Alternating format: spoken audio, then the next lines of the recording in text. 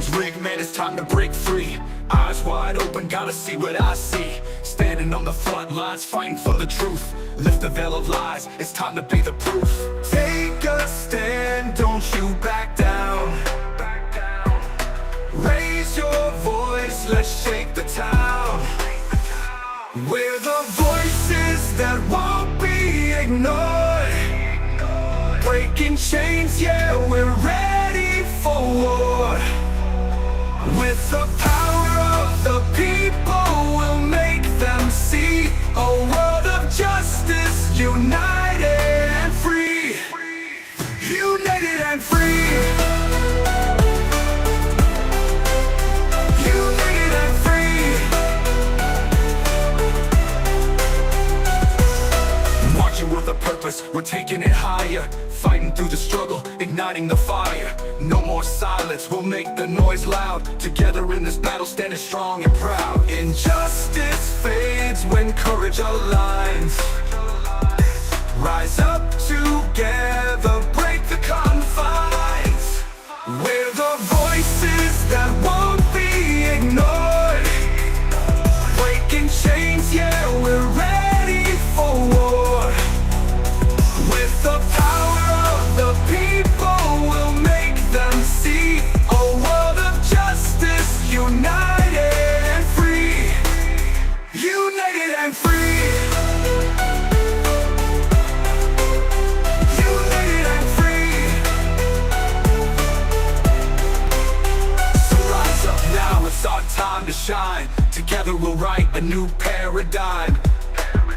You paradigm, you paradigm.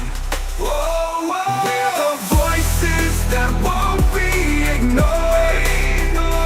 Breaking chains, yeah, we're ready for war. With the power of the people, we'll make them see a world of justice, united and free. United and free. Rise up now, it's our time to shine. United and free. We'll write a new paradigm, new paradigm. United and free. United and free. United and free.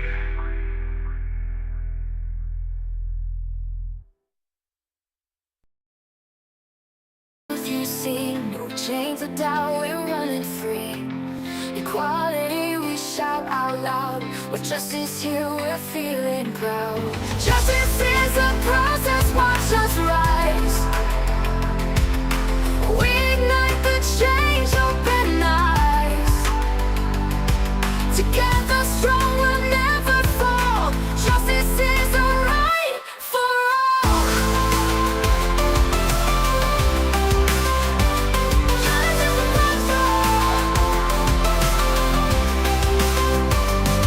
From the streets to the court we fight. In the dark we bring the light. Tear down walls that hold us back. With unity we stay on track. Justice is a process, watch us rise. We ignite the change, open eyes. Together strong, we'll never fall. Justice is a right for all. Voices loud and hands up high. We'll break the chains and touch the sky.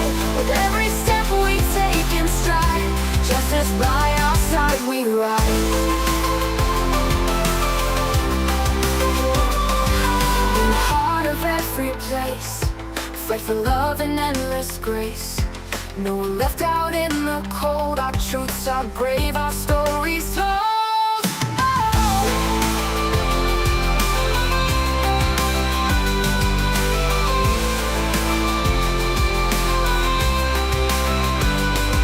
From the streets to the court we fight. In the dark we bring the light. Tear down walls that hold us back. With unity we stay on track. From the streets to the court we fight. In the dark we bring the light. Tear down walls that hold us back. With unity we stay on track. Justice is a process, watch us rise. Watch us rise. We ignite the change.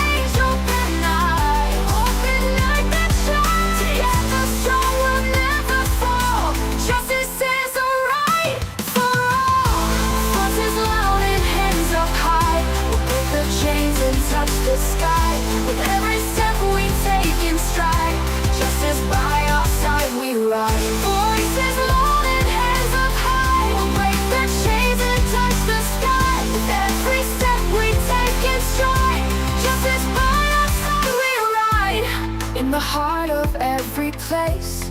Fight for love and endless grace. No one left out in the cold. Our troops are brave, our stories told.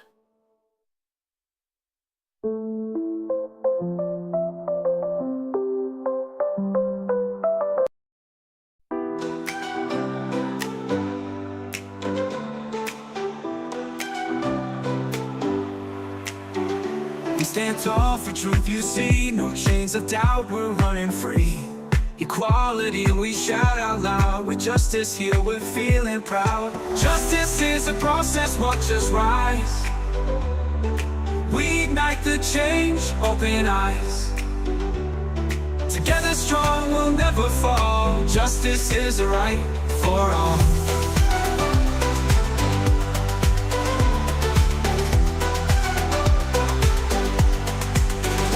From the streets to the cold we fight.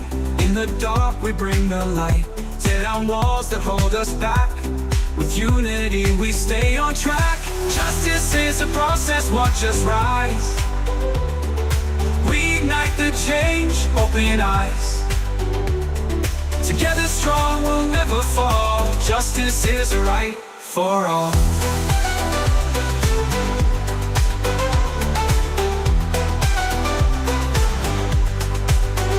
From the streets to the court we fight. In the dark we bring the light. Tear down walls that hold us back. With unity we stay on track. Justice is a process, watch us rise. We ignite the change, open eyes. Together strong, we'll never fall. Justice is a right for all.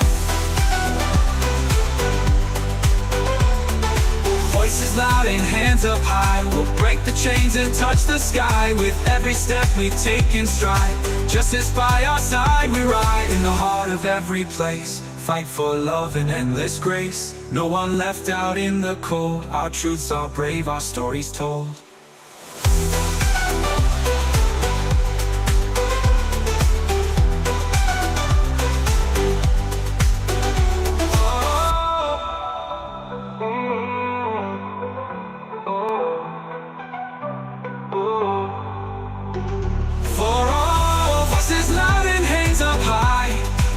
The chains and touch the sky. With every step we take in stride. Justice by our side we ride. In the heart of every place. Fight for love and endless grace. No one left out in the cold. Our truths are brave, our stories told.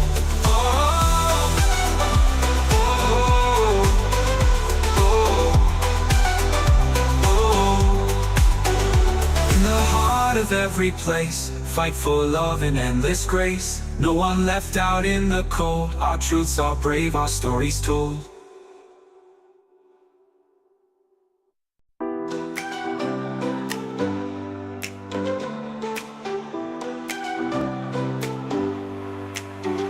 We stand tall for truth, you see. No chains of doubt, we're running free. Equality, we shout out loud. With justice here, we're feeling proud. Justice is a process, watch us rise. We ignite the change, open eyes. Together strong, we'll never fall. Justice is a right for all.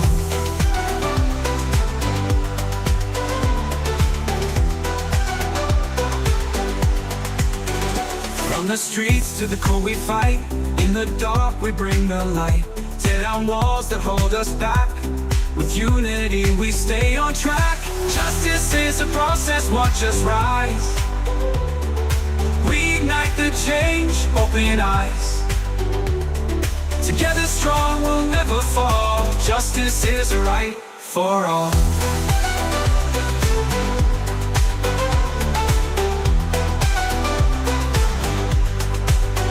From the streets to the court we fight. In the dark we bring the light. Tear down walls that hold us back. With unity we stay on track. Justice is a process, watch us rise. We ignite the change, open eyes. Together strong, we'll never fall. Justice is a right for all. Voices loud and hands up high, we'll break the chains and touch the sky. With every step we take in stride, justice by our side we ride. In the heart of every place, fight for love and endless grace. No one left out in the cold, our truths are brave, our stories told.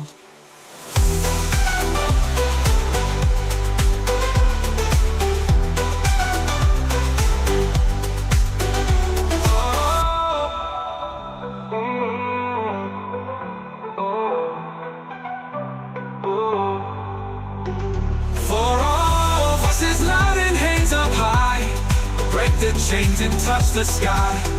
With every step we take in stride, justice by our side we ride. In the heart of every place, fight for love and endless grace. No one left out in the cold, our truths are brave, our stories told.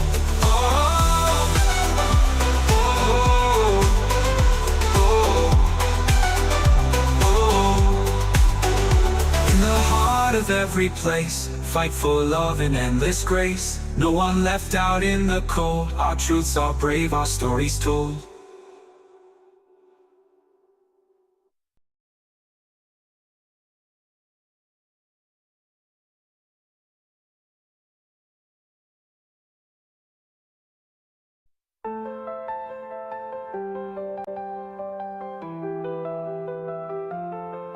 We stand in shadows, fighting still for truth to break and hearts fulfill. No more lies or crooked deals. We rise for justice, truth reveals.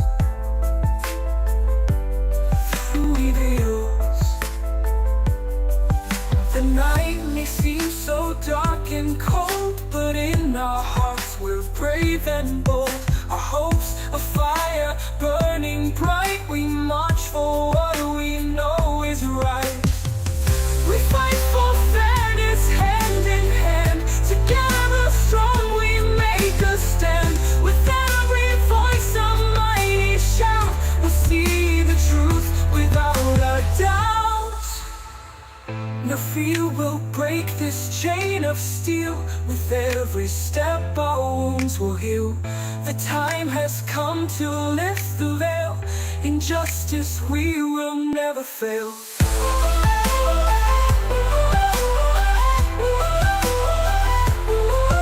The road is long but we won't tire. With every breath we feed the fire. We're walking tall in every stride. We rise, just guiding us with pride. We fight for fairness hand in hand. Together strong we make a stand. With every voice a mighty shout, we'll see the truth without a doubt.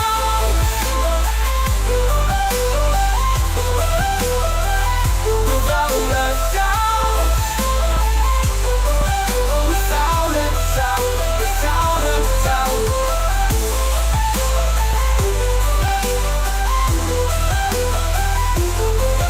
No fear will break this chain of steel.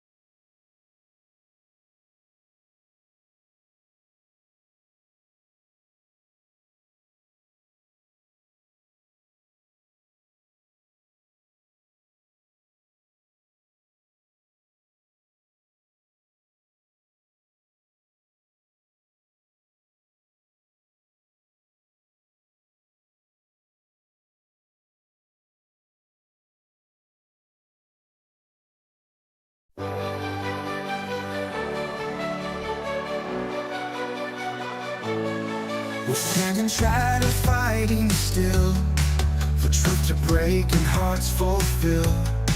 No more lies or crooked deals. We rise for justice, truth reveals. The night may seem so dark and cold, but in our hearts we're brave and bold. Our hopes a fire burning bright. We march for what we know is is right. We fight for fairness hand in hand. Together strong we make a stand. With every voice a mighty shout, we'll see the truth without a doubt. No fear will break this chain of steel. With every step our wounds will heal. The time has come to lift the veil.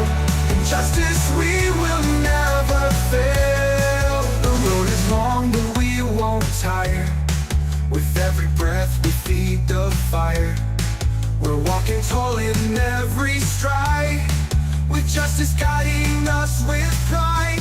We fight for fairness hand in hand. Together strong we make a stand. With every voice a mighty shout, we'll see the truth without a doubt. We fight for fairness hand in hand. Together strong we make a stand. With every voice a mighty shout, we'll see the truth without a doubt.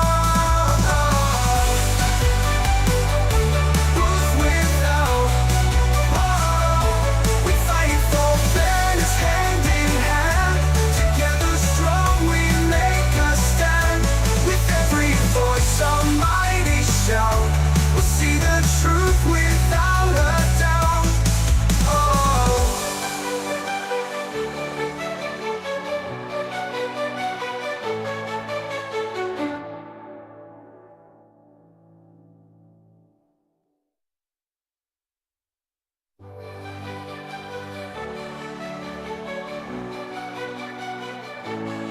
We'll stand in shadow fighting still. For truth to break and hearts full.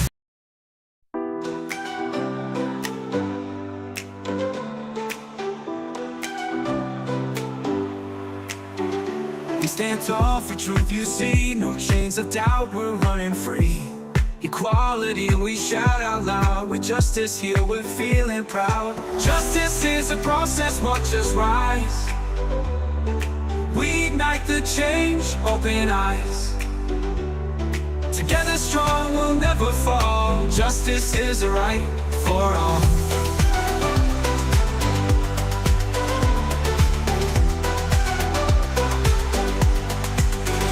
From the streets to the cold we fight. In the dark we bring the light. Tear down walls that hold us back. With unity we stay on track. Justice is a process, watch us rise. We ignite the change, open eyes. Together strong we'll never fall. Justice is a right for all.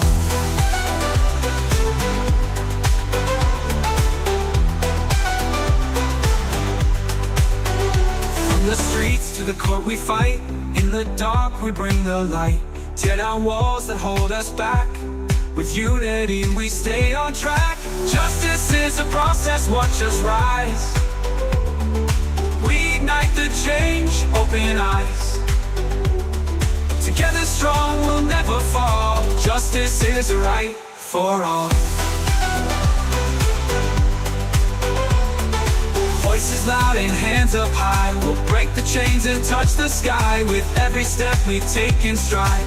Justice by our side we ride. In the heart of every place, fight for love and endless grace. No one left out in the cold. Our truths are brave, our stories told.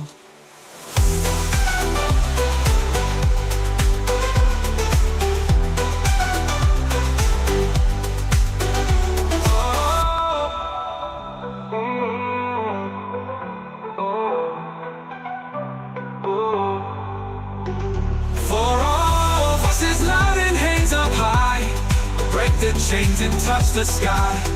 With every step we take in stride. Justice by our side we ride. In the heart of every place, fight for love and endless grace. No one left out in the cold. Our truths are brave, our stories told.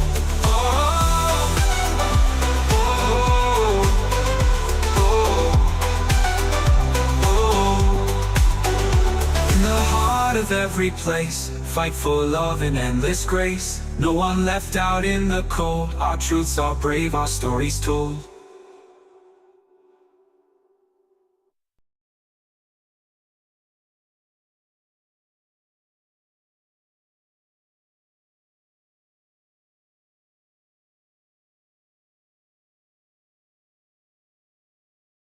We stand tall for truth, you see. No chains of doubt, we're running free. Equality, we shout out loud. With justice here, we're feeling proud. Justice is a process, watch us rise. We ignite the change, open eyes. Together strong, we'll never fall. Justice is a right for all. Justice is a right for all. From the streets to the court we fight. In the dark we bring the light. Tear down walls that hold us back. With unity we stay on track. Justice is a process, watch us rise. We ignite the change, open eyes. Together strong, we'll never fall. Justice is a right for all. Voices loud and hands up high. We'll break the chains and touch the sky. With every step we take in stride. Justice by our side we ride.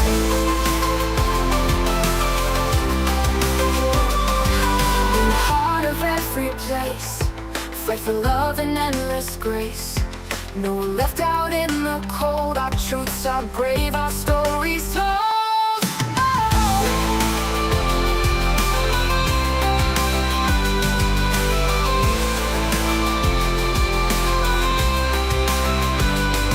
From the streets to the court we fight. In the dark we bring the light. Tear down walls that hold us back. With unity we stay on track. From the streets to the court we fight. In the dark we bring the light. Tear down walls that hold us back. With unity we stay on track. Justice is a process, watch us rise. Watch us rise. We ignite the change, open eyes. Open like the shine. Together strong, we'll never fall. Justice is a right for all. Voices loud and hands up high. We'll break the chains and touch the sky. With every step we take in stride. Justice by our side we ride. Voices loud and hands up high. We'll break the chains and touch the sky. With every step we take in stride. Justice by our side we ride. In the heart of every place, fight for love and endless grace. No one left out in the cold. Our truths are brave, our stories told.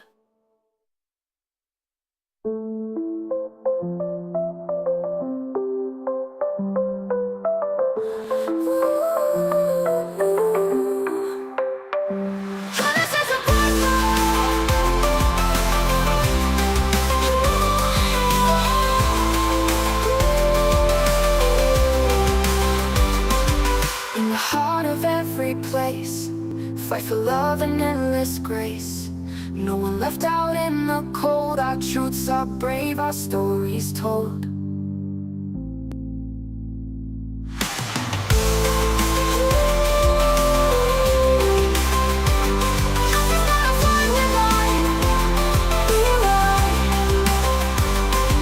In the heart of every place, fight for love and endless grace. No one left out in the cold. Our truths are brave, our stories told.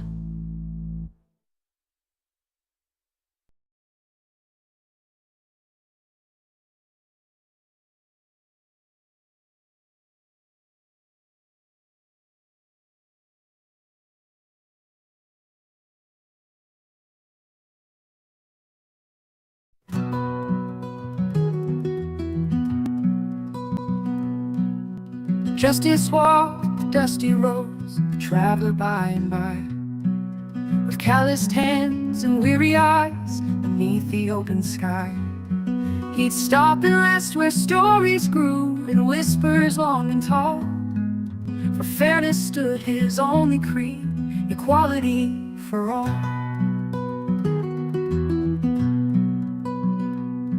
In towns where shadows lingered thick and hearts were made of stone, he carved his path through prejudice where kindness had been gone. No riches did he ever seek, nor glory in his name, just the hope that every soul be treated all the same. Oh, justice, with those steady hands and eyes that saw so clear, you mended broken promises and wiped away the tears. For every man and woman, you lit a brighter day. In the land of the brave, you paved the only way.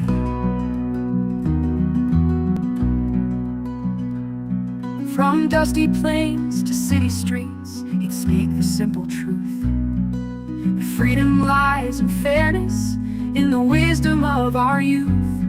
Through rain and storm and darkest night, his spirit never waned. A beacon in the tempest, a heart not bound by chains.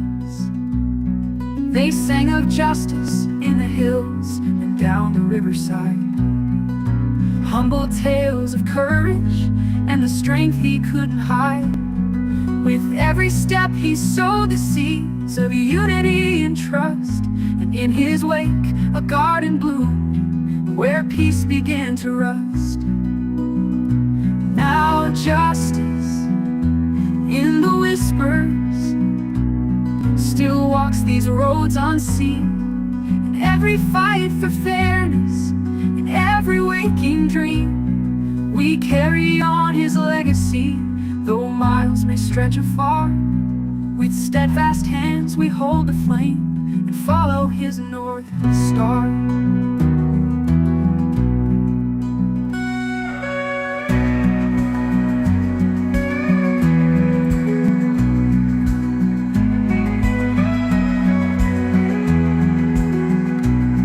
Now justice in the whispers still walks these roads unseen, in every fight for fairness, in every waking dream, we carry on his legacy. Though miles may stretch afar, with steadfast hands we hold the flame and follow his north star.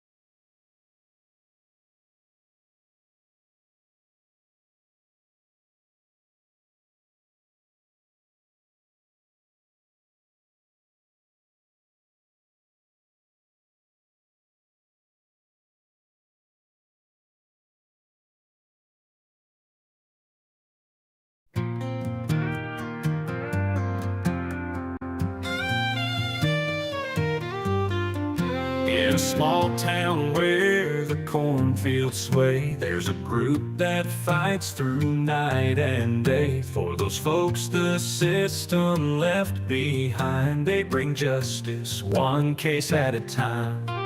With boots on gravel and letters in hand, they face the powers that roam this land, defending the lost and the lost hopes, climbing mountains and slippery slopes. Justice is a process, it's a winding road, standing tall for the people, lifting their load. Against the tide of power, they'll never cease, fighting for the wrong till they find their peace.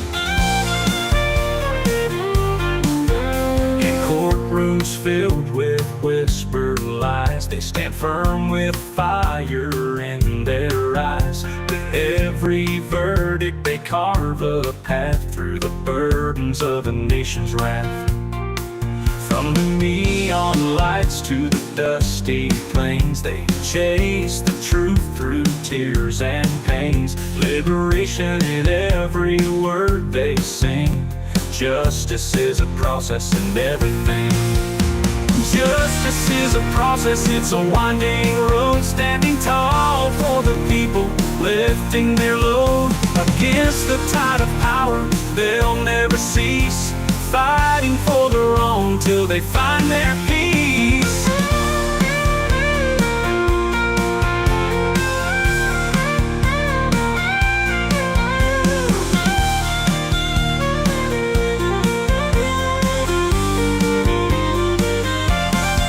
From the neon lights to the dusty plains, they chase the truth through tears and pains. Liberation in every word they sing.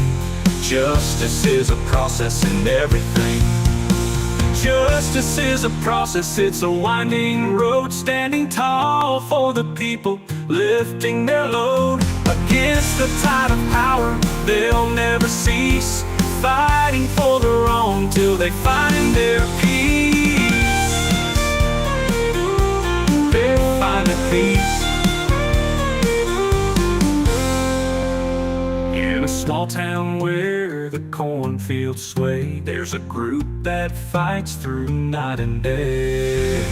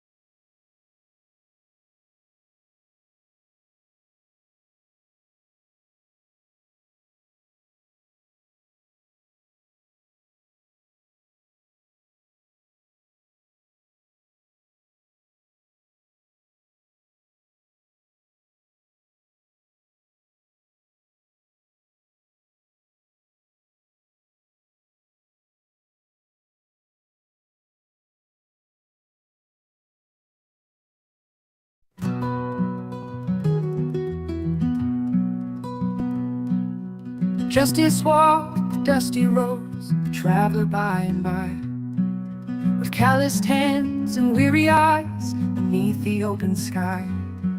He'd stop and rest where stories grew in whispers long and tall. For fairness stood his only creed, equality for all.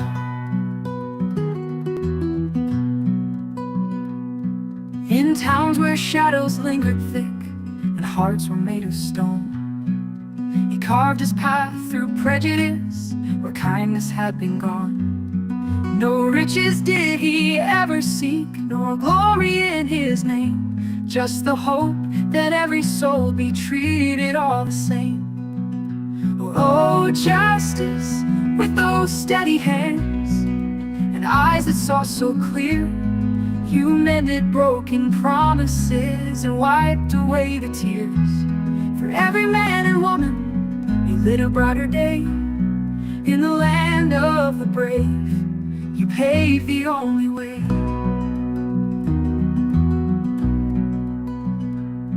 From dusty plains to city streets, he'd speak the simple truth. Freedom lies in fairness, in the wisdom of our youth. Through rain and storm and darkest night, his spirit never waned. A beacon in the tempest, a heart not bound by chains. They sang of justice in the hills and down the riverside, humble tales of courage and the strength he couldn't hide. With every step he sowed the seeds of unity and trust, and in his wake a garden bloomed where peace began to rust. Now justice in the whispers still walks these roads unseen, in every fight for fairness, in every waking dream. We carry on his legacy, though miles may stretch afar. With steadfast hands we hold the flame and follow his north star.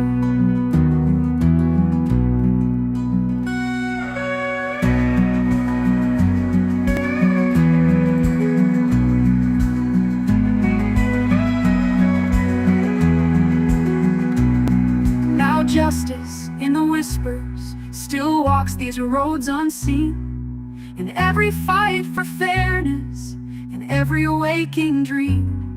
We carry on his legacy, though miles may stretch afar. With steadfast hands we hold the flame and follow his north star.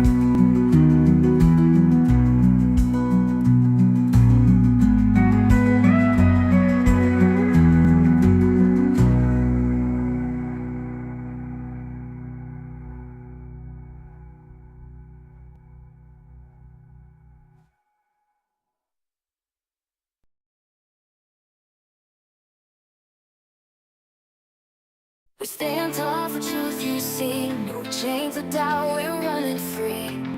Equality, we shout out loud. With justice here, we're feeling proud. Justice is a process, watch us rise. We ignite the change, open eyes. Together strong, we'll never fall. Justice is a right for all.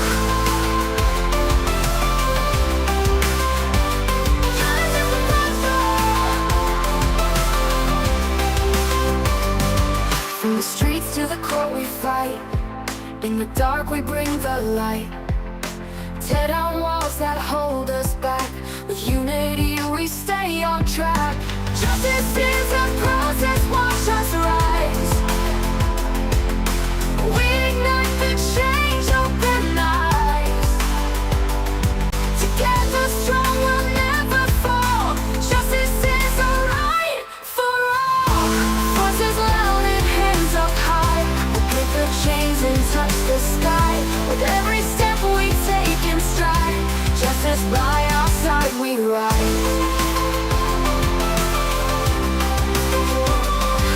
In the heart of every place, fight for love and endless grace. No one left out in the cold. Our truths are brave, our stories told.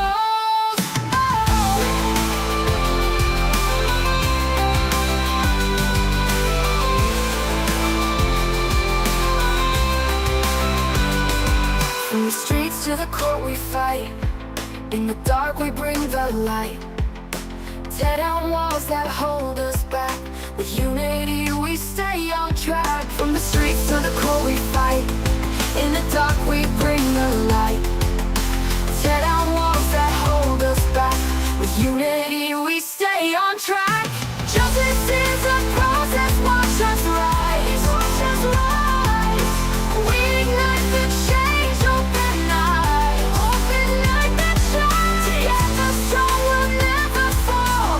Justice is a right for all. Voices loud and hands up high. We'll break the chains and touch the sky. With every step we take in stride, justice by our side we ride. Voices loud and hands up high. We'll break the chains and touch the sky. With every step we take in stride, justice by our side we ride. In the heart of every place, fight for love and endless grace. No one left out in the cold. Our truths are brave, our stories told.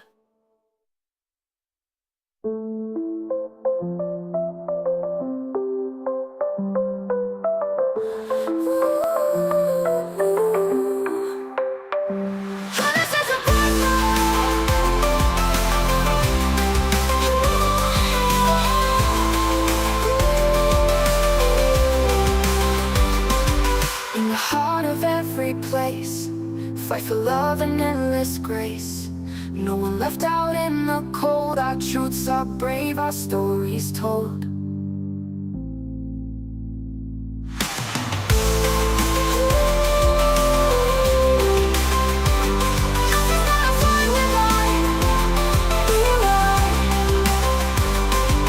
In the heart of every place, fight for love and endless grace. No one left out in the cold. Our truths are brave, our stories told. We stand tall for truth you see. No chains of doubt, we're running free. Equality, we shout out loud. With justice here, we're feeling proud. Justice is a process, watch us rise. We ignite the change, open eyes. Together strong, we'll never fall. Justice is a right for all. Justice is a right for all. From the streets to the court we fight. In the dark we bring the light. Tear down walls that hold us back. With unity we stay on track. Justice is a process, watch us rise. We ignite the change, open eyes. Together strong, we'll never fall. Justice is a right for all. Voices loud and hands up high. We'll break the chains and touch the sky. With every step we take in stride. Justice by our side we ride. In the heart of every place, fight for love and endless grace. No one left out in the cold. Our truths are brave, our stories told.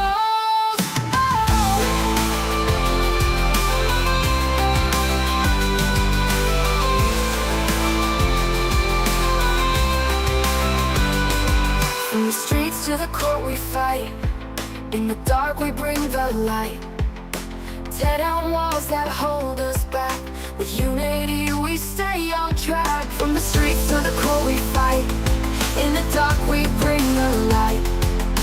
Tear down walls that hold us back. With unity we stay on track. Justice is a process, watch us rise. Watch us rise. We ignite the change, open eyes. Open like the shine. Together strong, we'll never fall. Justice is a right for all. Voices loud and hands up high. We'll break the chains and touch the sky. With every step we take in stride. Justice by our side we ride. Voices loud and hands up high. We'll break the chains and touch the sky. With every step we take in stride. Justice by our side we ride. In the heart of every place, fight for love and endless grace. No one left out in the cold. Our truths are brave, our stories told.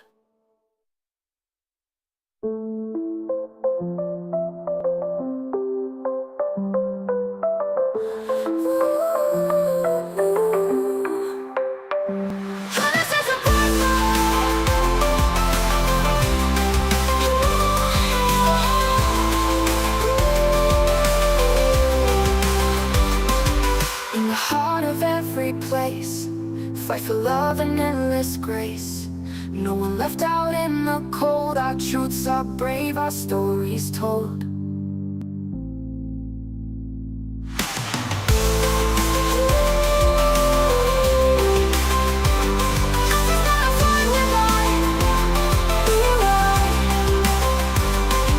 In the heart of every place, fight for love and endless grace. No one left out in the cold. Our truths are brave, our stories told. We stand tall for truth you see. No chains of doubt, we're running free. Equality, we shout out loud. With justice here, we're feeling proud.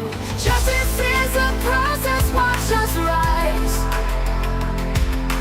We ignite the change, open eyes. Together strong, we'll never fall. Justice is a right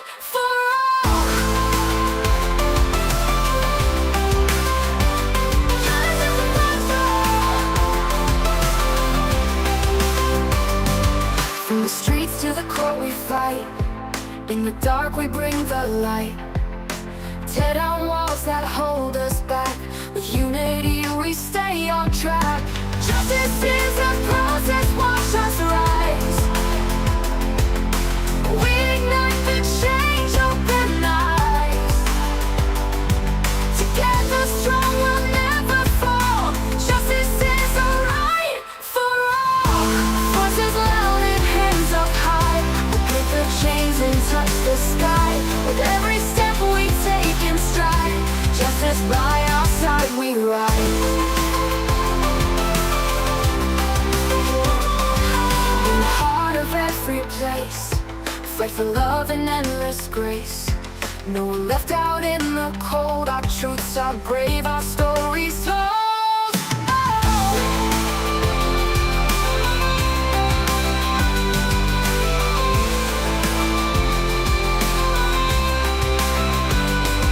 From the streets to the court we fight.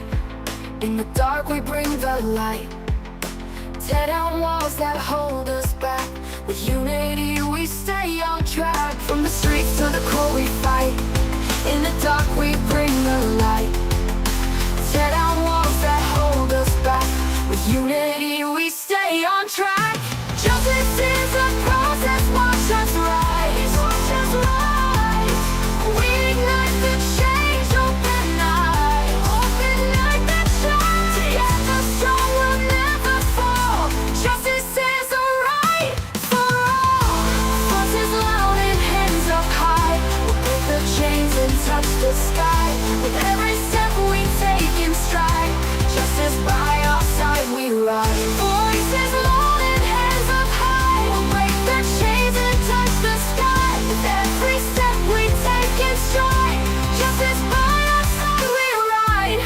In the heart of every place, fight for love and endless grace. No one left out in the cold. Our truths are brave, our stories told.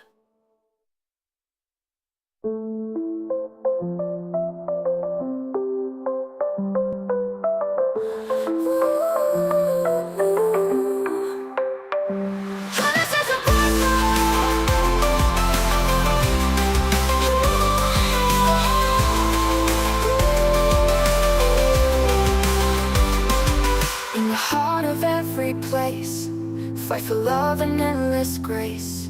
No one left out in the cold. Our truths are brave, our stories told.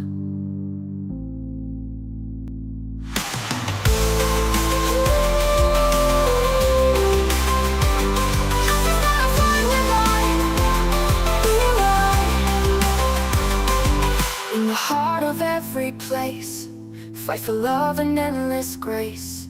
No one left out in the cold. Our truths are brave, our stories told. We stand tall for truth you see. No chains of doubt, we're running free. Equality we shout out loud. With justice here we're feeling proud. Justice is a process, watch us rise. We ignite the change, open eyes. Together strong, we'll never fall. Justice is a right for all. Justice is a right for all. From the streets to the court we fight.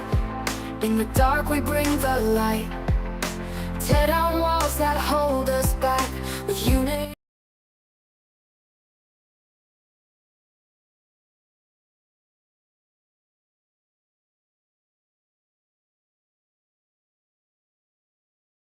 I got my hearing aids this morning. Ms. Jantz, would you like Detective Boris sworn in again, given the weekend? No, that's fine. I'll just remind him.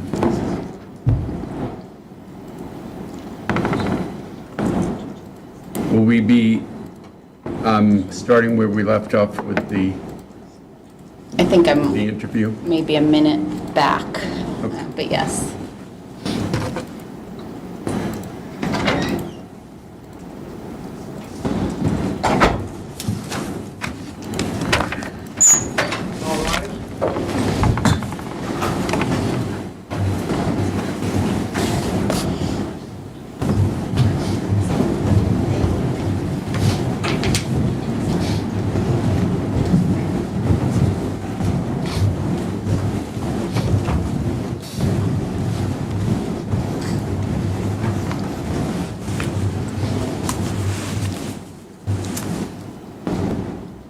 Please seated.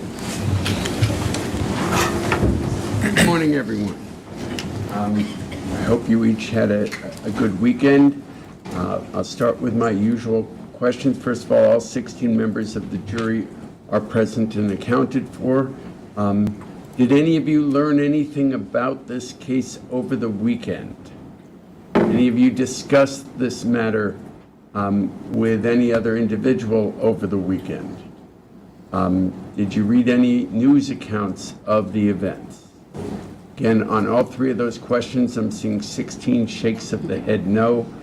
Is there any reason that any one of you cannot continue to be fair and impartial, maintain an open mind, and only decide this case once all of the evidence is in?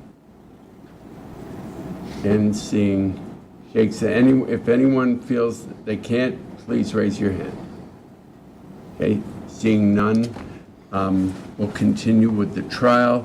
Detective Borges is still on the stand. I'll remind him he's still under oath. Yes, sir. And we'll continue with the state's case. Ms. George. Thank you, Judge. Let's lower the lights. We're going to play the video. I'm going to resume my...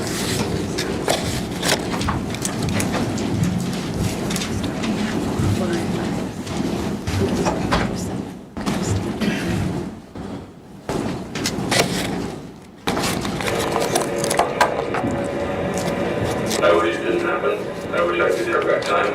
I wish that I was just, I don't know. She was saying how, she was like, I'm gonna fucking ruin your life, and I'm gonna make sure you lose your license, I'm gonna make sure nobody ever comes to you again. And I was scared, and I was hurt.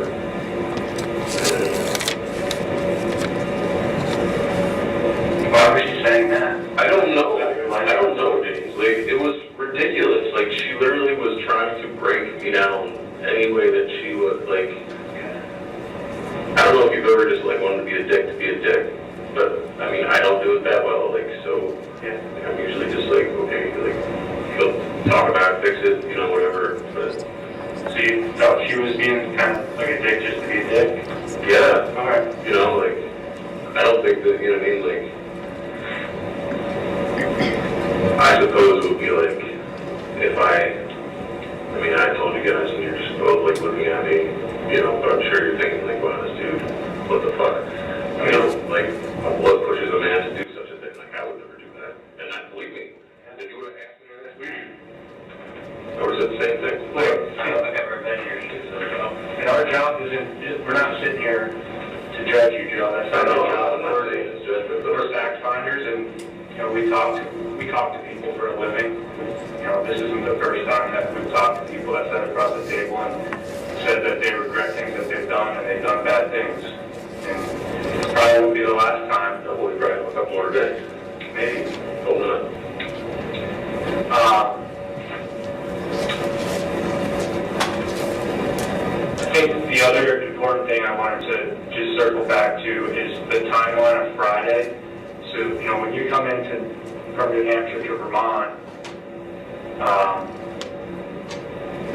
know, it's my understanding you told us that your sister had an Airbnb.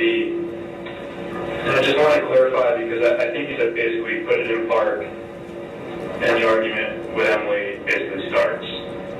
But at any point, like, did you guys engage or talk with your sister? Did you go into the Airbnb? Like, so I think, excuse me, just... Yeah, we hung out. Yeah, we hung out. Like, I don't think we talked about that earlier. So if we could go through the timeline of Friday one more time with a little bit, even more detail, you know, the little things, and try to pinpoint some time, that would be helpful. So Friday, basically, from you guys, you know what time roughly you left New Hampshire to come to Vermont? I don't. Not sure. No. Was it morning, afternoon, evening? Oh, Afternoon. afternoon. And earlier, I think you said you arrived in Vermont between like 7 and 8 p.m. Is that? That seems right. Okay. So when you arrived at Bolton, tell me everything you do after you arrived at Bolton. So like, when you talk to your sister and her boyfriend, and like, where does that fit into this timeline? I guess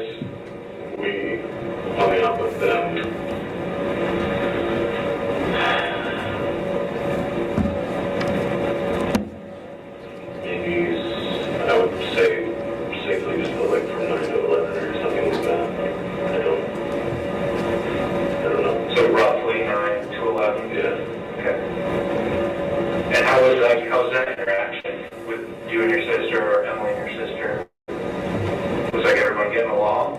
I was just happy to see my sister, and you know, she sat there just super quiet. She didn't really say. I think she might have just said hi to them. Where were you guys hanging out? Was it on the bus or in the?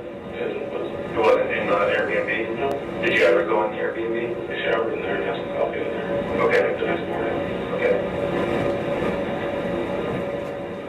So you showered inside the Airbnb on Saturday morning after the incident with Emily occurred? Yes. Okay. So 9 to 11, you hang out with your sister on the bus. Was her boyfriend on the bus as well? What's his name? Ariel. Okay.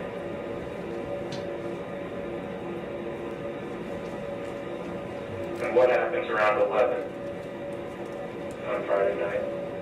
When they went. So they leave, they go inside the Airbnb? They went inside. So when does the arguing start? So because earlier, was just going inside. They were trying to go watch TV. I just want to clarify, because earlier you said it basically started when you arrived. So were you guys kind of arguing all night, even with your sister around?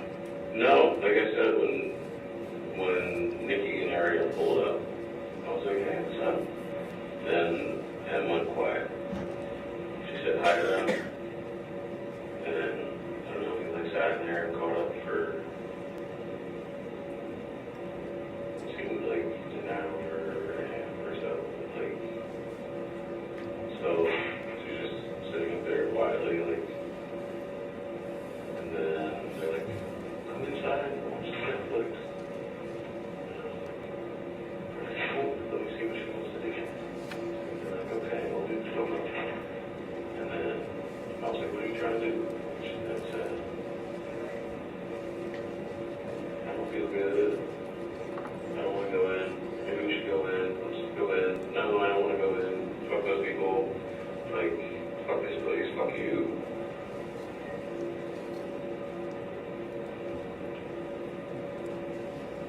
Yeah.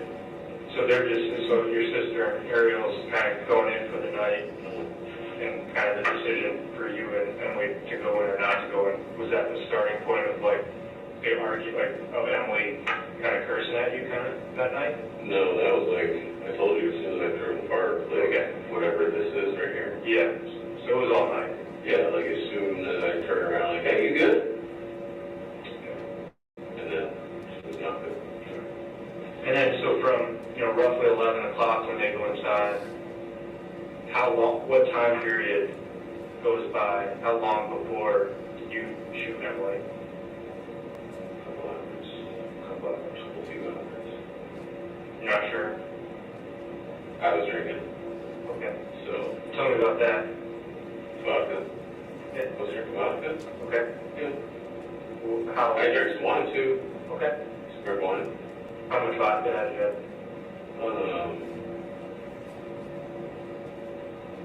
Maybe like 3 to 6 shots. Was Emily drinking? She drank.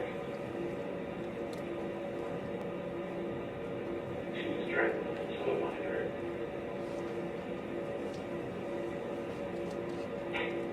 Yeah, she drank some of mine. I don't think she let her own. Was that like a mixed drink or It was like vodka Red Bull. vodka Red Bull? Okay. And then I just started drinking some wine. It's Cabernet Sauvignon. Like a couple glasses of that. What kind of wine was it? I'm sorry. Cabernet Sauvignon. Camp Sav. Yep. Yeah. Any drugs or anything? I smoked pot. Okay. Anything else? No. How about Emily? She might have had like one puff. She doesn't smoke very much. She don't have like, maybe in a day she might have like 2 to 3 puffs throughout the day. So not much. And I think like a single puff, like just like light it, puff it, done. And now exhale. That's it.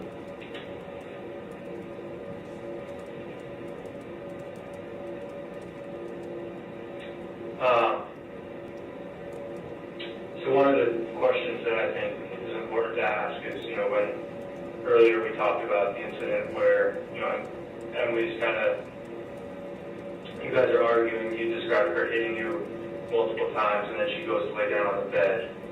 And you said, you know, you estimated, initially you said 10 to 15, but then you changed it like 5 to 10 minutes had passed before you retrieved the Glock out of the cabinet and shoot her.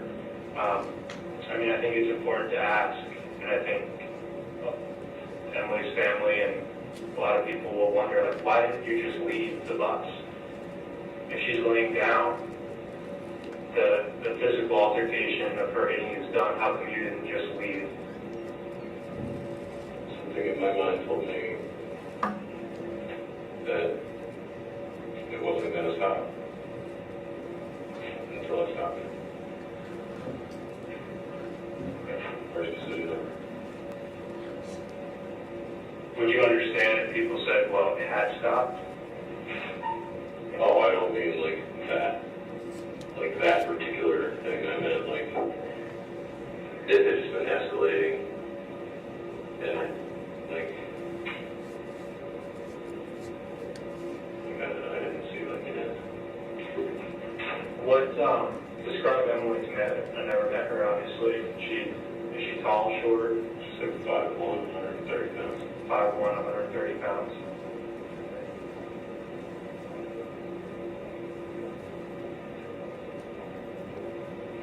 Anything right now?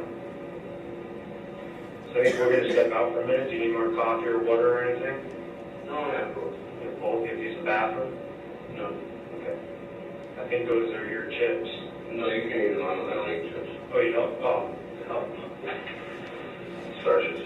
You don't eat any starch? To play games with your stomach, or you just don't need it? No, it's, I mean, if I was going to go hiking, maybe if I needed it, but I'm sitting here, not doing anything. Like, Okay. Do you have any? I have questions. Okay, what are your questions? Like, what happens now? Like, I'm going to be processed and taken to a place. Is there going to be someone I can talk to? Like, Yeah, so you know where we go from here is ultimately not our decision. You know, we have bosses that we answer to. I just meant typically, like, can you just walk me in on? Yeah, so we're going to continue to conduct the investigation. Obviously, we've been talking to you now for an hour and a half, so there's some other detectives that are looking into things and trying to piece what happened together. So we'll probably go chat with them and try to understand the best that we can what happened, and then probably maybe come back and help. Well, I think that's something that we need to do is kind of go touch base with them and see if there's anything we want to clarify. See what The only other thing, Joe, that I could think of that you may be able to help us out with, and it's totally up to you, is a lot of times when we're processing this stuff, we like to get everybody's DNA that's involved. So we could ask you for just a bugle swab, like a cotton swab, yeah, just your nose. That's it, you know. We can actually maybe go to knock that out if you're up for that. Yeah. And then I would like to do, maybe at the same time, we'll do photos just to document if you do have any injuries, if that's something you're comfortable with. Is that fair? Yeah. All right, we'll step out. If you need anything, you want to let us know. And Actually, Not a cold one now. okay. Yeah, some hot coffee. You know that? Yeah. Thanks.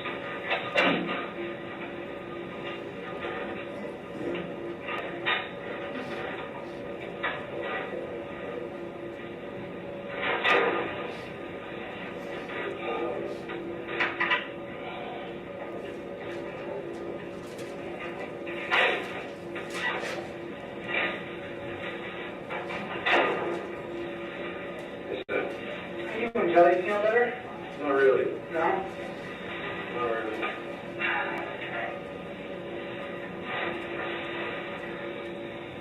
It'll take time.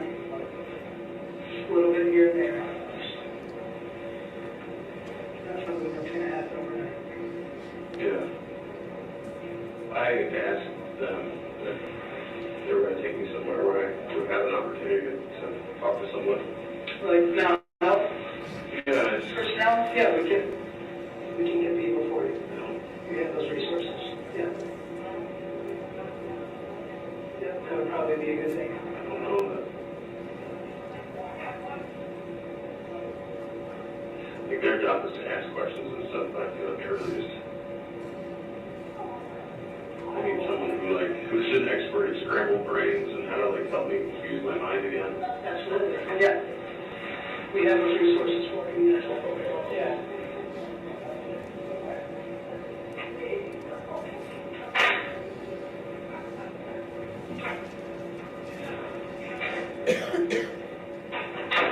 Yeah, so we'll get through this today. I can try to get some answers for you. I will make that happen. Okay.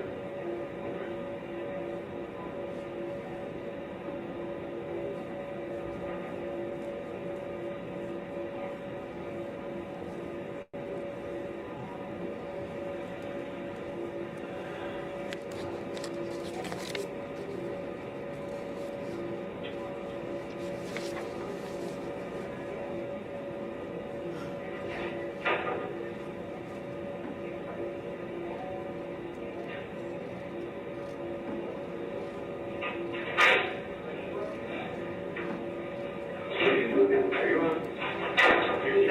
You're, yep. Yeah.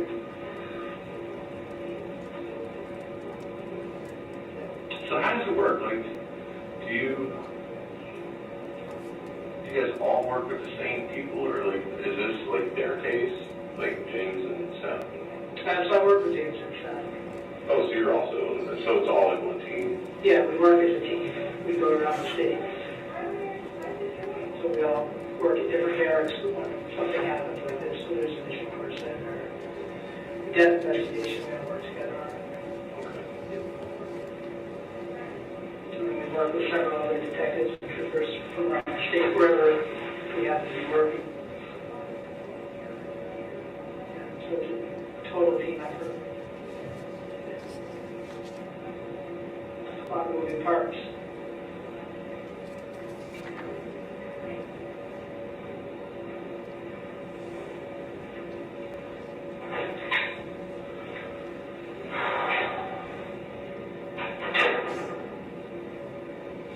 So I met your dog. You did? Yeah, Remy did. Yeah. She's cute. Yeah, I wanted to go back and, I was gonna try to like get back and say goodbye to her, but. Yeah. So it's something we'll probably have to, have to give a shout out to Jason and just kind of figure out what you want to do with it.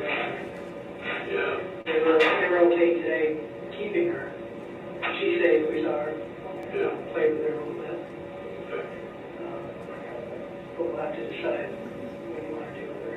I mean, I don't know if they're in a position to take her or I not. don't know if they are, but I mean, there's lots of people around and she'd have company. Yeah, I can certainly check with them. Yeah, that's one of the things that would be super helpful, because that was on my mind.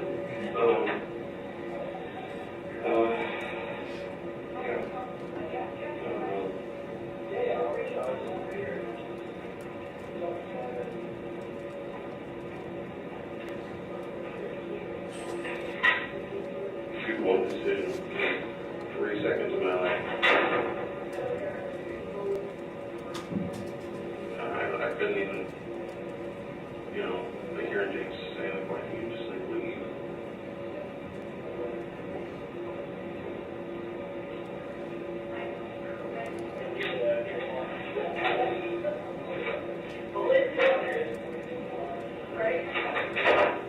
Enjoy. Thank you.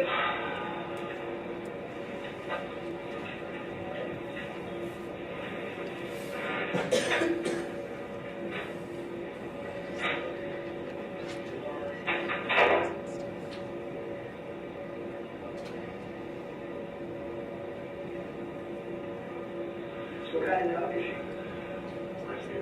Rescue? Like she's got a little Maybe. She's not gonna get any bigger. Oh, she's perfect size. Yeah.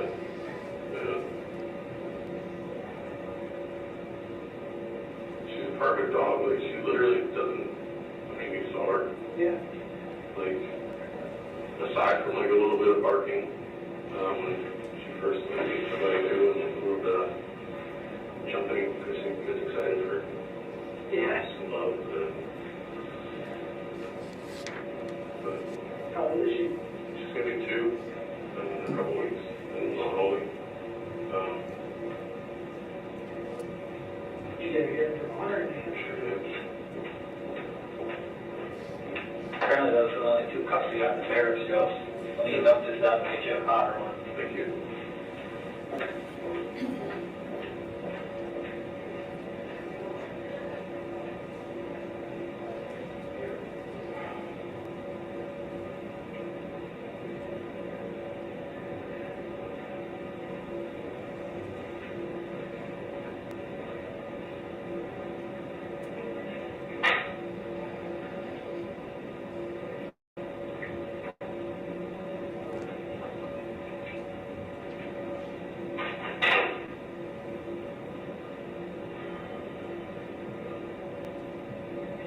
Does anybody smoke cigarettes?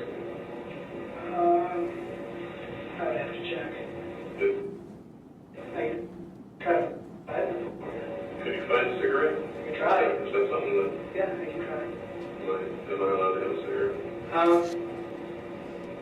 Yeah, I'll see what it does. We just have to walk outside, you can't smoke in here, so, Okay. yeah, we can do that. If I can find one, I'm not gonna promise you. Do you have any? Yeah, can we get some? Perfect. Oh, wow. Yeah.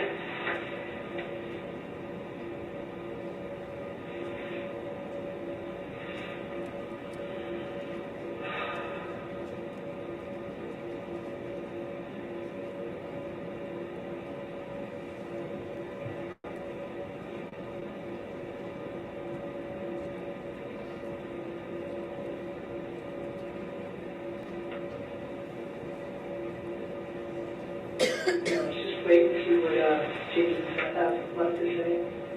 If there's any follow-up questions, and we're done with that. Yeah, they want to talk with the other Our bosses the probably. other detectives. Yeah. Just kind of see what questions everyone has, so they Yeah, can. so when we're done with that, we'll make arrangements. We'll have to say, right? Thank you.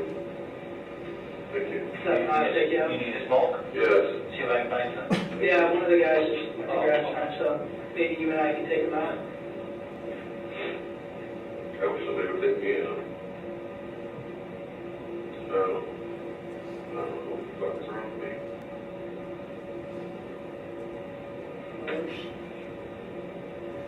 We had a clinician that we can talk to. That's the best. Most doctors can reach out.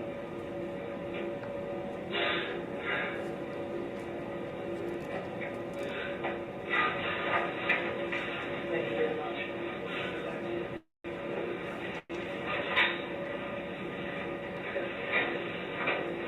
I'll just put it on.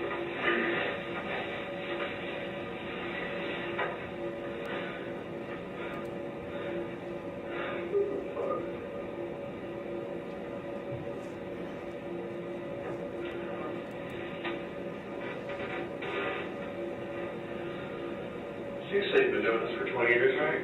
Yeah. 24? So you said. Yeah. So do me a favor though, if you have, What's your favorite? if you have thoughts of hurting yourself, just let us know. If I had a gun, I'd do it. I want you to, it's important for you to reach out to somebody, like, let one of us know if you're feeling that way, and that way we'll get somebody here to talk to you. All right? I mean, I can't hurt myself. We're not gonna let you hurt yourself. I can't hurt myself. I'm gonna cost hurt from his hot cough. No. I got nothing, but.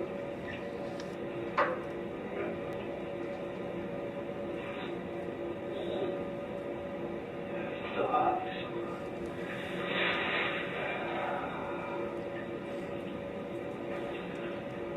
Yeah, honestly, that's where I was headed. I think you didn't pick me up. You would have had a suey on your hands today. Did you have a plan? Yeah, I was gonna blame myself.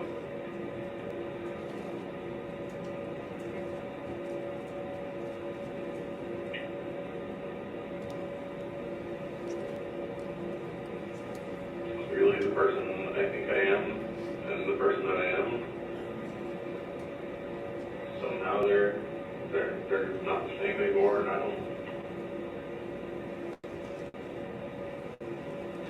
feel like I'm just like a fucking passenger, man. Like my head spins, just images flashing. I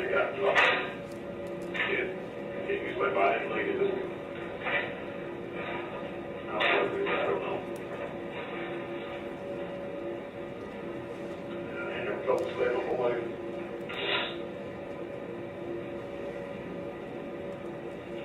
Probably 40 plus.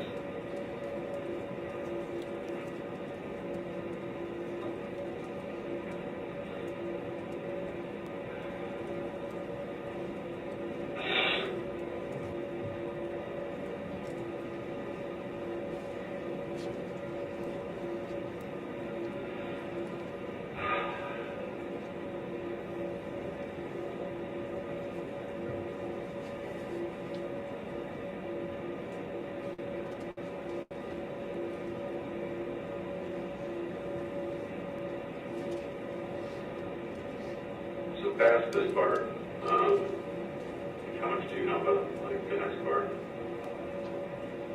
like in general, or Yeah. so every case is a little bit different.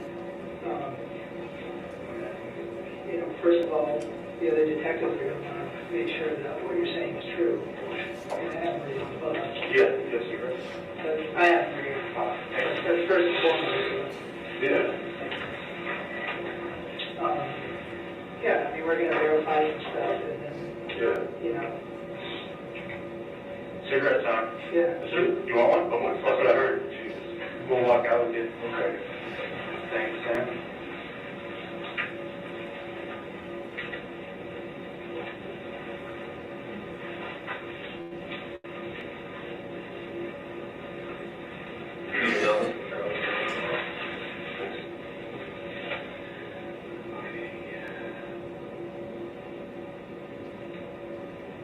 Is that your blanket, or did we? Somebody gave me this blanket. It did. I love it. Yeah, there's chili on it. Yeah. Do you want your groups or you good? It's not. Yeah, it's a man.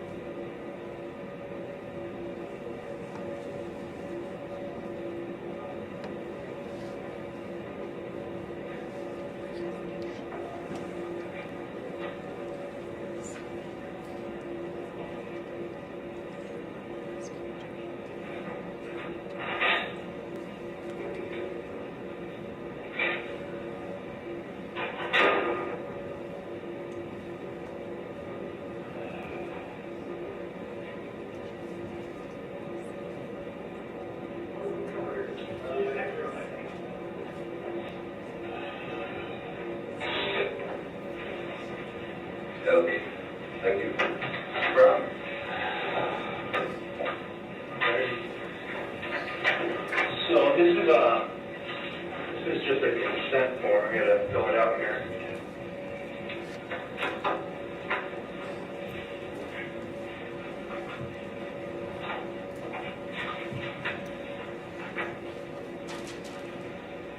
I'm surprised you guys don't have, like, some kind of pad, like a digital. I wish.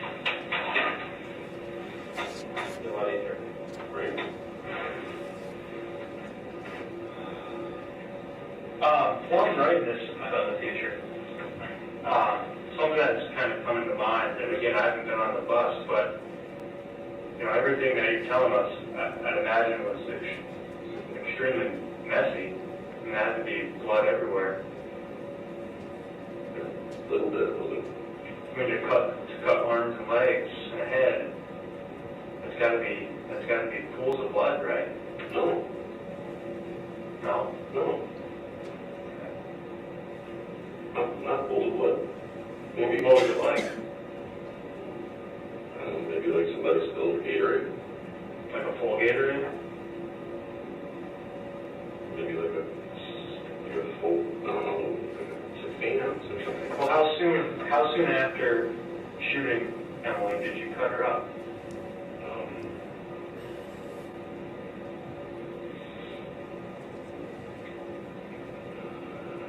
Like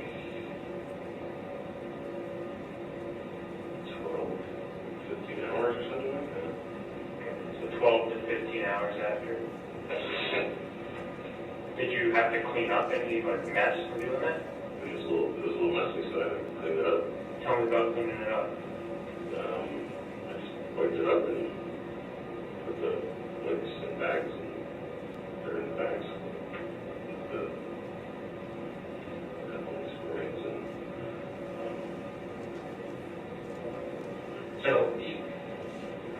So I like these distinctions, you know, what I was observing here along the lines.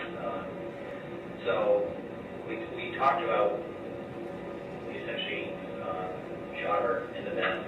I think we said that was like 1 o'clock in the morning, somewhere in there. So it was 12, what, how many hours after? 12 to 15 hours. So we're talking, so that's Saturday.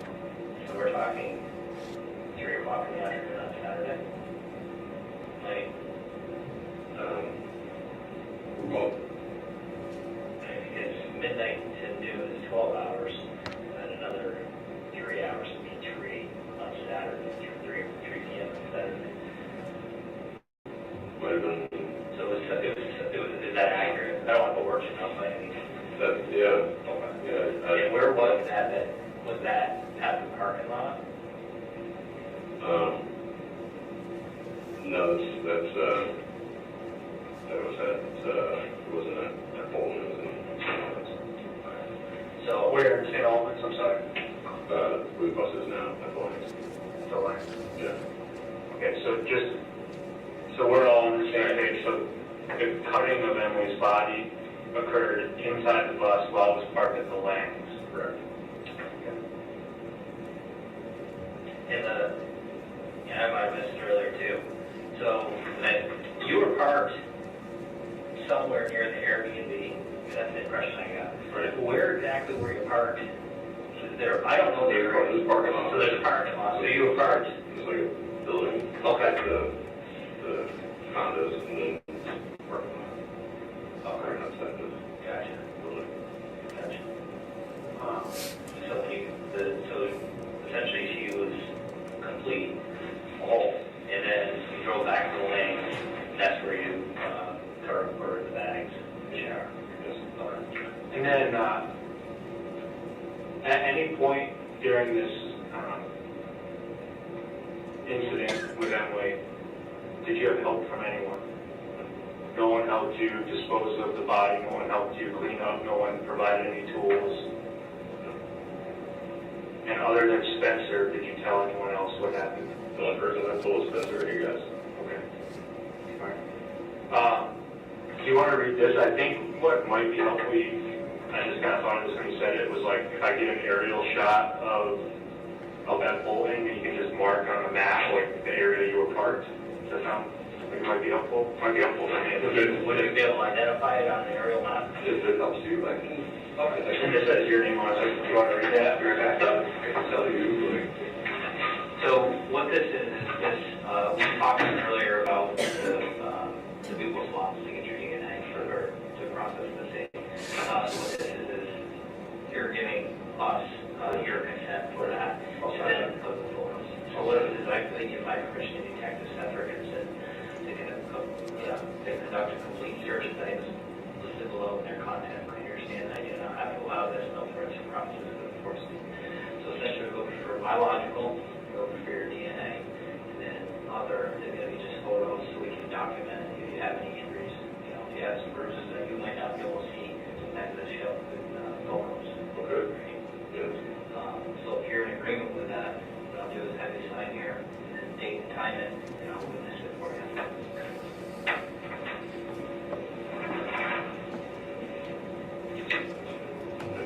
Yep. 21, what time? It's 4:40. 440. Yep. Okay. I'll witness this. So you do tattoos? You have a shop somewhere? You work for somebody?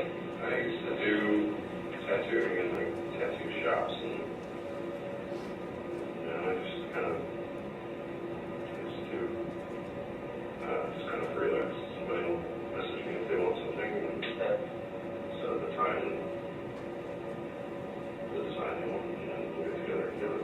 Did you do all art on yourself, or did you have other people look at it? I finished this when the guy started it and walked away, and he left the thing sitting there, so I just finished it while he was helping other people. But You work around here? I worked at Burlington for like 10 years, and I worked in Essex for a year. Where do you work in Vermont? At Body Art. Oh, yeah.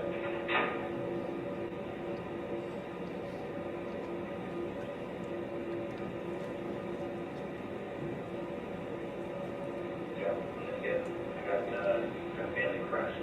You do? Yeah, so I'd like to try to maybe get something up on their shoulder at some point. Just gotta find something. I want some shadowing, so in southern Vermont, there's not, a lot of people don't do shadowing or they don't do a great job, so I think it's just key to try to find the right person. You gotta find somebody that can like actually see it through. A lot of people, it takes hours and hours and hours and lots of focus for all of those hours. Yeah. I don't know, you either have somebody that's gonna like do it right, or they're just doing it. You know what I mean? Like they're just doing it. Right. Yeah. I typically, I I try not to like pull images. I mean, with a battery crest, you can't really, it is what it is. Well, I understand family crest is something that is, kind of unique, but it's carved in stone what it actually is, so. Yeah. I mean, it's like, that's what you're doing. You pull a reference and you do the thing. Right. But most times I try to just take, The unique. I usually just try to take what they have to say and then make something original. So that way, I feel like that way you get the best experience, Right. Yeah. I kind of get a kick out of, when place man books with like clip art. Anyway, what do you want this? I don't like to do the same thing over and over and over. So you're going to photograph me in here, or? Yeah, I think that's the plan. One of our colleagues has an actual camera that takes a little bit of pictures, iPhone 6 or whatever this is. So, that's a little bit, I just want to wait for James before he gets too carried away. He's trying to print out a map, an aerial map, so you can show sort of where you're parked. Yeah. That's a pretty cool, bus or RV. You convert that all yourself. Yeah. That's cool. Diesel or gas? Gas. Yeah, my plan was to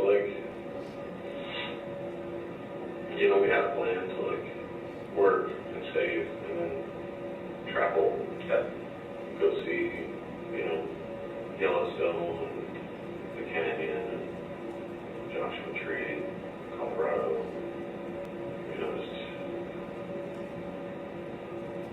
that was like, when we started, like, that was like the plan. She just like stopped working and stopped helping. Helping financially. Yeah, like, yeah, she wasn't working, she wasn't contributing to anything really. Find a picture. Yeah. No, I don't think it's gonna work. The picture is bad and the furniture is not working. But another sergeant's gonna come in. She's on the crime scene team, so she just processes evidence. Yeah, I told them, like, Oh, perfect. take a picture. So when they're doing the pictures, I'll try to come up with a better picture, but the one I found wasn't that good, so I didn't want to show you. Yeah. So they should be in the news in a minute. Anything we haven't talked about? I know you guys were chatting there, but We were just chatting about, he worked about 10 years at Bonnie Art, Burlington, doing the tattoo artist up there, and then worked about a year in Essex. That was kind of a freelancer doing work.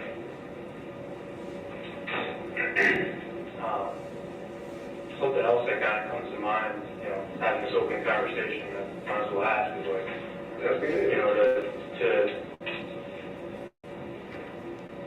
is this the first time that something like this has happened? Yeah, Yeah. if you would have, It seems like it's pretty, it's awful. pretty in depth. It's fucking awful, dude. Like, I don't know if it was you or if it was Sam, but if you would have talked to me a week ago,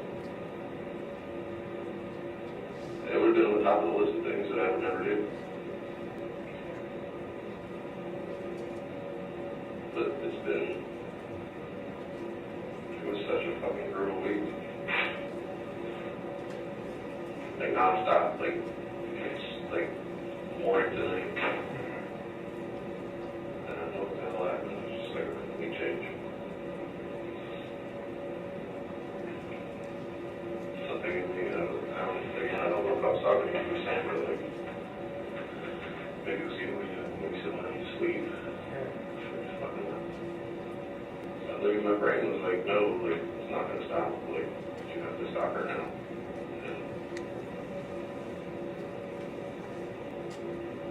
The part is in, this is not the way, and then all of a sudden, like,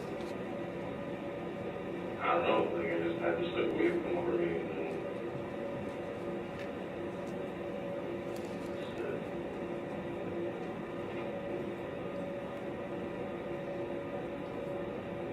it's not good.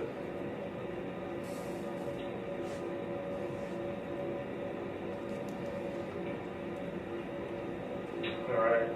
Well, why don't we go see where they're Yeah, at? and just put your name in there, okay? So it's Joseph, right? How do I name Joseph? D-R-L-A. D-R-L-A. 2-0. What's the average? 12-14-7-9.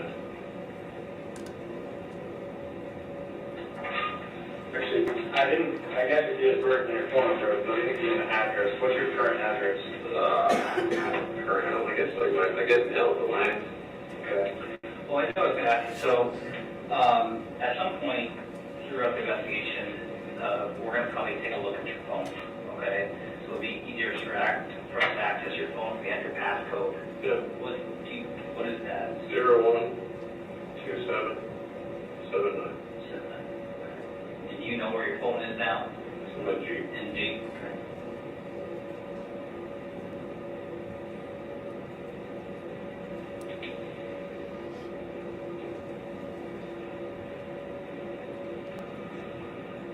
Do you need anything else?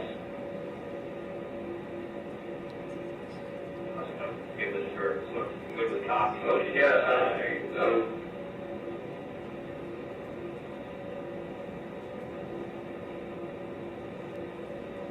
maybe another, maybe another pop off a cig. Yeah, I can do that. What's that? Yeah. Yeah. Yeah. We go give it to Amy. I'll be right back. Cool. Thank you.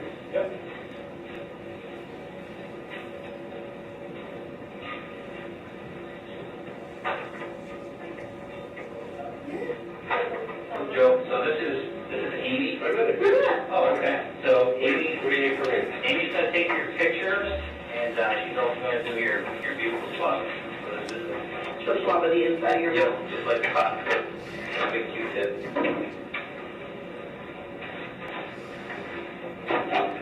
How was your sandwich? Are you good for a second? Yeah, thank you, I appreciate it. You're welcome.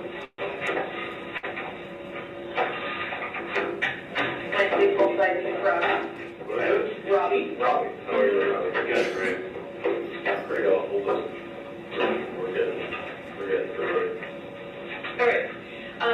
So what I'll have you do is just stand up, and then I'm just going to take a series of photos of you front, and then side, and then back.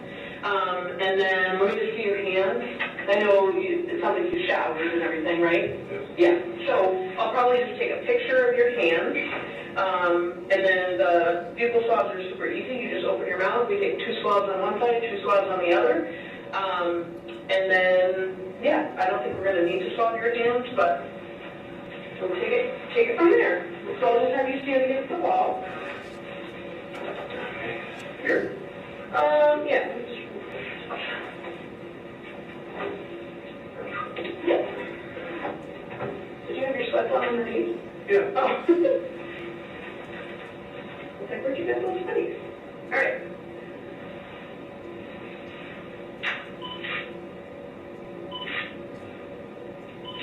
And then turn that way.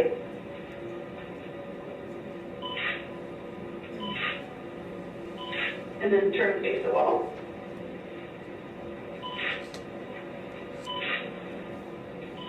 Okay, and then turn and face this wall over here. Yep.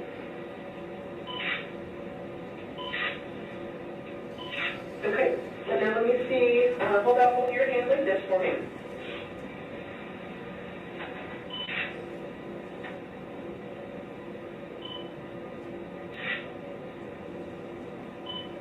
And then flip them over for me.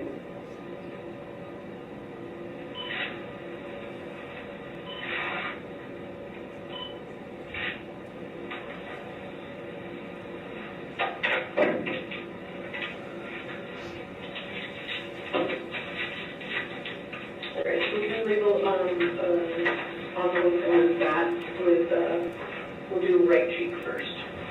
Envelope in this? Yeah, please.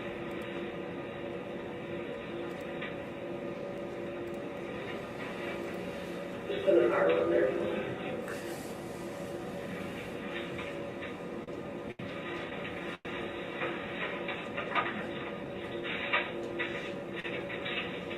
This one's shielded. Mm-hmm. And what?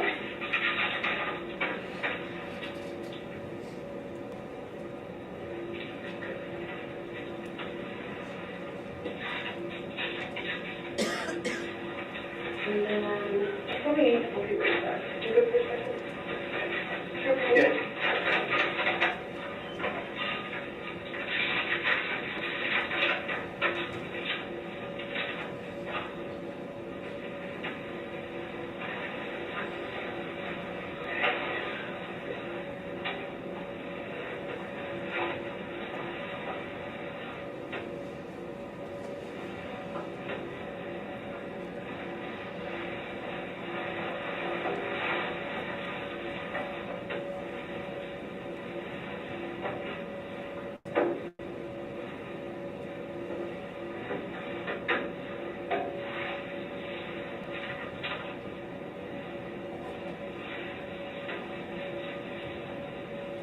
Where'd she go?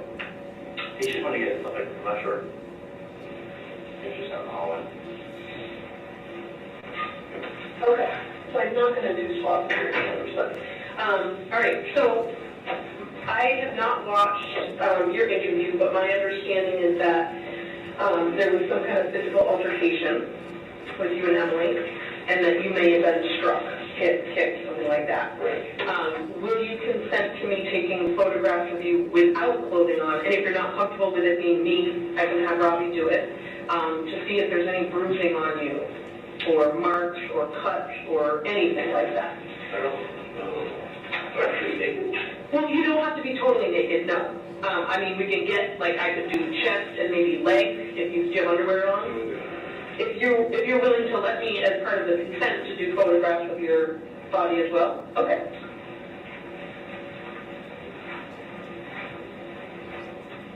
So any marks or bruises that you're aware of? I don't think so. Okay. Just hold your arms out for me. It's going to be hard to see the tab, so. What was the tape on one?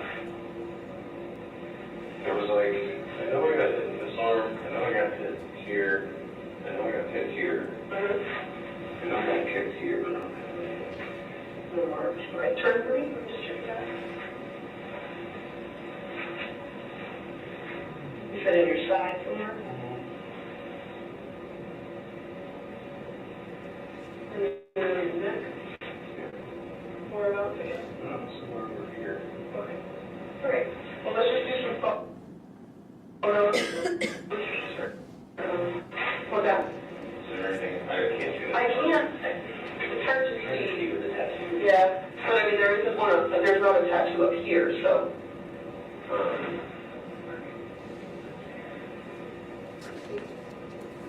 Yeah. Can you look in that box, and if not in the box, down in my camera bag, there's a small scale. So same kind of thing, we'll just do around. Come in a little bit closer to this.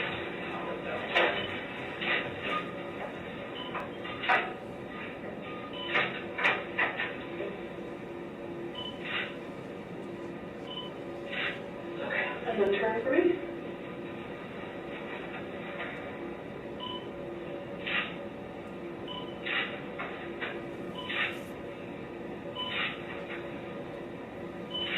Okay, and then turn this a little bit here.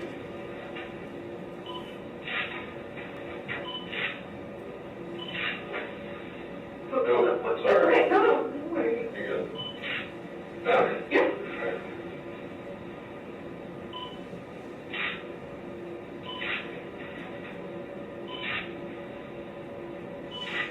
Okay, so now just let me turn so that your other side is facing me. I just want to look at the side of your neck. So turn over There you here. go. There. Yep.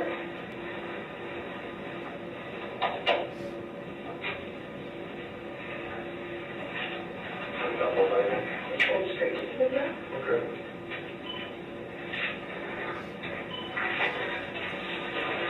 That yellow cold is just a little lower. Is there something there? Well, I have like a little, almost like a little birthmark right in my hairline, so it's kind of hard to tell if it's a little mark or if it's a birthmark, but we'll just document it. We're doing this. Okay. All right, you're all set. Thank you.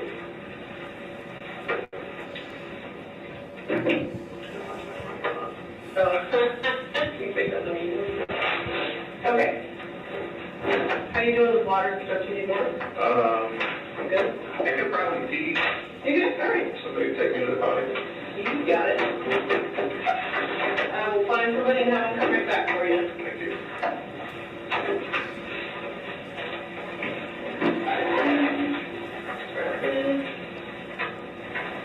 What's wrong with you? Feels so good. Good.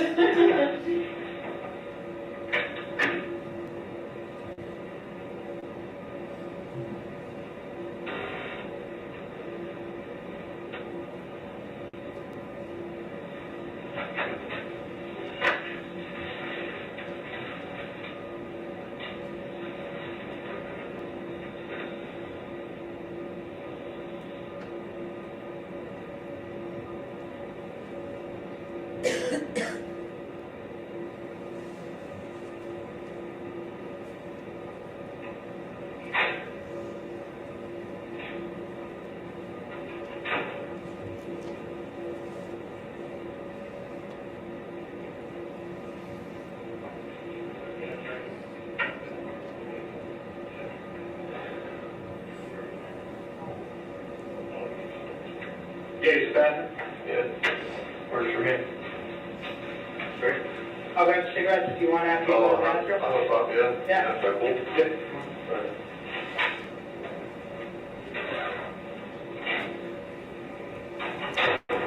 Probably easier clothes to go on.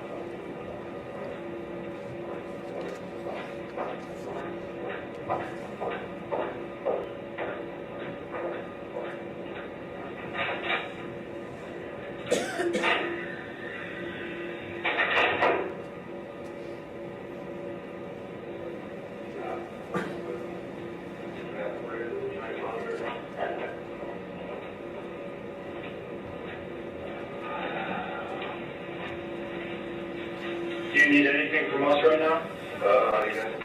It's been great, thank you Okay. for everything. Like we said from the beginning, we're not here to judge you, we're just trying to figure out what happened, and, I think we'll probably step out. Okay. For now. If something changes, something comes to mind you think is important, you want to talk to us, you need a drink, you need to go to the bathroom, whatever it is, just let us know.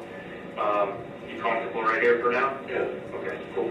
Thank you. I'm going to take this stuff with me, just because of the money that I can't leave you in here. I know you're not going to eat the chips, but if you change your mind, they're there, okay? Okay. All right.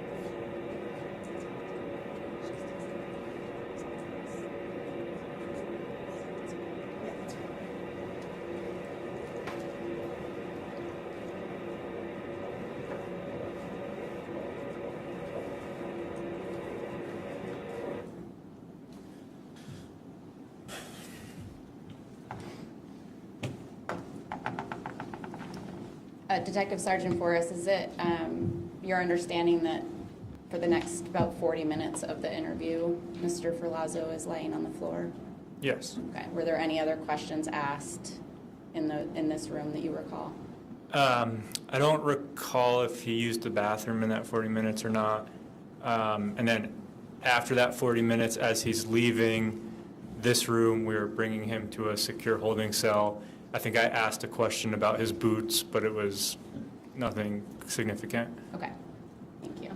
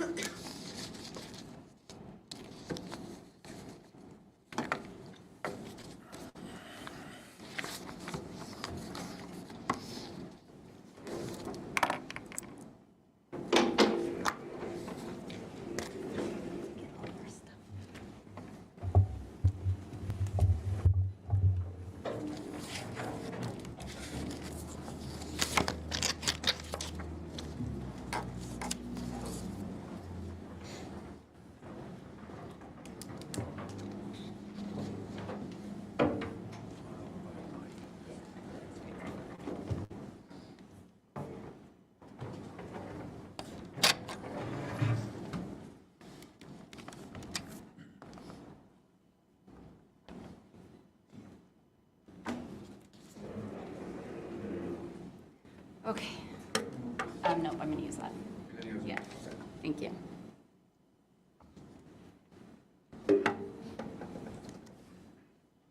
And Detective Sergeant Forrest, while the video is playing, there's a time at the bottom, a running time. Is that the actual time of day? Yes, ma'am. Okay.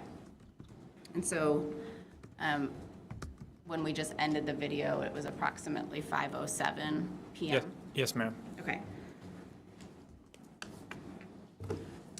During that entire interview with Mr. Ferlazzo, did he ever say that he was unable or unwilling to speak to you? No. Did he ever say that he felt forced to speak with you? No. And did you provide him with anything that he asked for? Yes, we provided him with food, coffee, water, cigarettes, bathroom breaks, a blanket. And did he consume those things? Some of those things, yes. I'm going to show you what's been marked as States 21.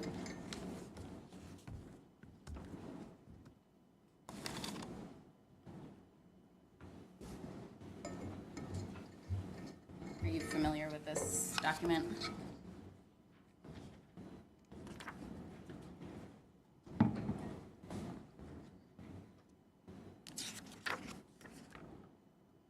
Yes. Okay. Can you tell the jury what it is? It's a transcript of the recorded interview. And does that include everything said in the interview room?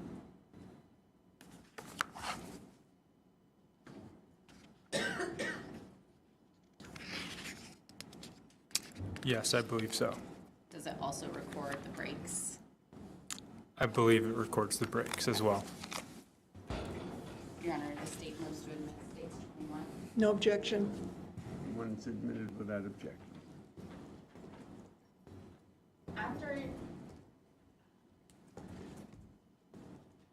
At some point, do you move Mr. Ferlazzo to a different space? Yes. Okay. And do you recall approximately what time that was? I believe it was about 40 minutes after the 40 minutes where he laid on the floor, just before 6 o'clock, I believe. Okay. And where was that space? So at the St. Albans Barracks, we were in the interview room. We moved him to a secure holding cell. Okay. And did you speak with him while he was in the cell? I did. Okay. multiple times or just once? multiple times. Okay. During any of the cigarette breaks or times you went in to speak with him, did you ask him more questions about Emily?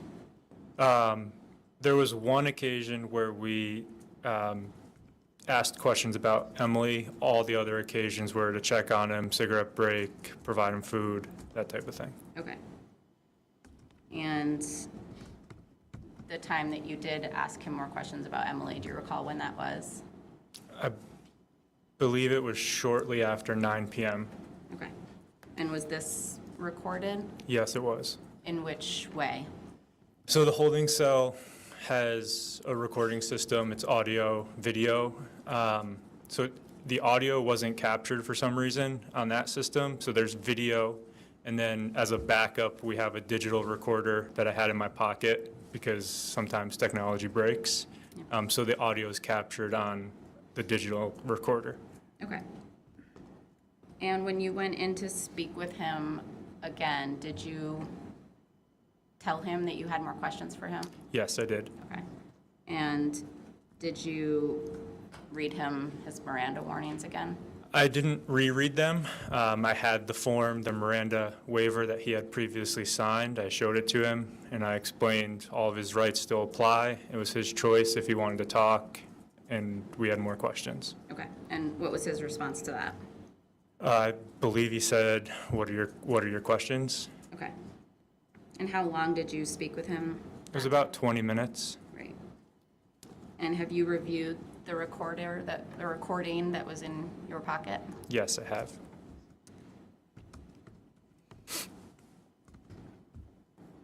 The state identified that as states 20. You reviewed that before your testimony today? Yes, I have. And is it a fair and accurate depiction of the conversation? Yes, it is. Okay. And did we also provide you with a transcription of this conversation? Yes. Okay. And that's marked as states 22. Judge, the state would move to admit states 20 and 22. No objection. 20 and 22 are admitted without objection. Are there points during this audio that are hard to hear? Yes. Can you explain to the jury why that is? So the handheld digital recorder that I use, I keep it in my pocket. So occasionally you can just hear like the rustling of my jacket. Thank you.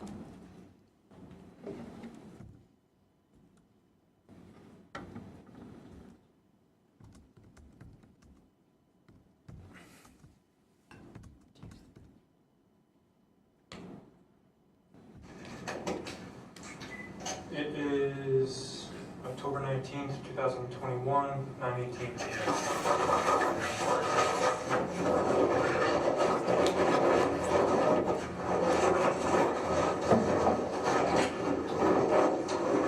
Hey, Joe?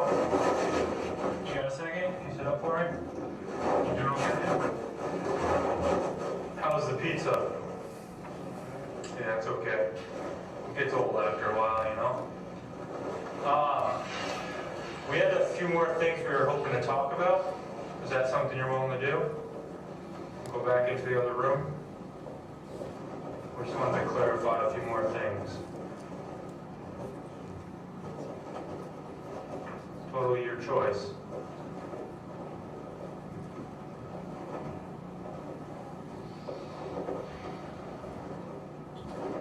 Or if you don't want to walk all the way down there, we could do it in here. We prefer to just sit at that table, but whatever you're more comfortable with, again, it's your choice. You want us to just ask them in here? Okay, you said yeah, okay. So I'm gonna step in, just before I ask the question, I just want to show you this form we went over earlier with all your rights. I just want you to know that this Miranda form that you signed earlier, that all these still apply. So this is still in place. So at any point you want to talk to us, you just let us know, okay? Seth and I appreciate the conversation that we've had, the honesty that you've provided, and it's taken us some time to try to, what we like to do, check and verify things, right? And so we appreciate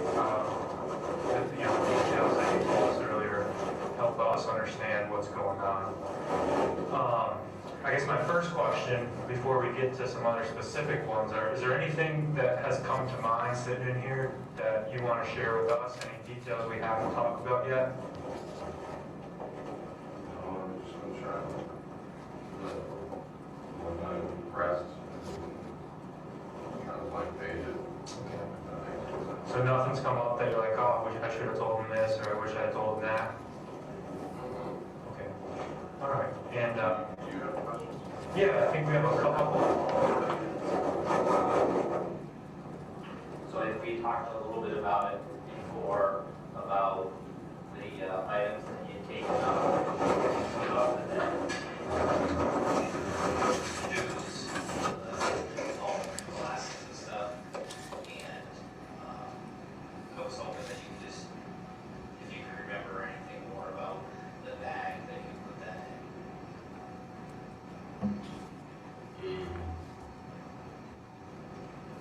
It was like a food shopping bag. Do you remember what color it was or anything about it? White, okay. And you talked about that you're pretty confident that if you put that bag in a garbage can at the Richmond gas station, did you put that white bag in the other bag, or did you put the white bag in the garbage? You know what I mean? Did you put it in a black bag before you put it in the garbage or anything like that, or just the white bag? Pretty sure it was just the white bag. Okay. I appreciate that. When you say fruit shopping bag, was it paper, was it plastic? A plastic. Do you know where it was from? It was like Shaw's and Dirty Bags. Oh, right. I remember you saying that.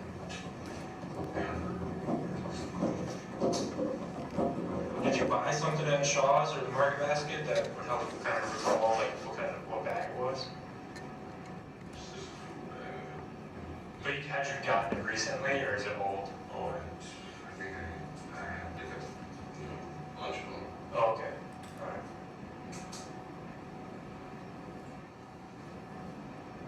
And then, you told us earlier that since you grabbed the lock out of the closet and jumped on the bed. So I was hoping we could just talk briefly about, when you jumped on, so they jumped on the bed or jumped on her correctly? How did that kind of play out? Jumped on, well, yeah, like jumped on the bed. I jumped on her, she was on the bed, like. Okay. And you had mentioned, when we talked before, you said that you don't believe she was sleeping because she was still kind of saying stuff under her breath to you. Yeah. When you jumped on her, did she say anything to you? Something like, are you fucking kidding me? Or, you gotta be fucking kidding me? Or something like that. And then, what was her reaction to you? It was just like that. Like, I just jumped on her and she said, like, are you kidding? Or you gotta be fucking kidding me? Or something like that. Did she try to fight you or anything like that? And how long you would estimate was it between when you jumped on her and when you fired the first shot? Second, Okay. And how about the second shot? another second. So I don't want to put words in your mouth or anything. I'm just trying to understand. So essentially, correct me if I'm wrong, you jumped on her and bang bang. Like that. Is that how it happened? And I think you shook your head no, but when Seth asked you if she tried to like put up a fight, did you say yes or no? There was none. There was no fight? Okay.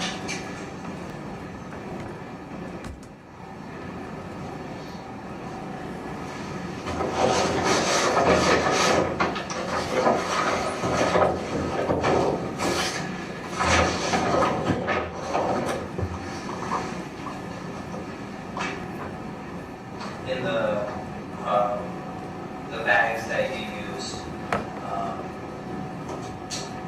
where did those bags come from? The grocery store. No,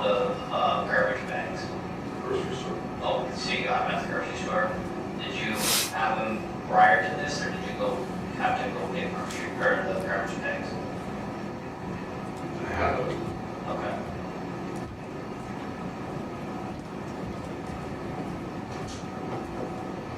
And I want to take you a little bit back a little bit. We talked about your trip to Vermont. You said that everything's pretty good and it was pretty good, right? Did you guys make any stops or do any sightseeing or anything like that on your way in here?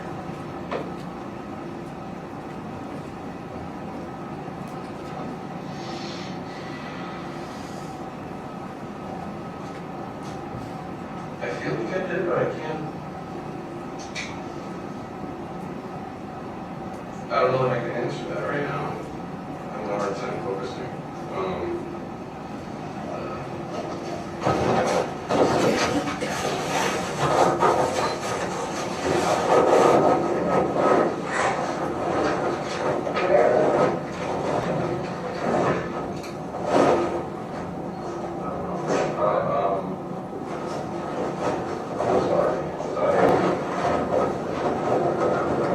That's okay.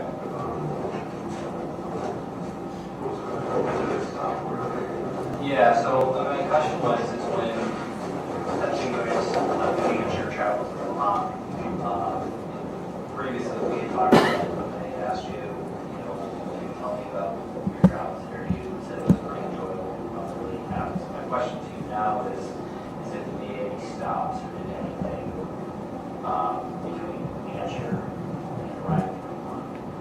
Oh.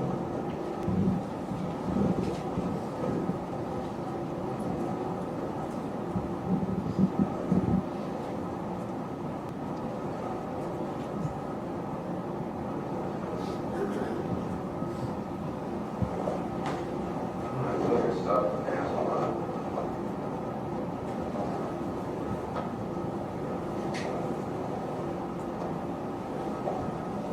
Fuel stops. Can't imagine nothing is the gas not budget. Probably terrible, huh?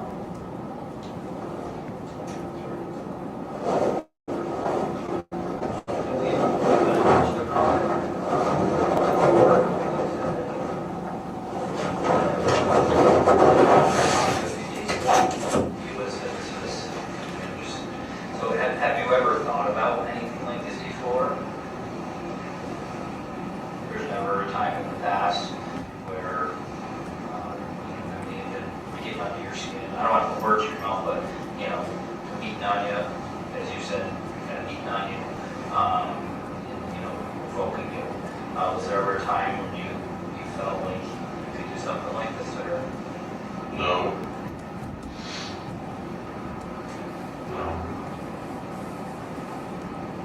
I guess, there's definitely been times that we go back and forth.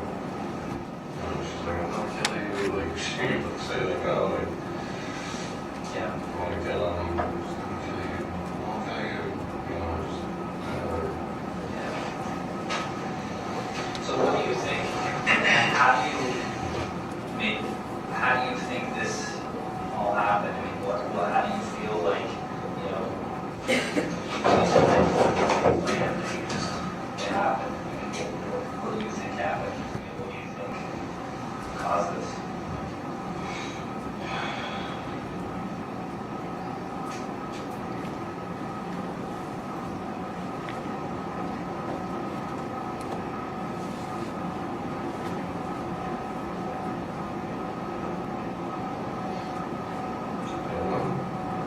I remember sitting there, On the couch?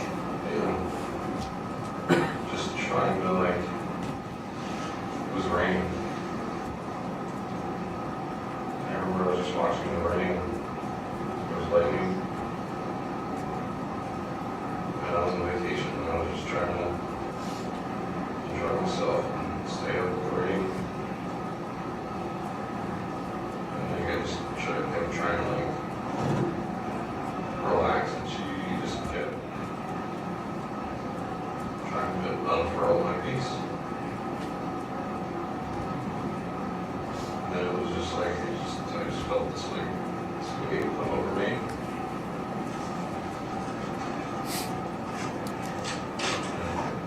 Yeah, it was like, What did that make you feel like you talked about before, like you felt like a warm sensation in your body? yeah, like I just lost some focus. Rage.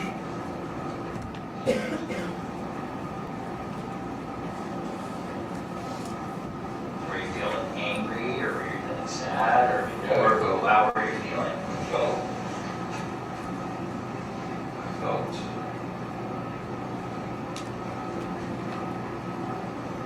being pushed, fed up.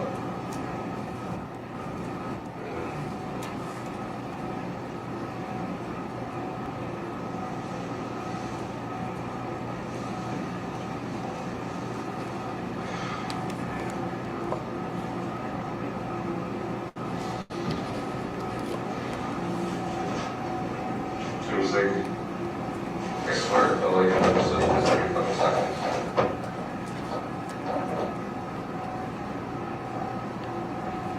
And it was just quiet.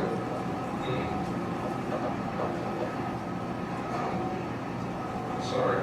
That's okay. I don't I apologize. don't know if it's helpful. What were you feeling after?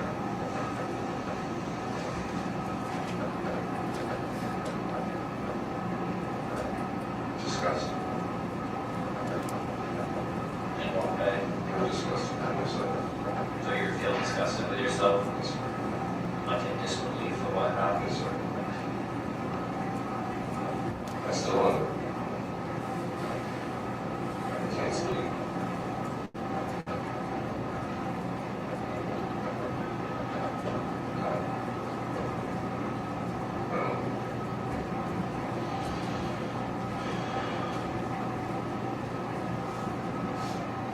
Do you have anything else?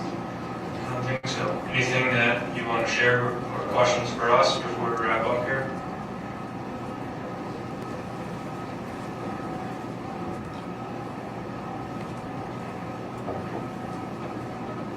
Nothing that comes to mind. Maybe I can have it. Do you have like a? Yeah. Can you leave me? I can It try. sounds like you have a question. No, I don't. Oh. I can try to kind of explain the process from here. But before we get there, I guess I'd just say, like, I appreciate the honesty today. You know, I hope you feel that we treated you okay today. Yeah. It's, you know, our job isn't to judge or make judgment on anyone. We're fact finders and we're trying to piece this together. So we appreciate your honesty and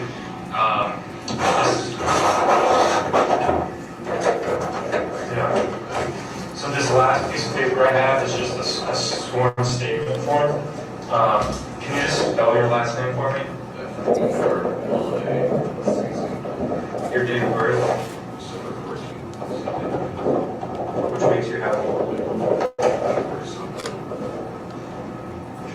41, 41, you'll be 42 this year. What's your legal address, your residential address? You're getting me out of the lines, please. Do you live there? Or not really? And kind of just bounce around. Alright.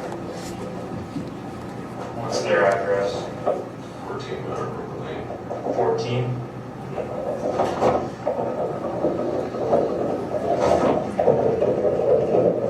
Oh. So I reached out to them about taking care of them. I think Sam, you remember Sam? Sam. Sam, yeah, he was making the show. Okay. Jason, Sarah. Right there. So good. She's very happy to tell you to do that. She said, oh, she says you got it on. What was your number? Your two? It's 35, but Appreciate it. So this sheet says that on October 19th, 2021, I, Joseph Ferlazzo, did I say that correctly? provided a verbal and audio recorded statement to Detective Sergeant James Morris of the Vermont State Police of my own free will without any threats or promises made to me. I am aware that it is a crime, a violation of Title 13 VSA 1754, to give false information to a police officer implicating another person or to deflect an investigation from the person or another person. The taped recorded statement is true and accurate to the best of my knowledge, belief, and ability. It's attached to and incorporated into the statement. Does that make sense? We're just asking that you swear that you told us the truth today. So feel free to read that. If you have any questions, let me know. If you agree, I'll have you sign where it says Athena and date right underneath it. What is the 19th? Yep. So, in terms of process, where we go from here is we have to get in contact with the state's attorney's office and let them know, we've been in contact with them, but let them know where we're at.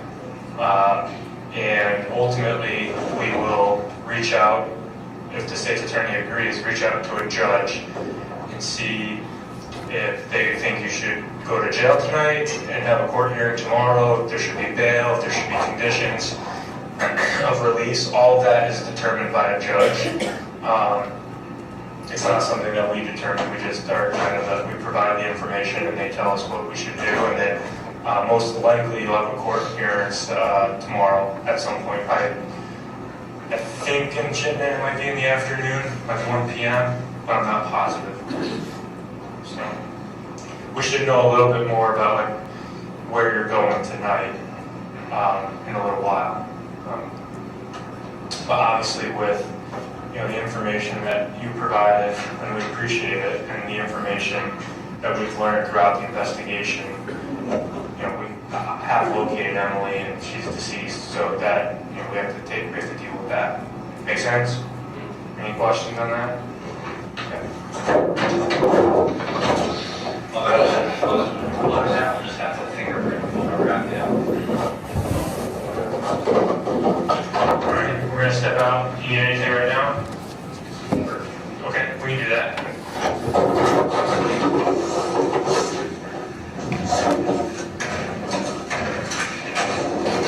It is now 9:38 p.m. Conclude that.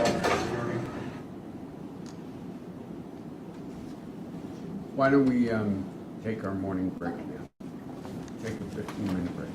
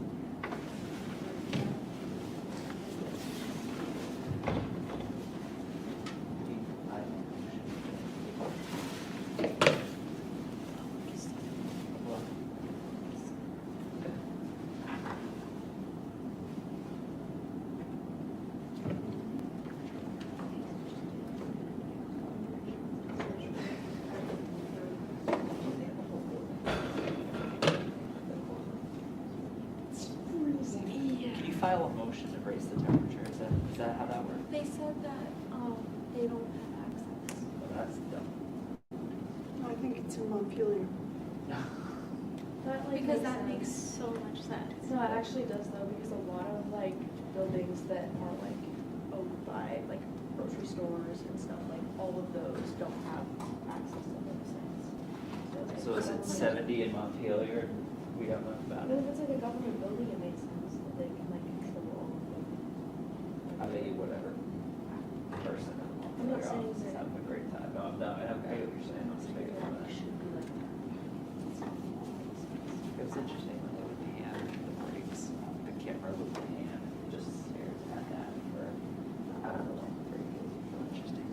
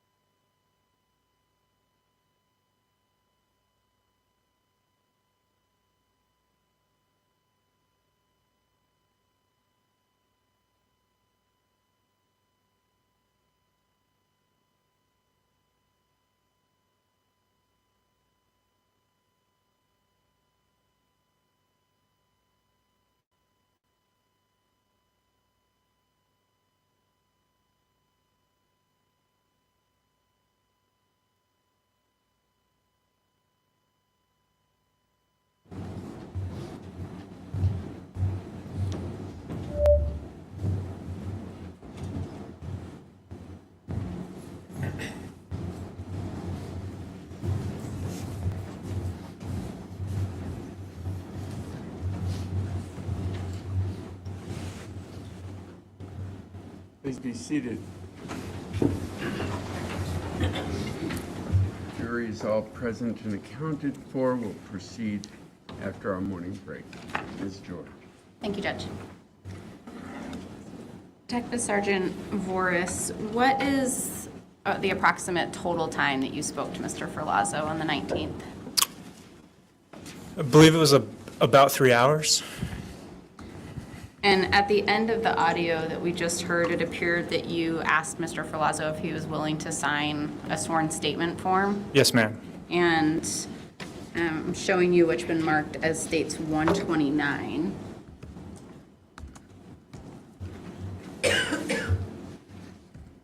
Is that the form you were going over with him? Yes, ma'am. Move to admit states 129. Any objection? No objection, thank you. Exhibit 129, states 129 is admitted without objection. Is this the form that I just showed you? Yes. Screen. And so in the audio, in the down the right corner there, is that where Mr. Ferlazzo signed? Yes.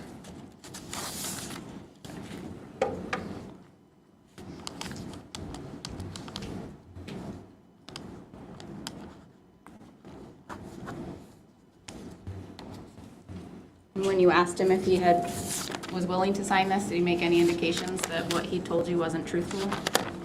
No, he did not. Before moving on, the individual that you spoke with and that's on the video with you, is he in the courtroom today? Yes, he is. Identified as Joseph Ferlazzo? Yes, he's at the table, blue shirt, black tie. Thank you. Judge, the state would ask that the record reflect Mr. Ferlazzo has been identified.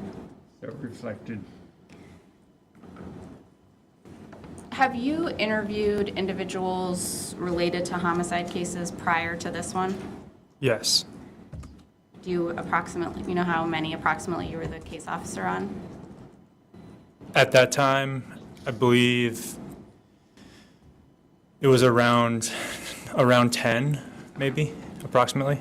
And have you done others since? Yes, since then, I've been assisted or been the lead on about 50 homicide cases throughout Vermont. I would say the lead on 15 of them. Okay. And in your experience, is it common for people to appear tired or stressed during those interviews? Yes. Have people declined to speak with you during those interviews? Yes, they have. Have people told you that they don't feel comfortable speaking with you? Yes. Or that they aren't in the right state of mind to provide an accurate statement? Maybe not in those exact words, but people have declined to speak with me for a variety of reasons. Okay. Did Mr. Ferlazzo ever make any such statements during the time you spoke to him? Never. He did make a few statements about his mind not being right. Did that concern you in a way that made you question his ability to give a statement? It didn't concern me from my standpoint because Mr. Ferlazzo was articulate. He was responsive to my questions. He said he wanted to talk like very early on. There was no concern about his ability to interact and converse with me. Okay. And after you concluded the interview with him or with anybody, what's the sort of next steps you take in an investigation? So I call it like check and verify. So when someone tells us something, we try to prove it right or prove it accurate and see if there's other evidence that supports what we're being told.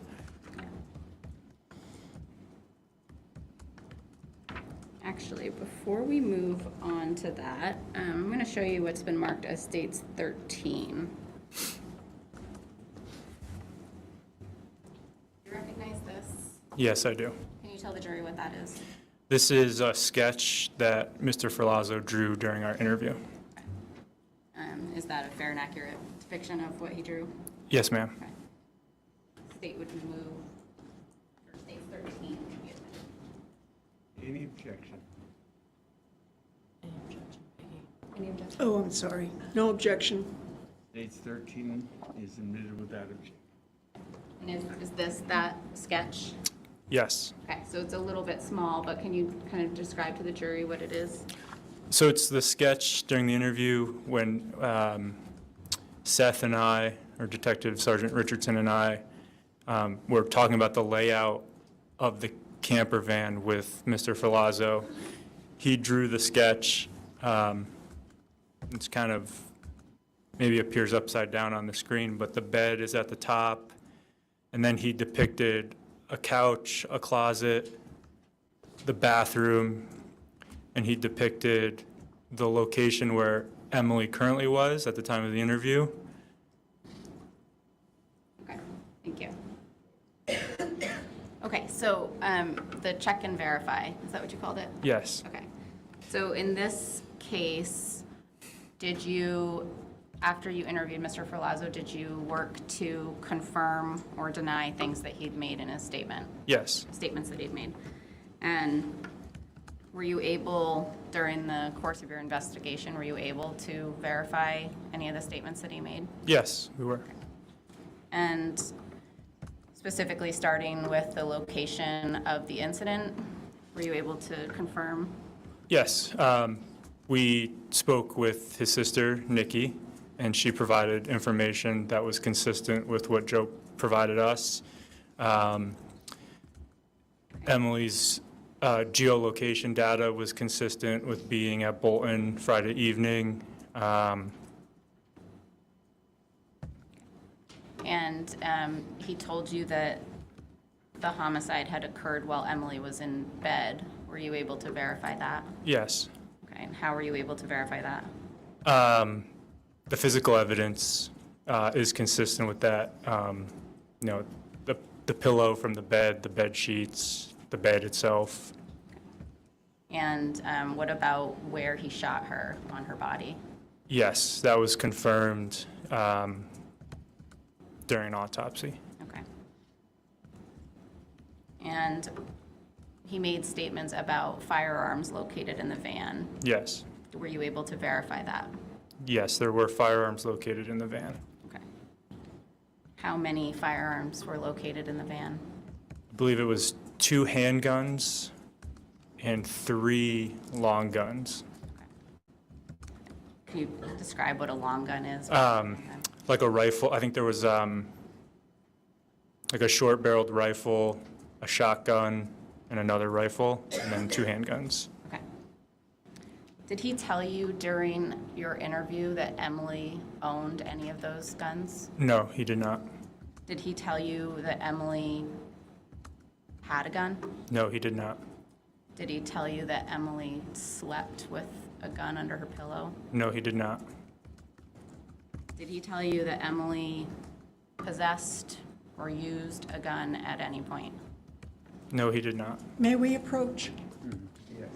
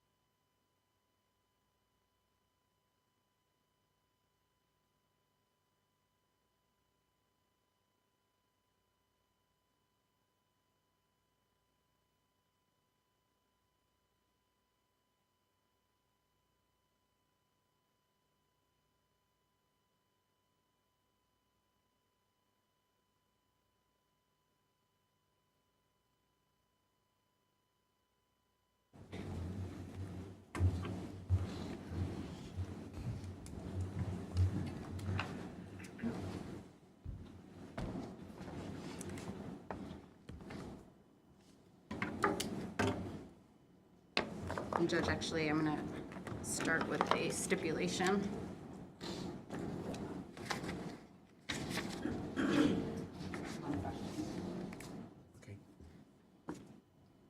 Did you confirm where Mr. Ferlazzo was the following morning? Yes. Where did you confirm that he was? We obtained video of him out to breakfast at Maxie's in Waterbury, Vermont. Okay. Judge, if the court could read stipulation states number 117. All right, there's no objection to the admission of one. No objection, Judge. Okay, stipulation number 2. Members of the jury, the state and defendant Joseph Ferlazzo have agreed that you may find certain facts. This is called a stipulation. A member of the Vermont State Police collected surveillance video and a purchase receipt from Maxie's restaurant in Waterbury, Vermont from the morning of October 16, 2021. That surveillance video and a copy of the receipt was added to the case file and reviewed by Detective James Horace. The authenticity of the surveillance video and purchase receipt is not being challenged. Chain of custody of the surveillance video and purchase receipt is also not being challenged. As with any evidence in this case, in this trial, you must decide what weight you will give this stipulation. And that's admitted as states 117. I'm going to show you what has been marked as states 14 and 15. Recognize these? Yes, I do. Can you tell the jury what they are? 15 is the receipt from Maxie's from October 16th, and 14 is a screenshot from the video from Maxie's. State would move to admit state 14. Any objection, Ms. No objection. 14 and 15 are admitted without objection.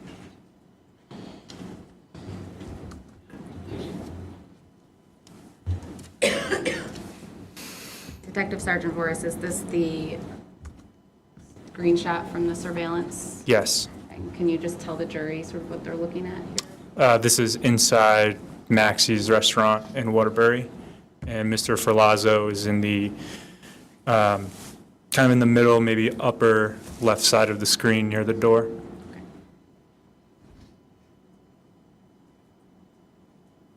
And is this the receipt from the breakfast that morning? Yes.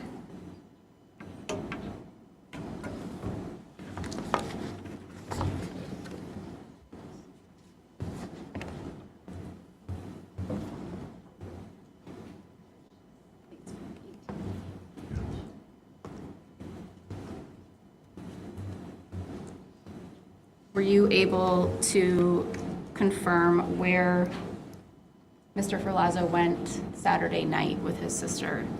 Yes. Where was that? The Twigs restaurant in St. Albans, Vermont. Judge, the state would ask the court to read stipulation number 3, states 118. Any objection? No, Judge. States 118 is admitted.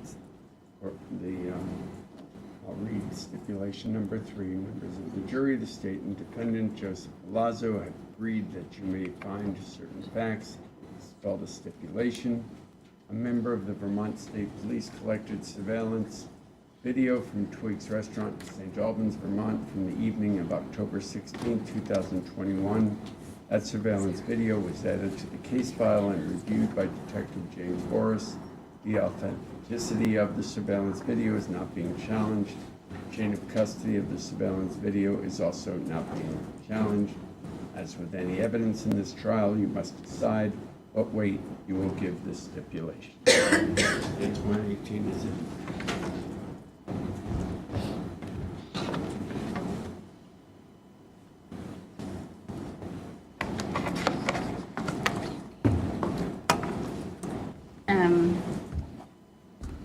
Did you provide still shots from, surveillance videos from inside of Twigs? Yes. And did we have 2 different angles of that? Yes. Have you reviewed them prior to your testimony today? Yes, I have. Okay.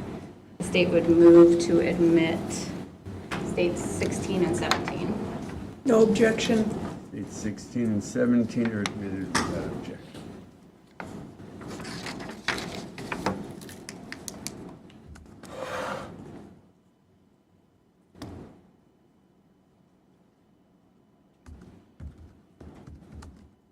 Does that clip just show Mr. Ferlazzo in twigs? Yes. Is this also inside of twigs? Yes, it is.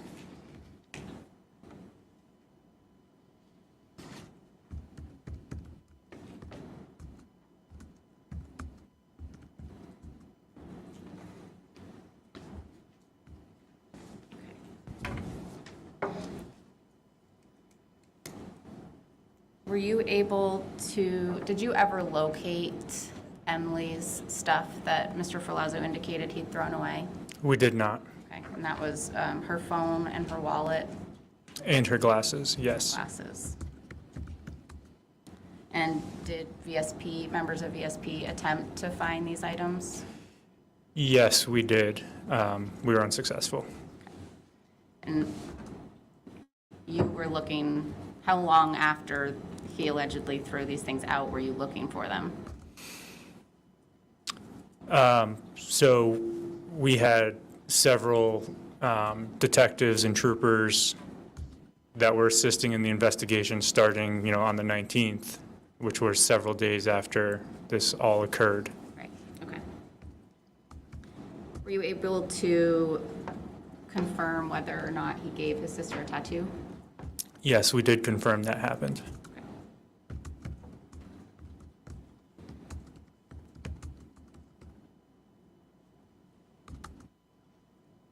And at some point during the interview, were investigators able to locate Emily's body? Yes. And was she located where Mr. Ferlazzo said she would be? Yes, she was in the bathroom area of the camper van. Was her body in the condition that Mr. Ferlazzo said it would be? Yes, it was.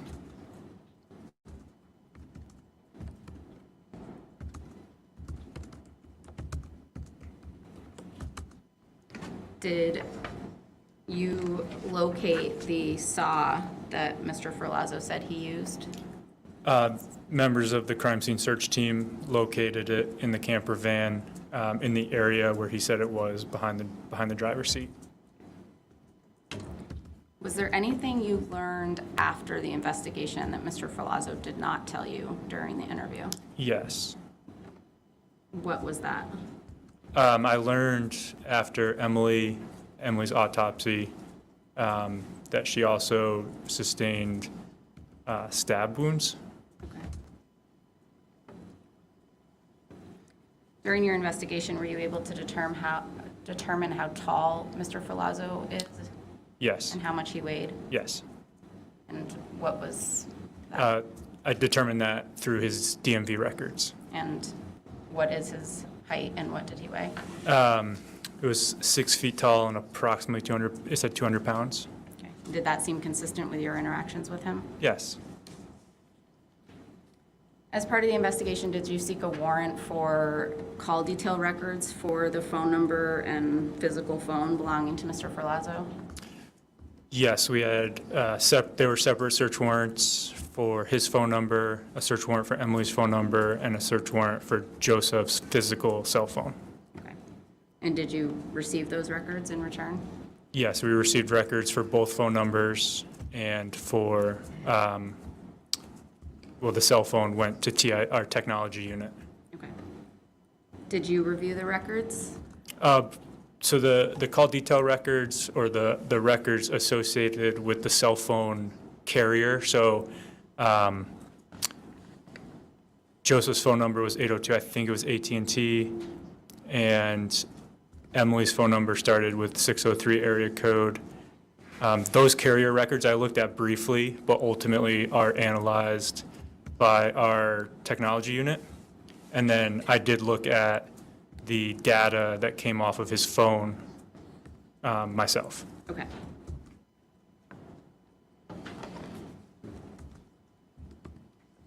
Judge, Stipulation number 4 states 119. What is Any it, Sarah? objection? What is it? The phone. Any objection to 119? No, thank you. No, Judge, no. Stipulation number 4, members of the jury, the state and defendant Joseph Ferlazzo have agreed that you may find certain facts. This is called a stipulation. Vermont State Police searched a red Jeep Wrangler belonging to Joseph Ferlazzo pursuant to a search warrant on October 19, 2021. During that search, an iPhone belonging to Joseph Ferlazzo was collected by Detective Sergeant Aaron McNeil. The iPhone was tagged as item, quote, Jeep number 2, end of quote, / quote, item 14, end of quote, and delivered to the Vermont State Police Technology Investigation Unit, in parentheses, TIU, end of parentheses. The iPhone was in the same condition upon arrival at the TIU as it was when collected from the Jeep during the search on October 19, 2021. An extraction was done of Joseph Ferlazzo's iPhone, in parentheses, AKA, quote, item 14, end of quote, end of paragraph, by Detective Eric Jollymore and added to the case file. That extraction was done in accordance with his training, and the authenticity of that extraction is not being challenged. Chain of custody of the iPhone belonging to Mr. Ferlazzo is not being challenged. As with any evidence in this trial, you must decide what weight you will give this stipulation. Page 119. So after the technology unit extracts that data and sends that portable case to you, how does that portable case look from your end? So I received the case from the technology unit. We call it a portable case. It's on, in this circumstance, it was on a hard drive, like a portable hard drive. And I plug it into the computer. I can open the program on my desktop, and then I can review the data that was on the device. Okay. And is that program pretty user-friendly? Extremely user-friendly, yes. Is there any training provided in order to use it? There's no training required to read a portable case. I have taken training to create portable cases and to extract cell phones myself. I didn't do that in this case, but the portable case it's very user-friendly. Okay. So were you able to review any text messages from Mr. Ferlazzo's phone to Emily's phone between the time she was killed and the time she was located? Yes. Were there any messages sent from Emily's phone to Joseph's phone during that time period? No, all the messages were sent from Joseph's phone to Emily. I'm going to show you what's marked as State's Exhibit 18.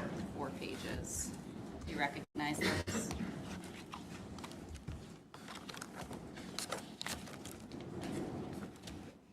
Yes, I do.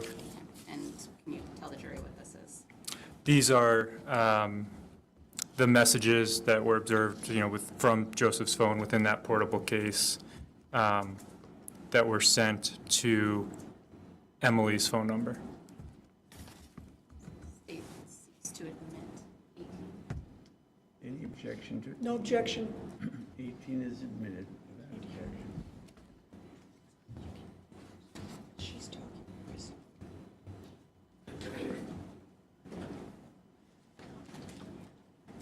I'm going home to get home.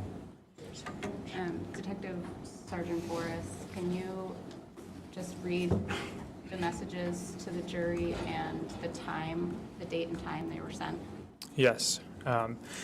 October 16th, 2021 at 1:09 and 58 seconds p.m. Message sent, babe. On October 16th, 2021 at 1:20:49 p.m. Message sent, what are you doing? Talk to me, please. On October 16th, 2021 at 1:52:47 p.m. The message was sent that read, where are you, lovey? I wanted to ride with you today. On October 16th, 2021, at 2:02:18 p.m., the message was sent that read, I'm at the Langs, call me. On October 16th, 2021, at 2:02:47 p.m., message sent, the tranny on the bus is smoking with a emoji.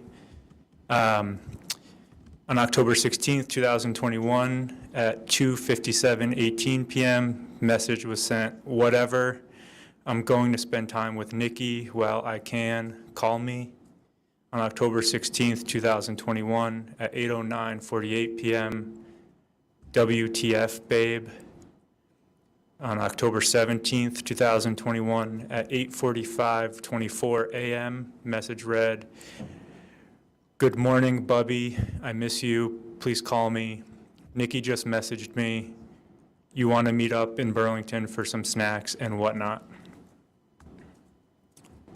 On October 17th, 2021, at 2:03:02 p.m., the message read, hello, question mark, question mark. On October 17th, 2021, at 8 p.m., the message was sent that read, please M, pick up. On October 17th, 2021, at 8:12:12 p.m., message 2 emojis were sent. On October 18th, 2021, at 12:05:48 a.m., the message read, this is far enough. Get your ass home. I gotta go back to NH. Are you coming back? On October 18th, 2021, at 12:05:48 a.m., I believe that's the same message I just read. On October 18th, 2021, at 1:05:36 a.m., random question, where is the extension cord? I want to plug the fan in. October 18th, 2021, at 9:06:19 a.m., good morning, baby, with an emoji.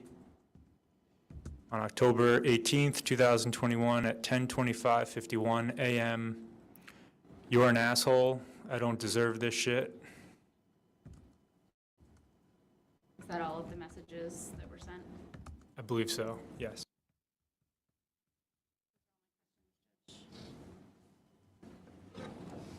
Ms. Jantz, any cross? Yes, thank you, Judge. Morning, Detective Sergeant Voris. Good morning.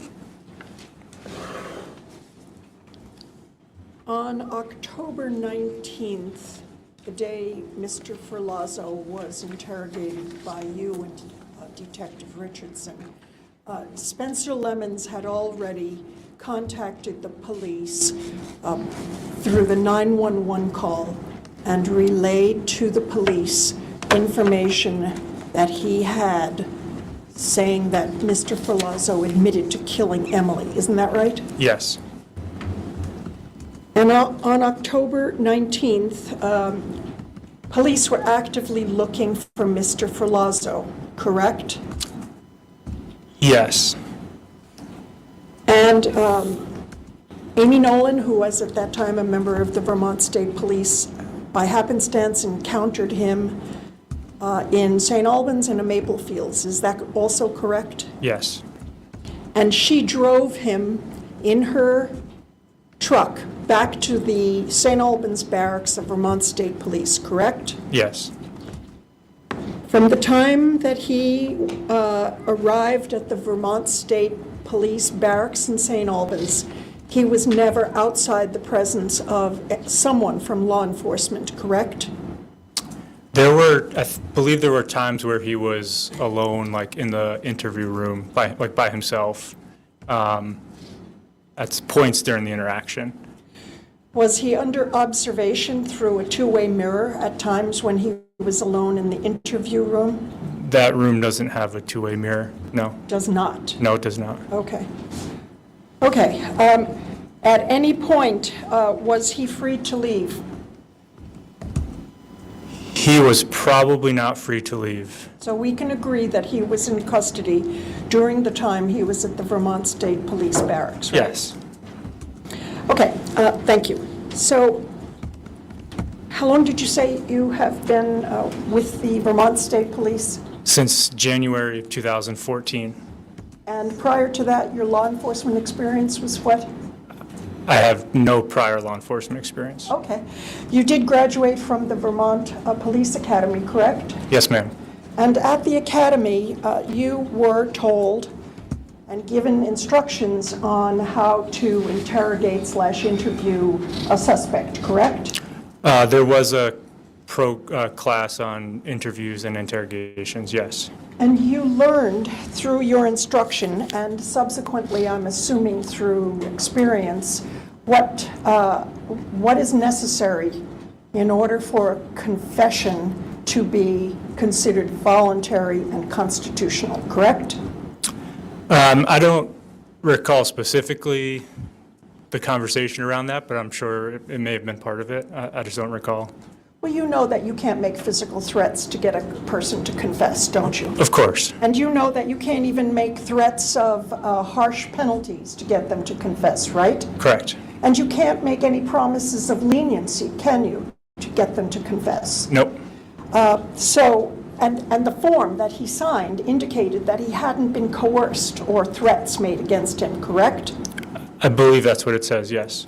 You also know that if someone is highly intoxicated, what they say may not be rational or valid, correct? Depends on the situation, but that's possible. It's possible. Or if someone is having a mental health crisis, that also may make the statements they are giving you not admissible because not rational, correct? Not admissible? Are you asking if it's not admissible? I'll withdraw that question and rephrase it. Okay. In order for someone's statements to be considered voluntary, they have to be able to think rationally. Isn't that correct? That sounds right. I don't know the legal standard sitting here. Yeah, sounds about right. Sounds right. So some things that might interfere with a person's ability to be rational are mental health issues, right? Potentially. Yes, yes, right? No, I said potentially. Potentially, depending on what? I think you can have mental health issues and be rational. Okay, so what you're distinguishing is the severity of the mental health issue at the time of the interrogations. Am I hearing you correctly? No. Okay, then tell me what you mean. I just answered your question. If you asked if you could have mental health issues and be rational, and that I agree. Okay, that's all I wanted to hear. And if someone had a physical condition that prevented them from being rational at the time of the interrogation, that also could be a reason why their statement might not be voluntary. Isn't that correct? A physical condition? Yeah. Potentially. Okay. So, for example, I'll give you some examples. If someone is severely injured and is unable to speak, to give a statement coherently, that would be a situation you would consider as not voluntary, wouldn't you? Could the parties approach? Yes.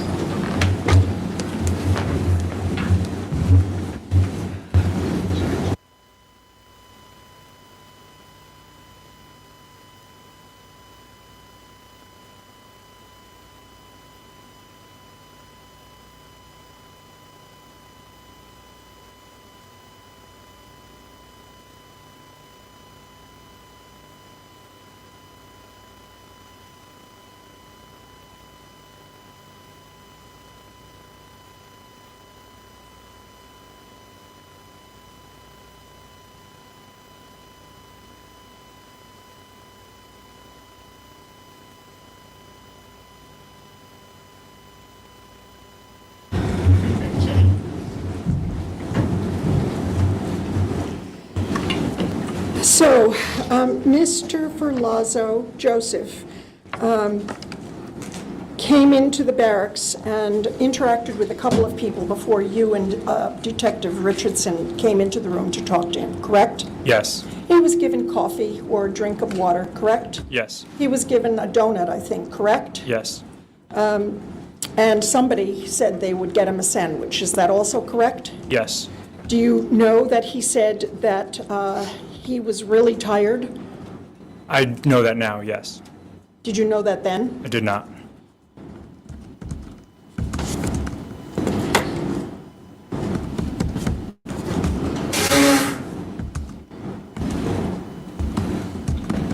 One of the first things he asked you was, what time is it, what day is it, correct? That was not me.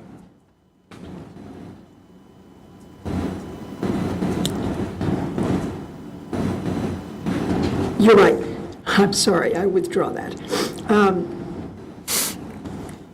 He did say to you, however, I haven't eaten much and I've been up for days, correct? I believe at some point he said that, yes. I have a timestamp of 2:47 p.m., which would have been about 5 or 10 minutes into the interview with you. Sounds about right. Sounds right? Yes, ma'am. So he told you he was tired? He'd been, yes? He said he'd been up for days. And then at 3:12, he said, I'm really tired. Do you recall him saying that? I recall him talking about needing to sleep or being up for days and maybe being tired, yes. And then immediately following that, he said, I don't know what day it is. This thing is sort of like not really able to have a clear thought, or I just feel like you're stuck in a hole. Do you remember him saying that? I remember I had asked him what he did on Sunday, and he couldn't recall, and that's when he described feeling like he was stuck in a hole. Yes. And that he didn't have a clear thought. Do you recall that? I don't recall that specifically. I can show it to you if that would help. It would refresh my memory, or if I could look at the transcript, that would be great. What do you show here?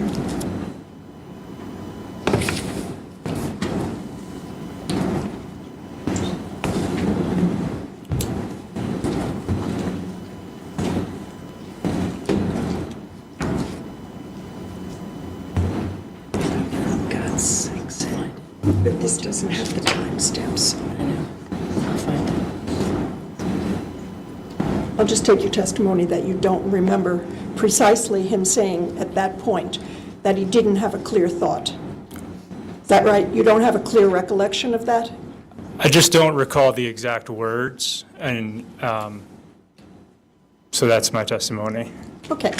But something to that effect. You do recall that he said, I'm not thinking clearly, regardless of whether you remember the... I don't recall him saying, I'm not thinking clearly. I recall him saying, like talking about his mind, yes. And what about his mind? What do you recall him saying? Just generally, he was having some trouble remembering some things, and I think at one point he said he was trying to blank page it, I took that to trying to forget about what happened. Mm-hmm.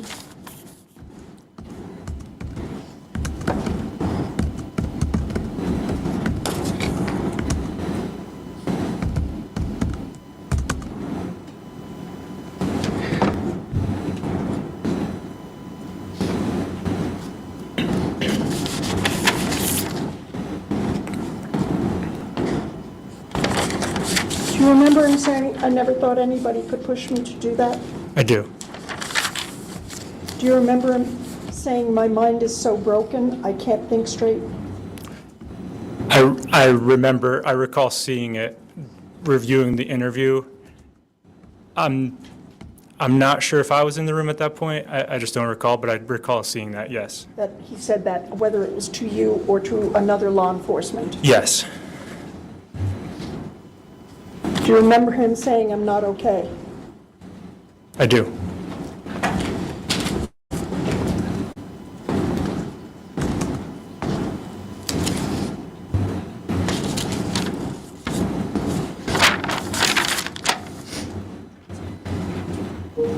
And in response to him saying, making various statements about him not thinking clearly, you didn't ask him why he wasn't thinking clearly, did you?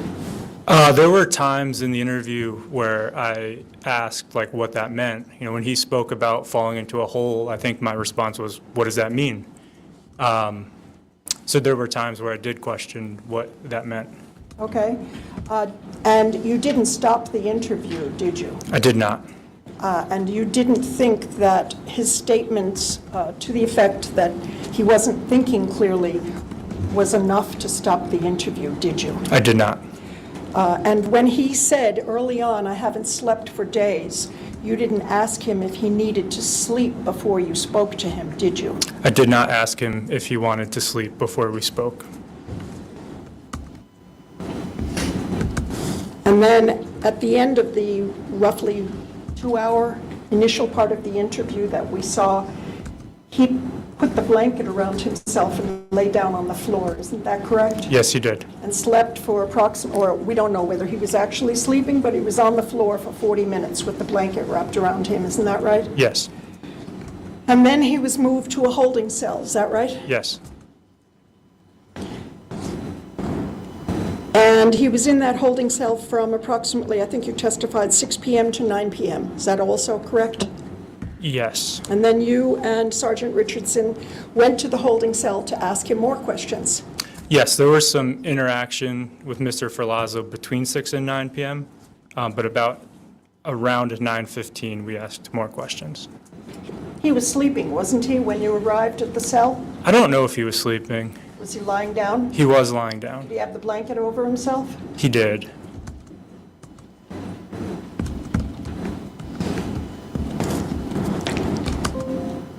We all just heard the audio of your interview with him at about 9:17 or something like that? Around that time, yes, ma'am. Sounded very sleepy, didn't he?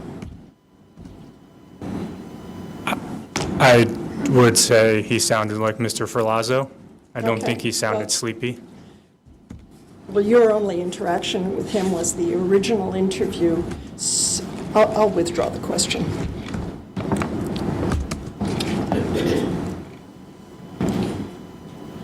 He reiterated to you something he told you early on, that at the time of the alleged shooting, a wave came over him. Isn't that right?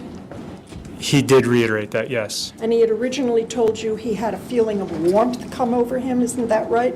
Yes, he also used the word rage. Yes, he did. He also said loss of focus, didn't he? Yes.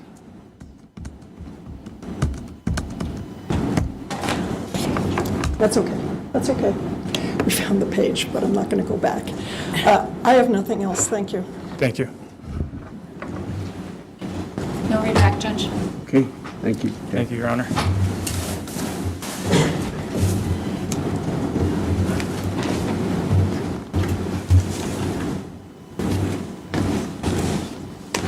Does the court want to start the next witness? If you have a witness available, why don't we start? Who's next? Seth. Seth.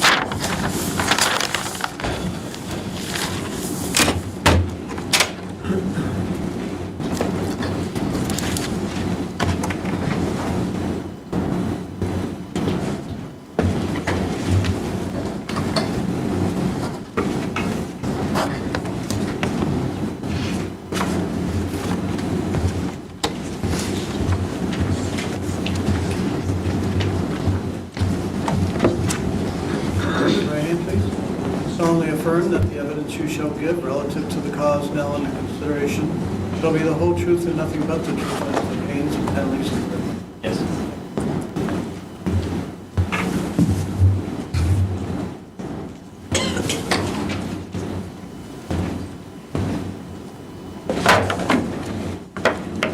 Good afternoon. Good afternoon. morning. Can you state your name and spell your last name, please? Seth Richardson, Richardson. Okay. And how are you employed? Currently employed by the Vermont State Police. Okay. The acoustics in here are not great, so try to keep your voice up so they can hear you in the back. Currently employed by the Vermont State Police? Yes. Okay. And how long have you worked for the Vermont State Police? 13 years? Were you employed by them in October of 2021? Yes, I was. And at some point, did you become involved in an investigation related to Emily Ferlazzo? Yes. When did you become involved? It was on the morning of the 19th. And in what capacity did you become involved? So I'm a detective sergeant assigned to the major crime unit. My commanding officer had contacted me and asked me to respond. Okay. When the major crimes unit is needed, are all of the members of the major crimes unit sort of brought in? Generally, yes. Okay. And so where did you travel from? My residence in Rutland, Vermont. Okay. Upon arrival at the St. Albans Barracks, what tasks were you given related to this investigation? So I was paired with Detective Sergeant Sam Truex, who is since retired. We were asked to go to the Lang's residence, inquire if Jason Lang would participate in the interview, and if so, during that interview, if we could obtain consent to search his property. Okay. And did you search the property? Yes. Did you locate Emily on the property? No. And did you return to the barracks? Yes. After that? And what tasks were you next given related to the investigation? So shortly after I returned to the barracks, I had learned that Joseph had come to the barracks, or was brought to the barracks, and that would be assisting Detective Sergeant James Voris with interviewing Joseph. Okay. What information did you have about the case prior to going into the interview? Really not much. That it was a missing person complaint. It was somewhat suspicious, and at that point, I don't remember if the RV was seized or was in the process of being seized. Okay. What was your role during the interview? Just a co-interviewer, I guess a second interviewer in the room. Okay, so the jury has seen the video. Is it you in the room with Detective Sergeant Voris? Yes. Okay. And were you present when Detective Sergeant Voris read Mr. Ferlazzo his Miranda rights? Yes, I was. Miranda warnings. And so did you witness him waive those rights? Yes, I did. Did he have any questions or concerns about those warnings? No. Did he make any statements about wanting to talk to you? Joseph was eager to talk to us. Joseph said he was there to talk to us. He told James that essentially didn't need to beat around the bush. Okay. And did you, we've heard obviously the whole interview, so did you have concerns initially in speaking with Mr. Ferlazzo about his ability to speak with you? No. Okay. Was there ever a time in the times that he was spoken to where it wasn't recorded? No. Did you ever feel like he wasn't responding to the questions appropriately? No. Did he ever say anything that gave you the impression he didn't want to engage with you? No. Did you ask Mr. Ferlazzo if he was willing to provide a buccal swab of his DNA? Yes, I did. And did he agree to that? Yes, he did. I'm going to show you what's been marked as States 128.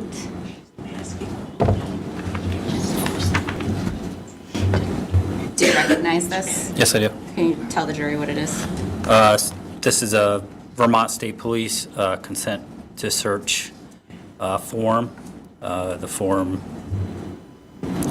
here the biological is checked off with corresponding DNA and photos of Joseph Ferlazzo. That's my signature as a witness, and that's Joseph's signature on the sign line. Move to admit States 128. Any objection, Ms. Johnson? 128 is admitted without objection.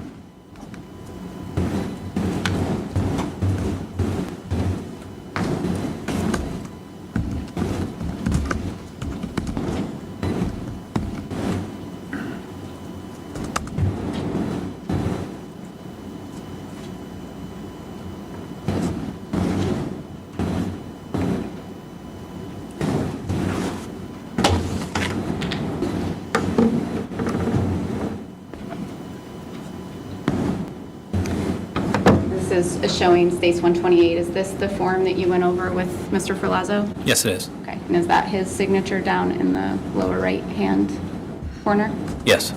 Okay, and did he have any concerns about signing this form? No.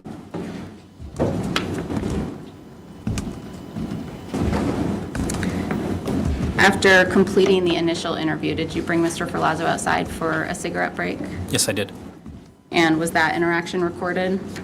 Yes, James was recording the recording us. Okay. And did you ask him any questions about Emily during that time? No. Have you listened to that recording in preparation for today's testimony? I have. Okay. The state has marked it as Exhibit 130. Judge, we would ask to admit it as evidence. Objection. Okay, 130 is admitted without objection.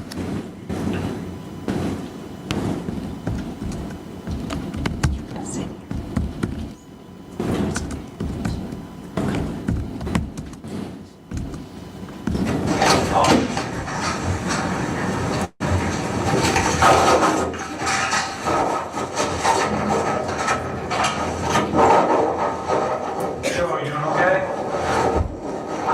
You want to stay sleeping or would you like a cigarette? Seth is going to grab him. I know you asked for one a while back. We're just trying to get some things squared away here. Everything's okay for now. We're just, things take time, So, but you can grab the cigarettes or if you want to sleep, you can let you sleep. All right, come on up.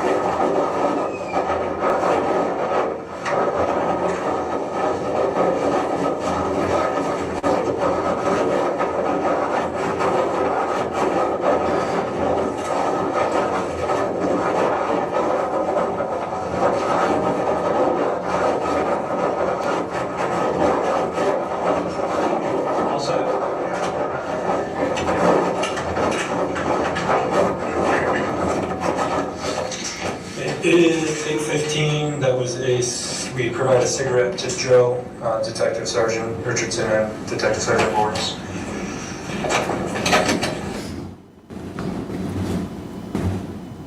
Parts of that are difficult to hear. Can you give just a quick summary of sort of what was discussed? Yeah, so essentially, Joe and I were having a conversation about when my workday started, when I was scheduled to be finished my shift, apologized to me. Joe was wearing a sweatshirt that I also have. We talked about that, the weather, and that's really it. Okay. Your Honor, the state would seek to admit 131, which is the transcript of that conversation. No objection. It's 131 is admitted without objection.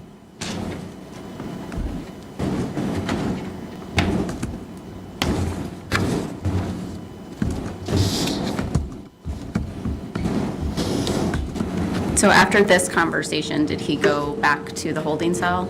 Yes. And did you eventually approach him again for additional questions? Yes.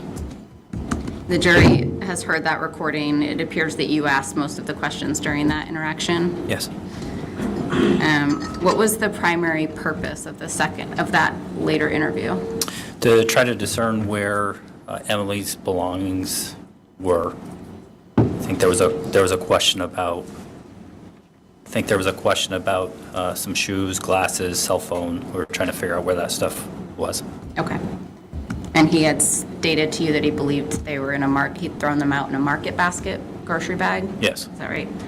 And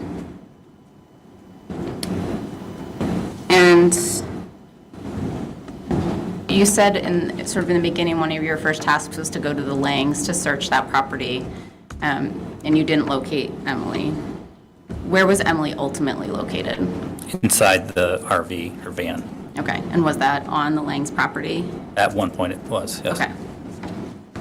Thank you, that's all I have. You have some questions, Ms. Johnson? I do, Your Honor. Why don't we take them up at one? We'll take our lunch break.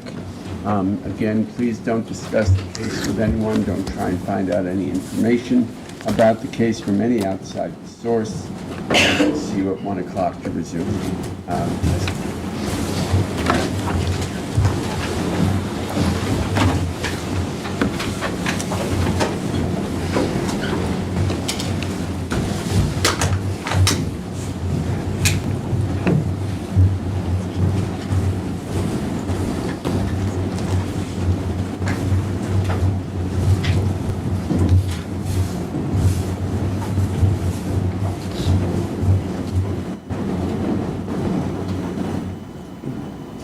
See everyone at 1.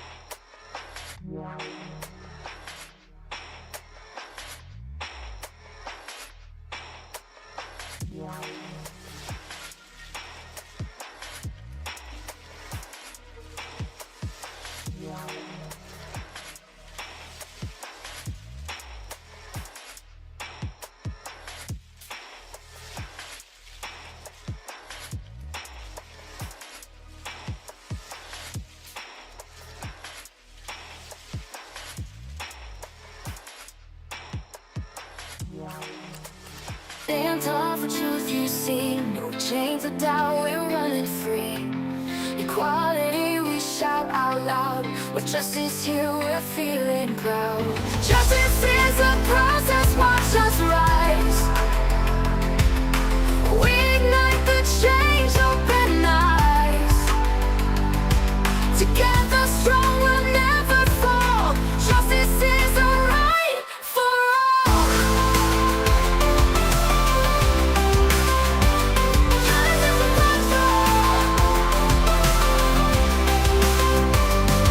From the streets to the court we fight. In the dark we bring the light. Tear down walls that hold us back. With unity we stay on track. Justice is a process, watch us rise. We ignite the change, open eyes. Together strong, we'll never fall. Justice is a right for all. Voices loud and hands up high. We break the chains and touch the sky. With every step we take in stride. Justice by our side we ride.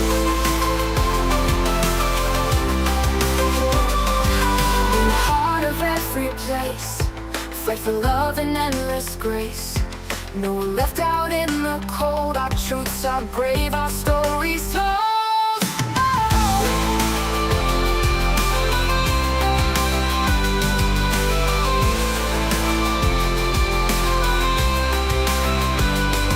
From the streets to the court we fight. In the dark we bring the light. Tear down walls that hold us back. With unity we stay on track. From the streets to the court we fight. In the dark we bring the light. Tear down walls that hold us back. With unity we stay on track. Justice is a process, watch us rise. Watch us rise. We ignite the change, open eyes. Open like the shine. Together strong, we'll never fall. Justice is a right for all. Voices loud and hands up high. We'll break the chains and touch the sky. With every step we take in stride. Justice by our side we ride. Voices loud and hands up high. We'll break the chains and touch the sky. With every step we take in stride. Justice by our side we ride. In the heart of every place, fight for love and endless grace. No one left out in the cold. Our truths are brave, our stories told.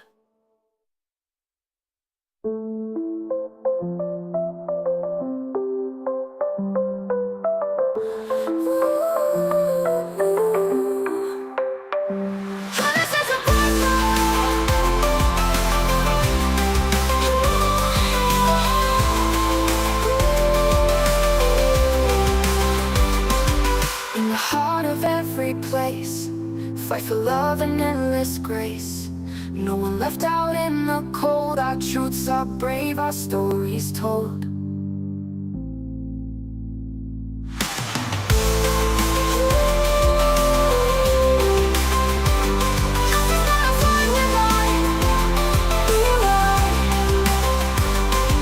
In the heart of every place, fight for love and endless grace.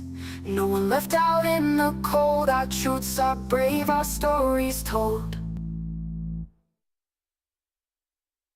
We stand tall for truth you see. No chains of doubt, we're running free. Equality, we shout out loud. With justice here, we're feeling proud. Justice is a process, watch us rise. We ignite the change, open eyes. Together strong, we'll never fall.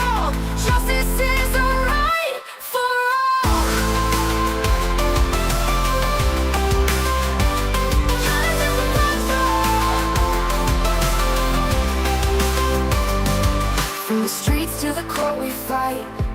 In the dark we bring the light. Tear down walls that hold us back. With unity we stay on track.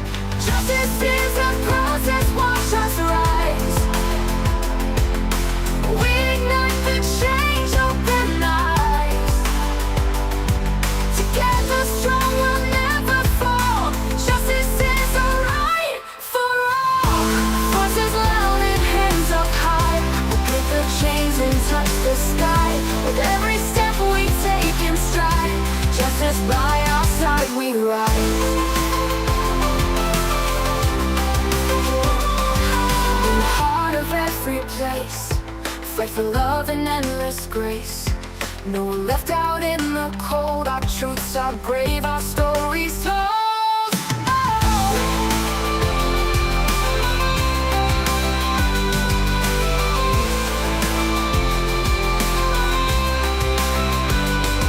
From the streets to the court we fight. In the dark we bring the light. Tear down walls that hold us back. With unity we stay on track. From the streets to the court we fight. In the dark we bring the light. Tear down walls that hold us back. With unity we stay on track. Justice is a process, watch us rise. Watch us rise. We ignite the change, open eyes. Open like the shine. Together strong, we'll never fall. Justice is a right for all. Voices loud and hands up high. We'll break the chains and touch the sky. With every step we take in stride. Justice by our side we ride. Voices loud and hands up high. We'll break the chains and touch the sky. With every step we take in stride. Justice by our side we ride. In the heart of every place, fight for love and endless grace. No one left out in the cold. Our truths are brave, our stories told.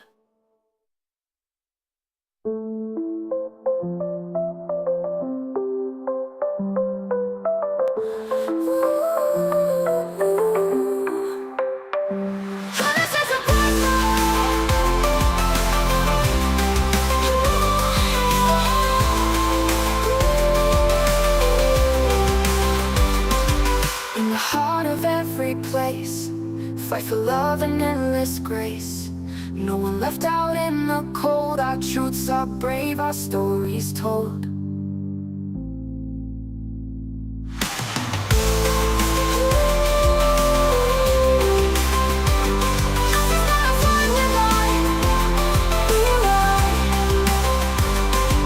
In the heart of every place, fight for love and endless grace.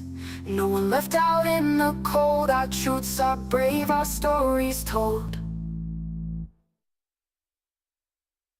We stand tall for truth you see. No chains of doubt, we're running free. Equality we shout out loud. With justice here we're feeling proud. Justice is a process, watch us rise. We ignite the change, open eyes. Together strong, we'll never fall. Justice is a right for all.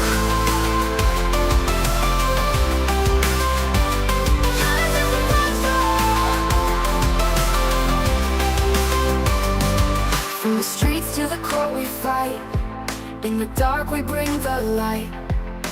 Tear down walls that hold us back. With unity we stay on track. Justice is a process, watch us rise. We ignite the change, open eyes.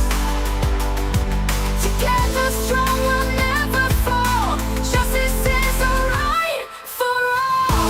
Voices loud and hands up high. We'll break the chains and touch the sky.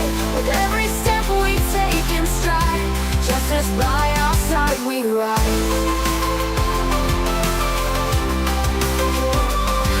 In the heart of every place, fight for love and endless grace. No one left out in the cold. Our truths are brave, our stories told.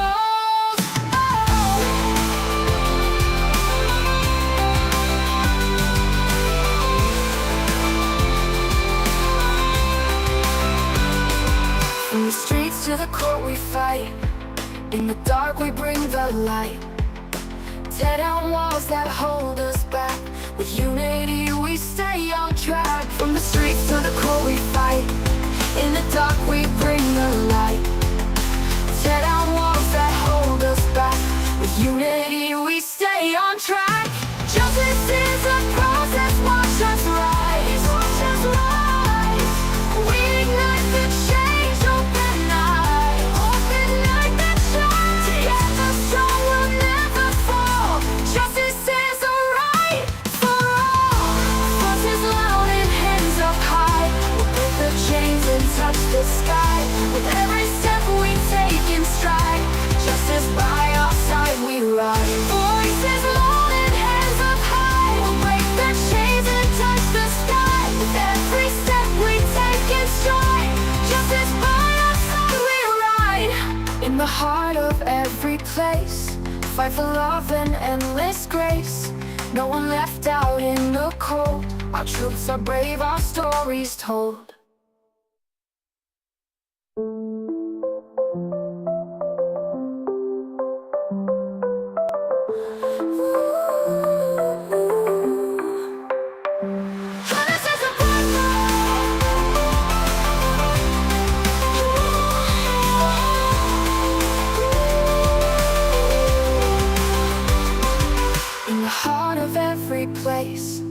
Fight for love and endless grace.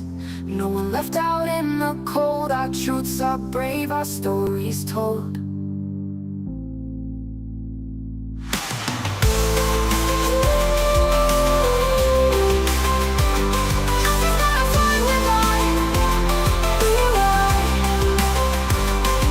In the heart of every place, fight for love and endless grace. No one left out in the cold. Our truths are brave, our stories told. We stand tall for truth, you see. No chains of doubt, we're running free. Equality, we shout out loud. With justice here, we're feeling proud. Justice is a process, watch us rise. We ignite the change, open eyes. Together strong, we'll never fall. Justice is a right for all. Justice is a right for all. From the streets to the court we fight. In the dark we bring the light. Tear down walls that hold us back. With unity we stay on track. Justice is a process, watch us rise. We ignite the change, open eyes. Together strong, we'll never fall. Justice is a right for all. Voices loud and hands up high. We'll break the chains and touch the sky. With every step we take in stride. Justice by our side we ride.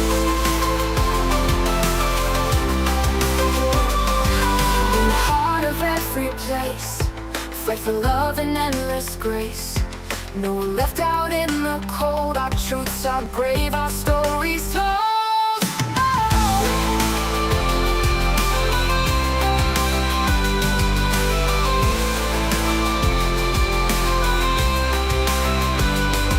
From the streets to the court we fight. In the dark we bring the light. Tear down walls that hold us back. With unity we stay on track. From the streets to the court we fight. In the dark we bring the light.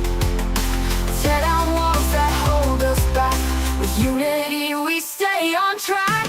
Justice is a process, watch us rise. Watch us rise. We ignite the change, open eye. Open like the shine. Together strong, we'll never fall. Justice is a right for all. Voices loud and hands up high. We'll break the chains and touch the sky. With every step we take in stride. Justice by our side we ride. Voices loud and hands up high. We'll break the chains and touch the sky. With every step we take in stride. Justice by our side we ride. Fight for love and endless grace. No one left out in the cold. Our troops are brave, our stories told.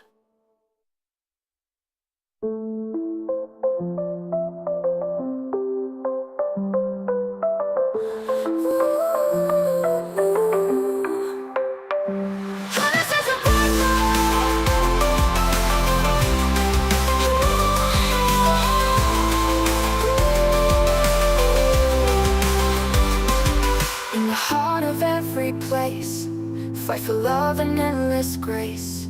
No one left out in the cold. Our truths are brave, our stories told.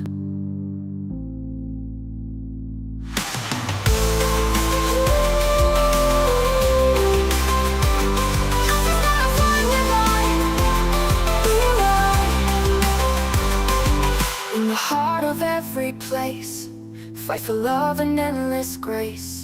No one left out in the cold. Our truths are brave, our stories told. We stand tall for truth you see. No chains of doubt, we're running free. Equality, we shout out loud. With justice here, we're feeling proud. Justice is a process, watch us rise. We ignite the change, open eyes. Together strong, we'll never fall. Justice is a right for all.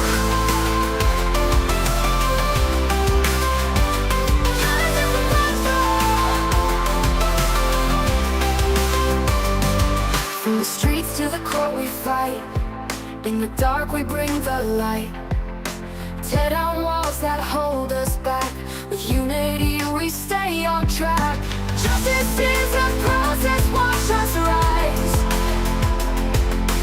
We ignite the change, open eyes. Together strong, we'll never fall. Justice is a right for all. Voices loud and hands up high. We'll break the chains and touch the sky. With every step we take in stride. Justice by our side we ride.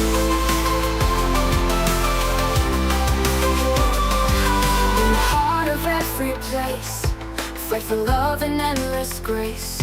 No one left out in the cold. Our truths are brave, our stories told.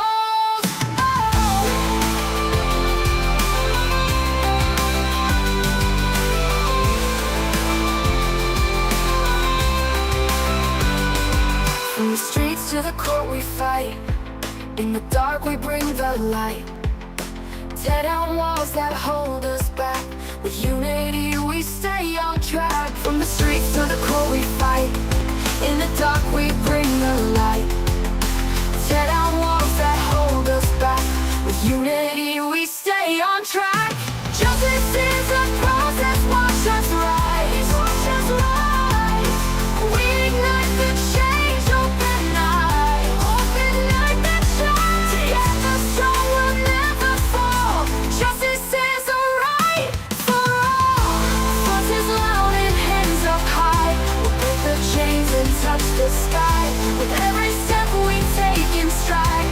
Justice by our side we ride. Voices loud and hands up high. We'll break the chains and touch the sky. With every step we take in stride. Justice by our side we ride. In the heart of every place, fight for love and endless grace. No one left out in the cold. Our troops are brave, our stories told.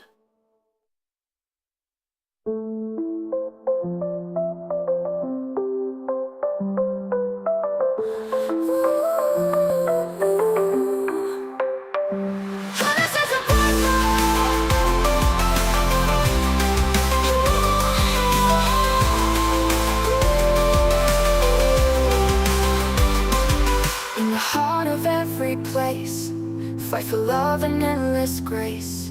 No one left out in the cold. Our truths are brave, our stories told.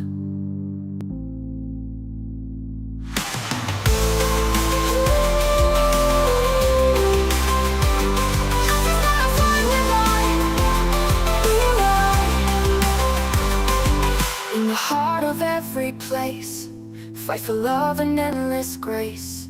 No one left out in the cold. Our truths are brave, our stories told. We stand tall for truth you see. No chains of doubt, we're running free. Equality, we shout out loud. With justice here, we're feeling proud. Justice is a process, watch us rise. We ignite the change, open eyes. Together strong, we'll never fall. Justice is a right for all.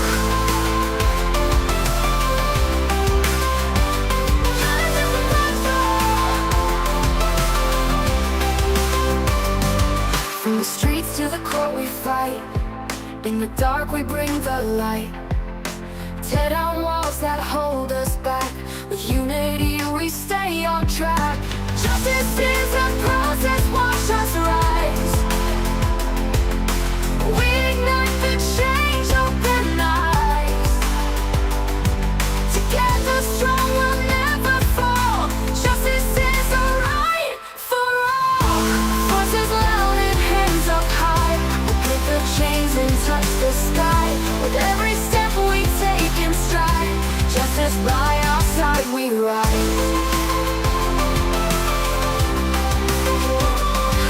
In the heart of every place, fight for love and endless grace. No one left out in the cold. Our truths are brave, our stories told.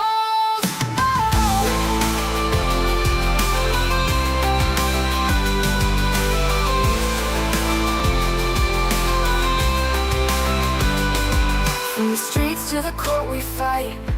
In the dark we bring the light. Tear down walls that hold us back. With unity we stay on track. From the streets to the court we fight. In the dark we bring the light. Tear down walls that hold us back. With unity we stay on track. Justice is a process, watch us rise. Watch us rise. We ignite the change, open eyes. Open like the change. Together strong, we'll never fall. Justice is a right for all. Voices loud and hands up high. We'll break the chains and touch the sky. With every step we take in stride. Justice by our side we rise. Voices loud and hands up high. We'll break the chains and touch the sky. With every step we take in stride. Justice by our side we ride. In the heart of every place, fight for love and endless grace. No one left out in the cold. Our truths are brave, our stories told.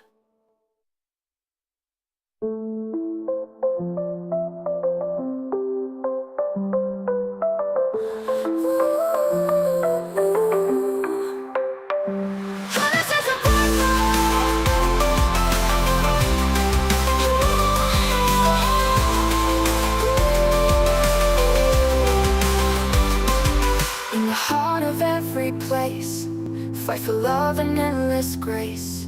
No one left out in the cold. Our truths are brave, our stories told.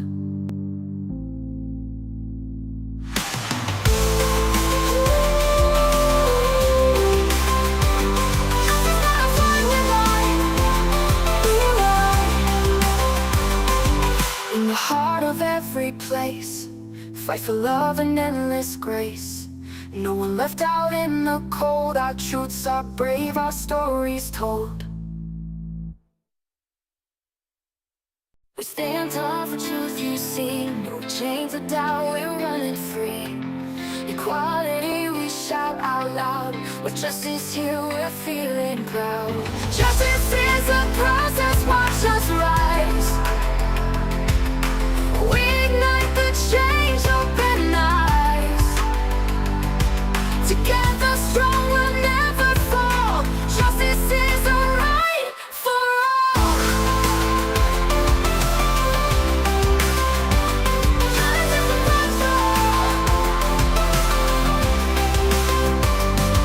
From the streets to the court we fight. In the dark we bring the light. Tear down walls that hold us back. With unity we stay on track. Justice is a process, watch us rise. We ignite the change, open eyes. Together strong, we'll never fall. Justice is a right for all. Voices loud and hands up high. We'll break the chains and touch the sky.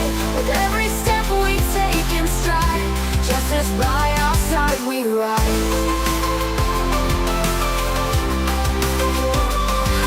In the heart of every place, fight for love and endless grace. No one left out in the cold. Our truths are brave, our stories told.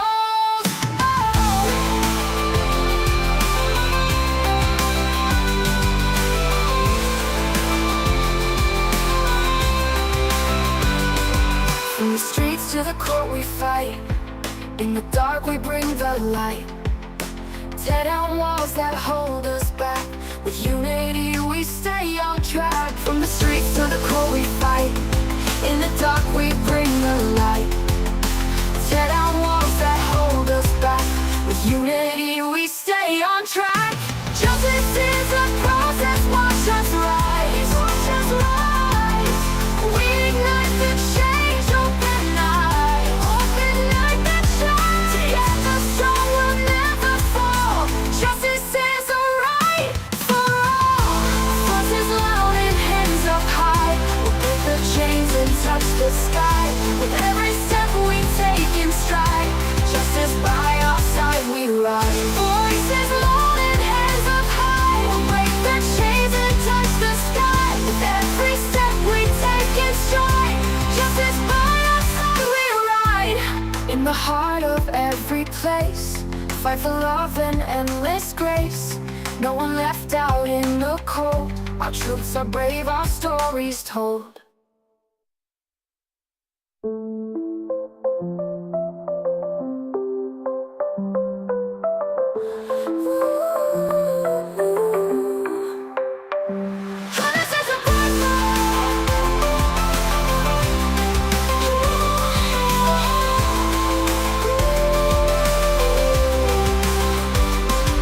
In the heart of every place, fight for love and endless grace. No one left out in the cold. Our truths are brave, our stories told.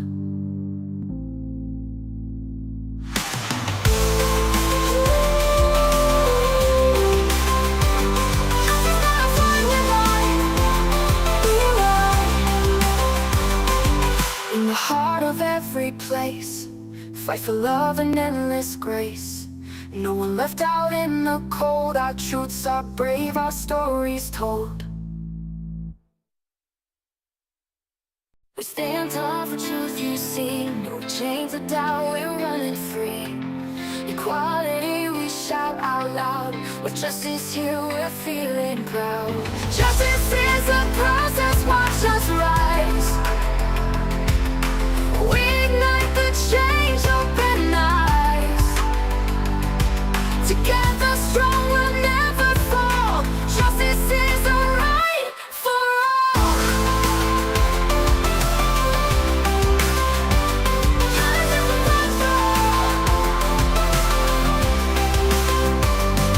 From the streets to the court we fight. In the dark we bring the light. Tear down walls that hold us back. With unity we stay on track. Justice is a process, watch us rise. We ignite the change, open eyes. Together strong, we'll never fall. Justice is a right for all. Voices loud and hands up high. We'll break the chains and touch the sky. With every step we take in stride, justice by our side we ride.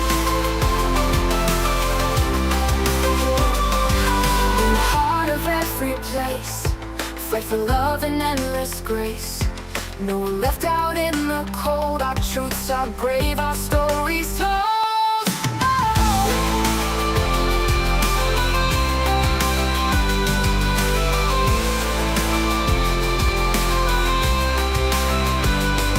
From the streets to the the court we fight.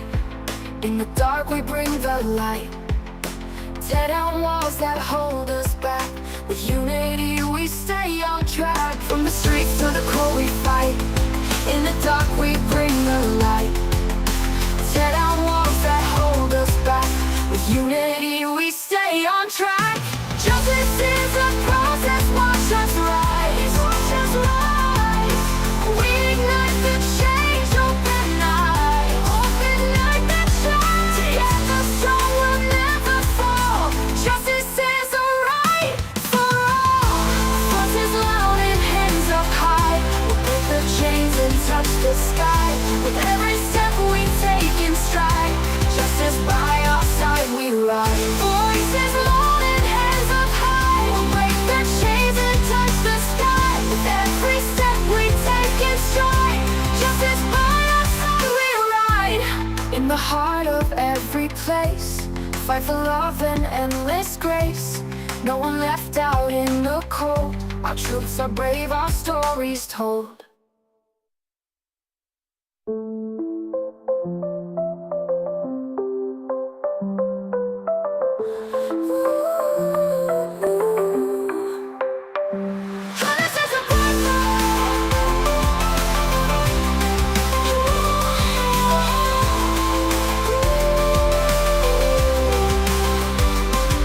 In the heart of every place, fight for love and endless grace. No one left out in the cold. Our truths are brave, our stories told.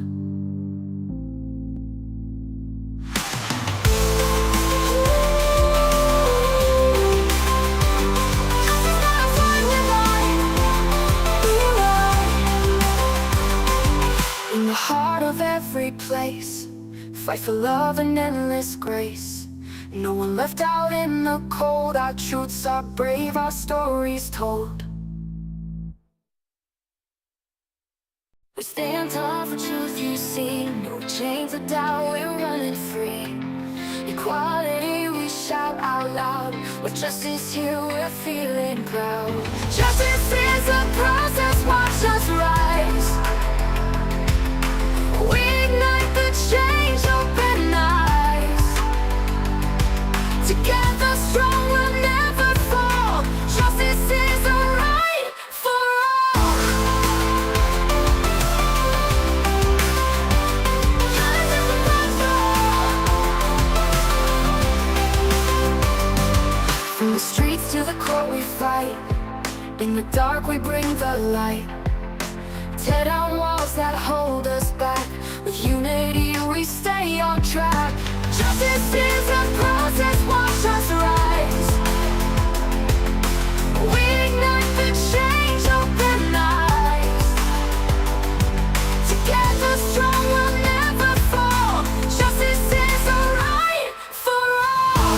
Voices loud and hands up high. We'll break the chains and touch the sky. With every step we take in stride. Justice by our side we ride. In the heart of every place, fight for love and endless grace. No one left out in the cold. Our truths are brave, our stories told.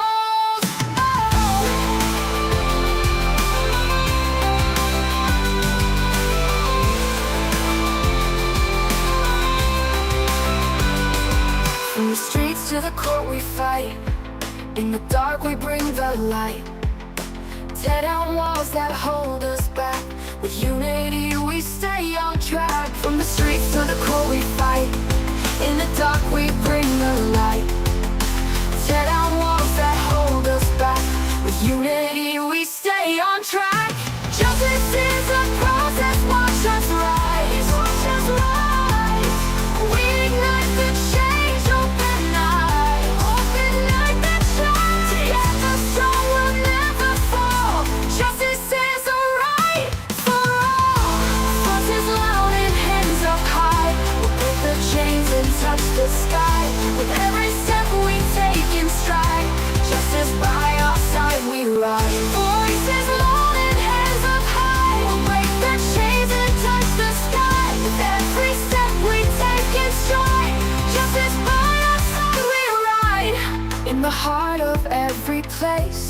Fight for love and endless grace.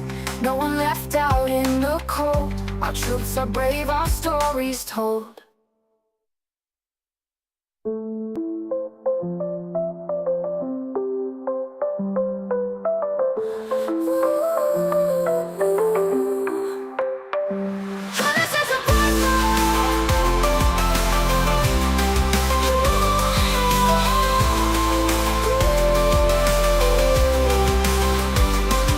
In the heart of every place, fight for love and endless grace.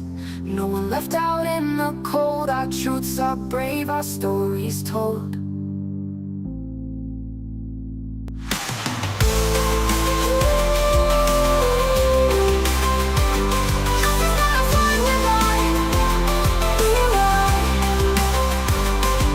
In the heart of every place, fight for love and endless grace.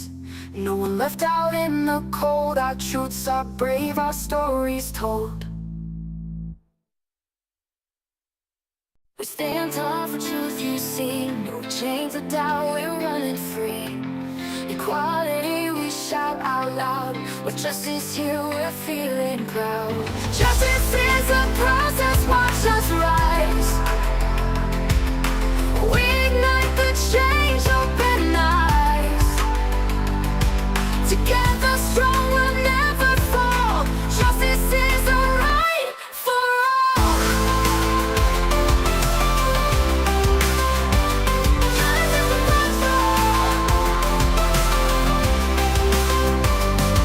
From the streets to the court we fight.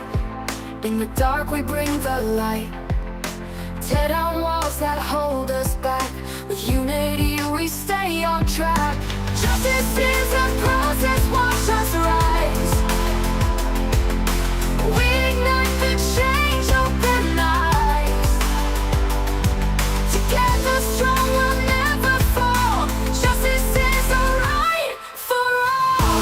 Voices loud and hands up high. We'll break the chains and touch the sky. With every step we take in stride. Justice by our side we ride.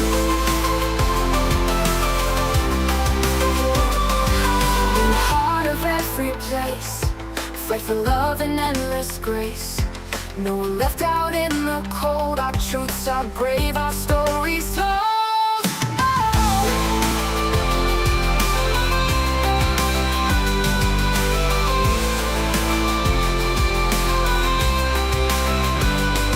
From the streets to the court we fight. In the dark we bring the light. Tear down walls that hold us back. With unity we stay on track. From the streets to the court we fight. In the dark we bring the light. Tear down walls that hold us back. With unity we stay on track. Justice is a process, watch us rise. Watch us rise. We ignite the change, open eyes. Open like the shine. Together strong, we'll never fall. Justice is a right for all. Voices loud and hands up high. We'll break the chains and touch the sky. With every step we take in stride. Justice by our side we ride. Voices loud and hands up high. We'll break the chains and touch the sky. With every step we take in stride. Justice by our side we ride.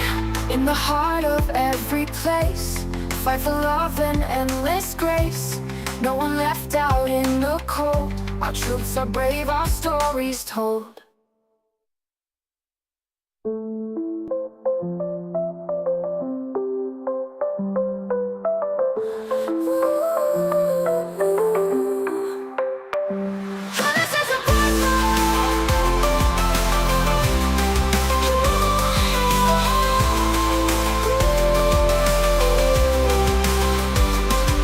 In the heart of every place, fight for love and endless grace. No one left out in the cold. Our truths are brave, our stories told.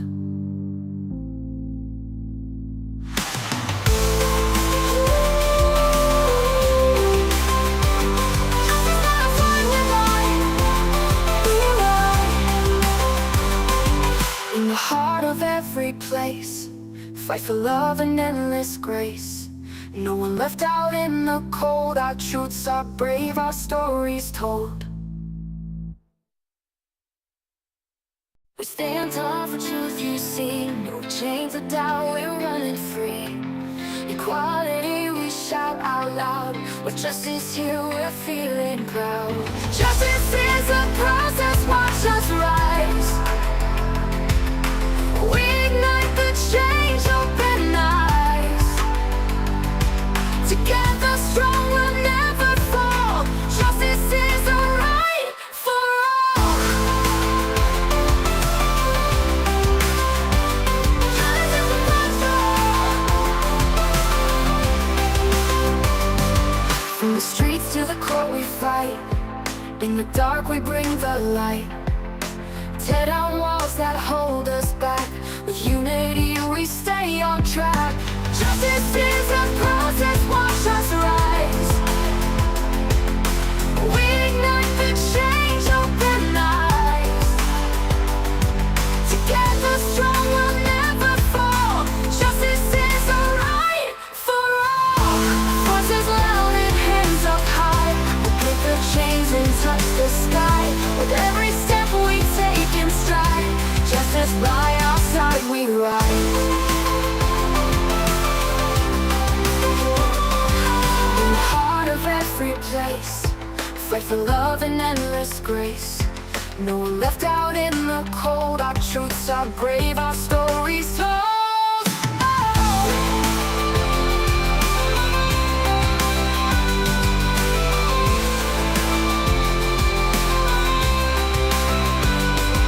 From the streets to the court we fight. In the dark we bring the light. Tear down walls that hold us back. With unity we stay on track. From the streets to the court we fight. In the dark we bring the light. Tear down walls that hold us back. With unity we stay on track. Justice is a process, watch us rise. Watch us rise. We ignite the change, open eyes. Open like the shine. Together strong, we'll never fall. Justice is a right for all. Voices loud and hands up high. We'll break the chains and touch the sky. With every step we take in stride. Justice by our side we ride. Voices loud and hands up high. We'll break the chains and touch the sky. With every step we take in stride. Justice by our side we ride. In the heart of every place, fight for love and endless grace. No one left out in the cold. Our truths are brave, our stories told.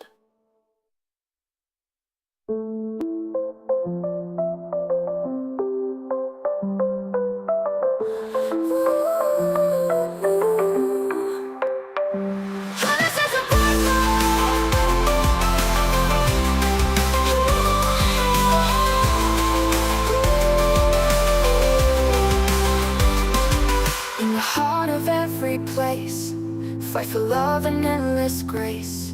No one left out in the cold. Our truths are brave, our stories told.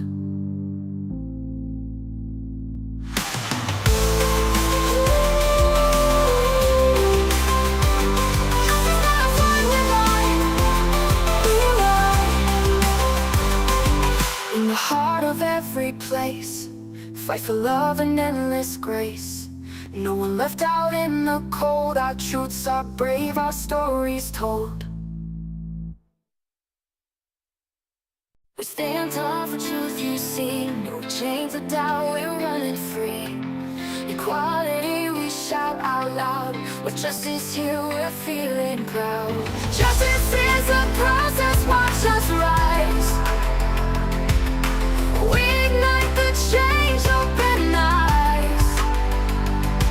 Together strong, we'll never fall. Justice is a right for all. Justice is a right for all. From the streets to the court we fight. In the dark we bring the light. Tear down walls that hold us back. With unity we stay on track. Justice is a process, watch us rise. We ignite the change, open eyes. Together strong, we'll never fall. Justice is a right for all. Voices loud and hands up high. We'll break the chains and touch the sky. With every step we take in stride, justice by our side we ride. In the heart of every place, fight for love and endless grace. No one left out in the cold. Our truths are brave, our stories told.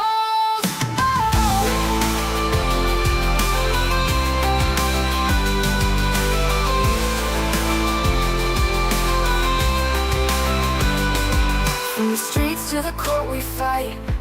In the dark we bring the light. Tear down walls that hold us back. With unity we stay on track. From the streets to the court we fight. In the dark we bring the light. Tear down walls that hold us back. With unity we stay on track. Justice is a process, watch us rise. Watch us rise. We ignite the change, open eyes. Open like the shine. Together strong, we'll never fall. Justice is a right for all. Voices loud and hands up high. We'll break the chains and touch the sky. With every step we take in stride, justice by our side we ride. Voices loud and hands up high. We'll break the chains and touch the sky. With every step we take in stride, justice by our side we ride. In the heart of every place, fight for love and endless grace. No one left out in the cold. Our truths are brave, our stories told.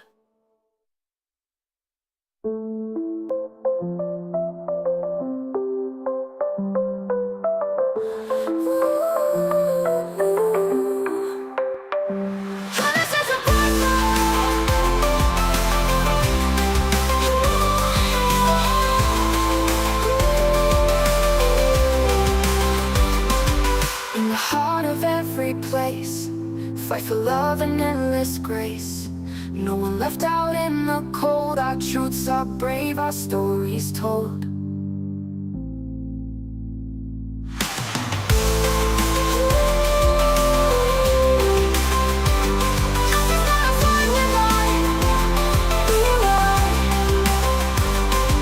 In the heart of every place, fight for love and endless grace. No one left out in the cold. Our truths are brave, our stories told. We stand tall for truth you see. No chains of doubt, we're running free. Equality we shout out loud. With justice here we're feeling proud. Justice is a process, watch us rise. We ignite the change, open eyes. Together strong, we'll never fall. Justice is a right for all.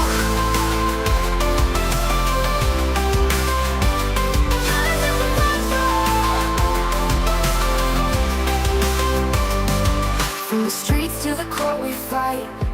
In the dark we bring the light. Tear down walls that hold us back.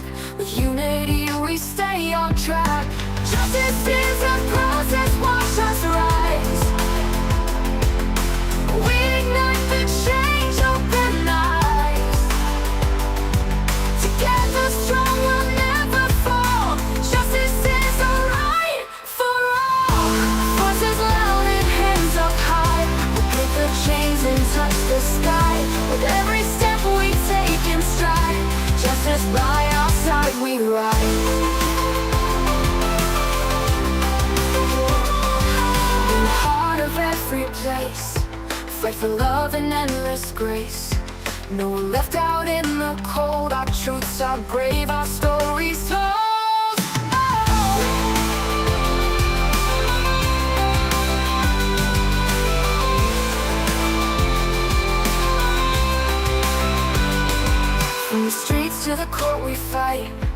In the dark we bring the light.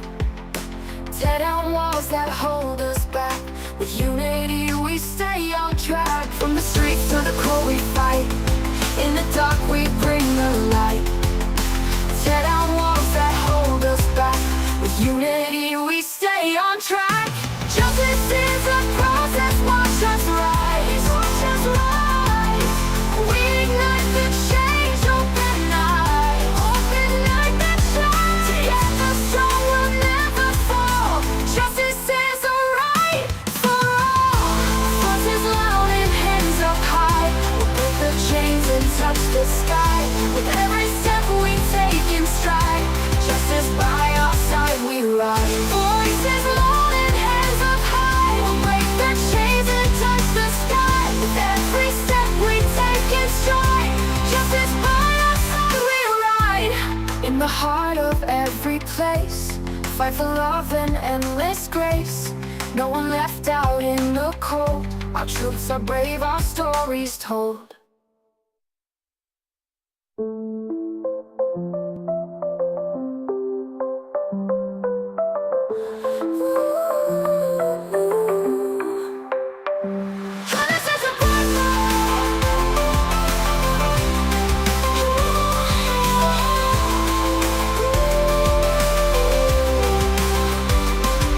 In the heart of every place, fight for love and endless grace. No one left out in the cold. Our truths are brave, our stories told.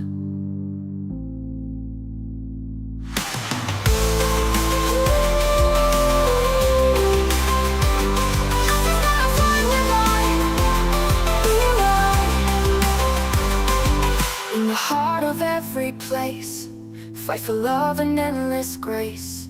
No one left out in the cold. Our truths are brave, our stories told.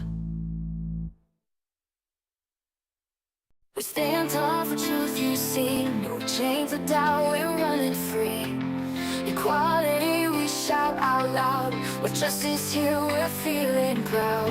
Justice is a process, watch us rise. We ignite the change, open eyes.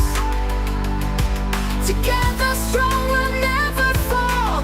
Justice is a right for all. Justice is a right for all. From the streets to the court we fight. In the dark we bring the light. Tear down walls that hold us back. With unity we stay on track. Justice is a process, watch us rise. We ignite the change, open eyes.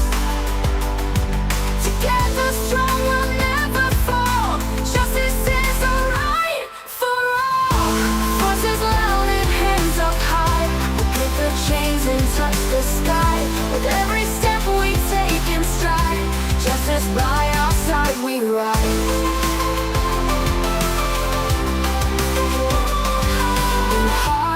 Every place, fight for love and endless grace. No one left out in the cold. Our truths are brave, our stories told.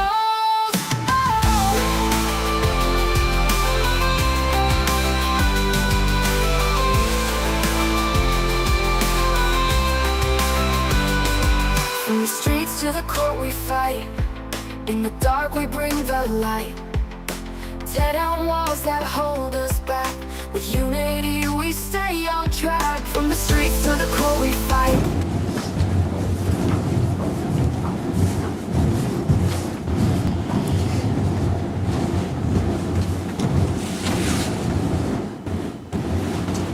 Please be seated. Jury is all present now after lunch. I'll ask the questions I always ask. Did anybody learn anything new about this case or anything about this case while at lunch? Seeing all shakes of the head no. With that, we'll resume the testimony of Detective Richardson, who is still under oath. And I think we're on cross, Ms. Johnson? We are. Thank you, Judge. Good afternoon, Detective Richardson. Good afternoon. I believe before lunch, when Ms. George was questioning you, she had asked you if you had recently reviewed or viewed the interview video. Yes. I'm going to say that's correct. Yes. Okay, just making sure. So, Ma'am, I reviewed the video that she was referencing, not the entire, over. Okay. that's fine. I understand. Thank you. Do you recall at the beginning of the interview, Mr. Ferlazzo saying, "I haven't really eaten much and I've been up for days"? Yes, I do.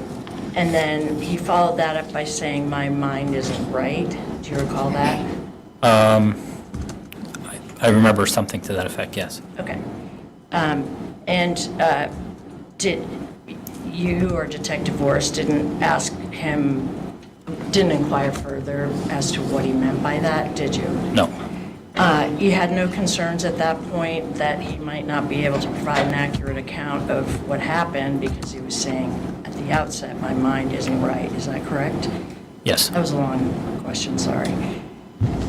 And at various points during the interview, Mr. Ferlazzo stated that he was really tired, correct? I don't know how many times he stated it, but yeah, I know that he stated at least once that he was tired. Fine, thank you. Do you recall about an hour into the interview, roughly, Mr. Ferlazzo said, "I'm just really tired. I don't know what day it is now. I'm not able to have a clear thought." Do you recall that? Not specifically, no, I don't. Okay. Would it help if I showed you the transcript to refresh your recollection? Sure, yes. Okay. So I'm going to show you, oh, I haven't marked it, sorry. They have, it's defendants A.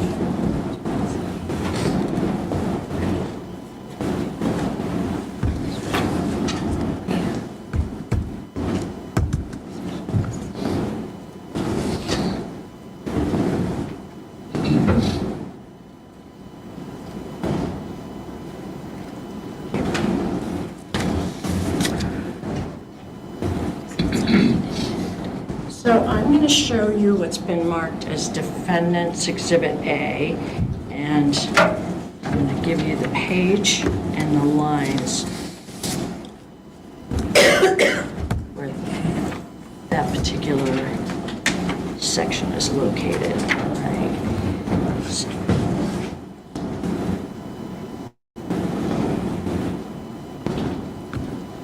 I'm going to show you, this is a transcript of the entire first segment of the interview, and this is page 32, and it's lines 11 through 13, and yeah, that's, take a look at that.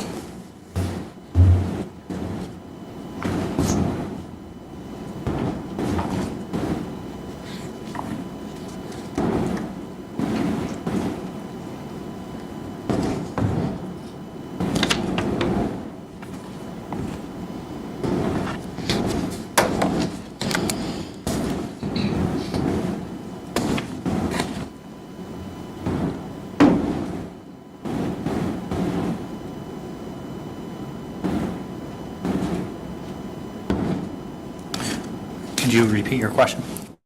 I just asked if you recall saying that at that point in the interview. So- Right, can you reference what he said, what you're asking me? Sure, sorry about that. So I asked you if you recall about an hour into the interview, Mr. Ferlazzo saying, "I'm just really tired." I believe you also referenced something about falling into a hole, and I don't know what day it excuse me, it is now. I'm not able to have a clear thought.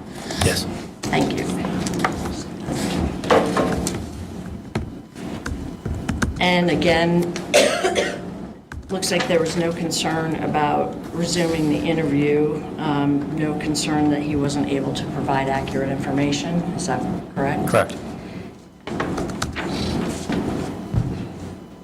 Do you recall, Joseph, at one point, Mr. Ferlazzo was being asked to provide more details about what happened on Friday and early Saturday, and he said all I can remember is like a jumble. It was basically like flashes, like if you go to a disco and look up and there's nothing.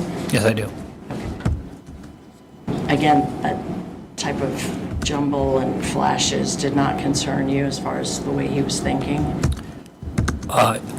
Excuse me, it didn't, because before and after, he gave other accounts of the way he was feeling and felt at the time, which made sense to me. Okay, thank you. About an hour and 10 minutes into the interview, do you recall Mr. Ferlazzo suddenly putting his head down and suddenly asking for water?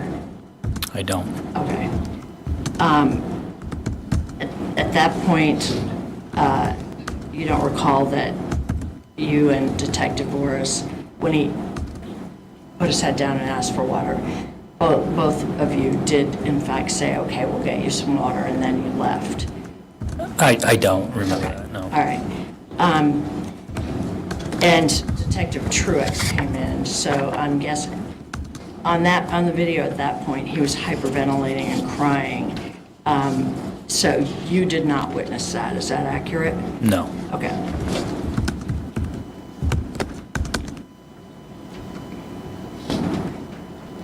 And then the questioning resumed roughly 15 minutes, roughly, after that. Correct? It resumed after you. Yes, it resumed after, yes. Thank you. You drafted a report detailing the actions that you took on the case between October 19th, 2021 and October 21st, 2021, correct? Yes. And in the report, you stated that the interview of Mr. Ferlazzo on the 19th of October 2021 occurred in multiple segments over several hours in various locations within and outside the barracks, correct? Yes. Yep. The first segment, I'll just reference it the way you did, that was the initial interview with some breaks, understandably, but the initial interview, which took approximately 2.5 hours, is that accurate? Yeah.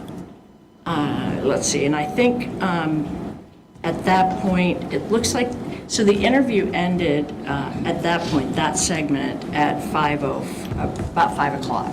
Is that correct? I mean, I can't confirm that. I mean, Okay. yeah, I mean, that sounds accurate. At that point, I think you and Detective Boris left and Mr. Ferlazzo laid down on the floor. Do you recall that? Yes, I remember him laying down. Okay. And although we can't tell, it's assumed that he was probably sleeping, but he was laying down on the floor, whether he was sleeping or not, correct? Yes, he was laying down on the floor. Okay. And then at about 6 or 10 minutes of 6, after he'd been laying on the floor, he was moved to a holding cell, correct? Yes. And then the next interaction with Mr. Ferlazzo was approximately 8:10, and I think you and Detective Boris woke him up to see if he was okay, and then at that point, took him outside the barracks for a cigarette, correct? Yes. And then we brought him back into the holding cell around 8:15 and he laid back down, correct? Yeah. Okay. And then at about 9:18, you and Detective Boris woke him up again, correct? Yeah, I mean, I'm confirming that we did wake him up. I can't verify the times, but yes. Okay, yeah, I'm referring to times. If you would like, yeah, we can always look at it, but, and then you did have at that point, you wanted to ask him a few more things and asked him if he was willing to answer more questions, correct? Yeah. Yes. Okay. He was groggy at that point, correct? No, I wouldn't say groggy. Okay. As alert as he was previously, or? Yeah, I would say so.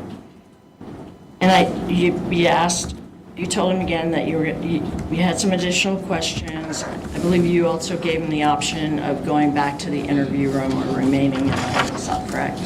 James asked him, Okay. gave him the choice. It's yeah. hard. It was hard to tell since that was audio. All right, thank you.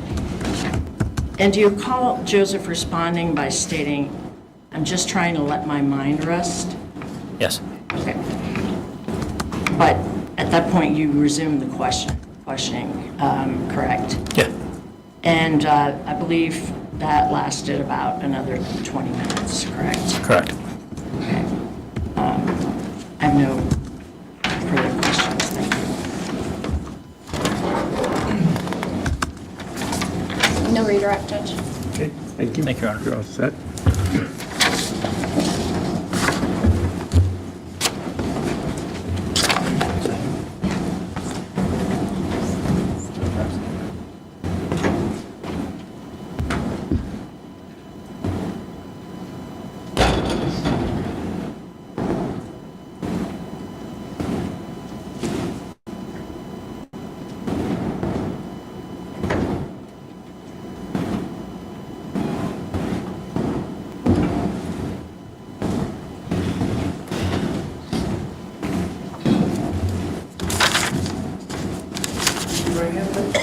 Solemnly affirm that the evidence you shall give relative to the cause now under consideration shall be the whole truth and nothing but the truth, under the pains and penalties of perjury.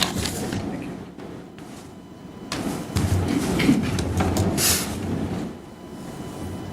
you. Good afternoon. Good afternoon. Can you please state your name and spell your last name? Yep, my name's Samuel Truex, Truex. The acoustics are not great in this room, so if you can keep your voice up so that the back jurors can hear you. Okay. Can you tell us how you are currently employed? I am currently retired from the Vermont State Police. Okay, and when did you retire? November 30th of this year. Okay. And how long had you been employed at the Vermont State Police? Over 26 and a half years. All right, so you were employed with them in October of 2021? Yes, I was. And at some point, did you become involved in the investigation related to Emily Ferlazzo? Yes, on Tuesday, October 19th, 2021. And how did you become involved? Detective Lieutenant John Paul Schmidt asked me to respond to the St. Albans barracks and said that there was a missing person complaint that was suspicious in nature. Okay. And upon arrival at the barracks, were you given a specific task? I was given a couple tasks. One was to sit in on the interview with Joseph Ferlazzo. Okay. And during that, did you have an opportunity to speak with Mr. Ferlazzo yourself? Yes, I did. And the jury has seen the video, so are you the individual that sort of comes in during the breaks and sits with Mr. Ferlazzo? Yes, I am. Okay. And the first time that you went into the interview room, was Mr. Ferlazzo eating? Yes, he was. And did you ask him if he needed anything? I believe Amy got him lunch, and then Seth was in the process of getting him some hot coffee at his request. Okay. And at any point, did you ask him if he needed anything else? He asked me, or he told me he had to go to the bathroom at one point, so I escorted him down the hall to the bathroom and back. Okay. And at one point during the interview, did Mr. Ferlazzo ask you to stay in the room with him? Yes, he asked me if I'd sit down and stay in there with him. Okay. Were you planning on doing that anyway? I wasn't, but I agreed to do that. Okay. And did you have a conversation with him during that time? Yes. And who initiated that conversation? I think he initiated it. Did he ask you questions about taking him somewhere? He made a comment. He asked me if we're going to take him someplace so he can't do that again. Okay. And how did you respond? I don't recall exactly what my response was. Okay. What are some of the other things that you talked about with Mr. Ferlazzo? He just asked me generally about myself, the police. We talked about, I asked him questions about being a tattoo artist, what was his favorite part. He asked me what my favorite part of being a police officer was. He asked kind of about like the team of detectives and how things worked, where everybody was assigned. We talked about his dog Remington, I told him that Remington was at his friend Jason's house and that the dog was okay being there, but he probably would have to make arrangements for long-term.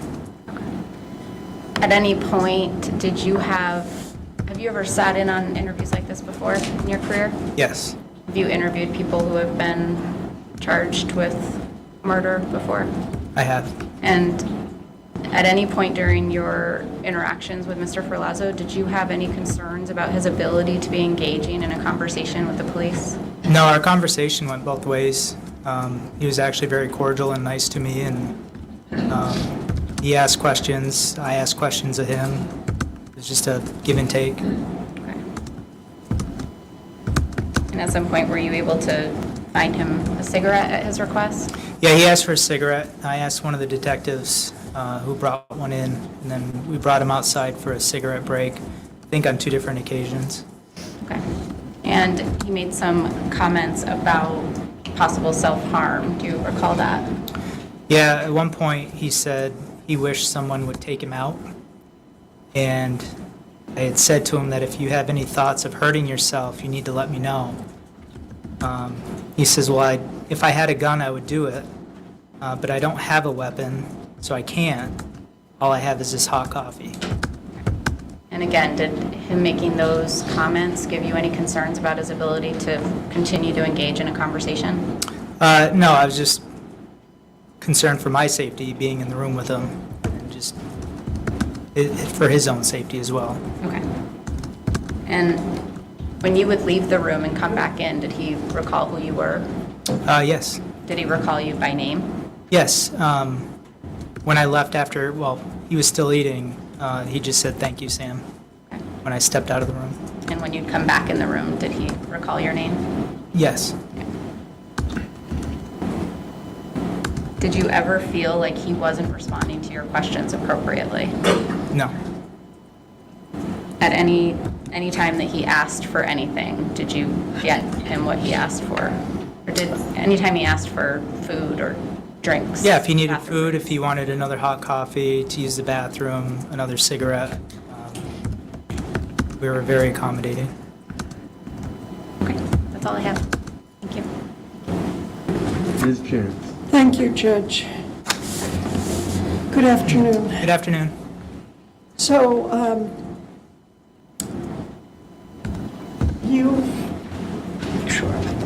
you've described kind of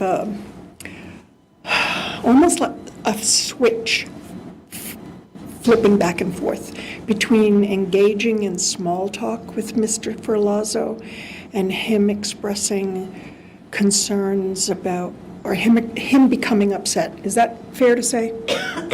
Yeah. And both of those occurred during your interactions with him, right? Yes. You do recall him saying at least once that his brains were scrambled, don't you? Yes. And that he was not thinking clearly. You recall that as well? Yeah, he said that he needed to talk to an expert that could help him because of his an expert in scrambled brains. Scrambled brains. Yes. And you responded by saying, yes, we have people you can talk to. Yes. And he never did talk to any kind of mental health person after he was processed, did he? I don't know if he did. But that's what you told him would be available to him, correct? Yes, and I said that we, as in like the state of Vermont corrections, have that access for that, yes. You observed that he, at one point, started hyperventilating, correct? Breathing like this. I know what that is. I was just trying to recall. I haven't seen the video. And You didn't, I'm sorry? I didn't review the video before coming here today. Okay. I don't have access. And you don't have a recollection of being in the room when that happened? I feel like I remember him crying or starting to cry a couple times. Sobbing? Sobbing. Sobbing. Yes. And you said to him, are you okay, right? I did ask him if he was okay, and he told me he was not. He was not, that's what he said, I'm not okay. Yes. And I told him that he's going to have to take it one day at a time, that it's going to take time. So you were, correct me if I'm wrong, trying to calm him down. Is that a fair assessment of the kinds of things you were saying to him? I was just trying to reassure him, Reassure him about what? just the traumatic incident that he's involved in, just the kind of things are going to be okay, trying to just keep a steady. He also said to you that more than once, what happens next? Because he seemed to be unfamiliar with the process. Do you remember that? I don't recall exactly. Okay. And you were aware that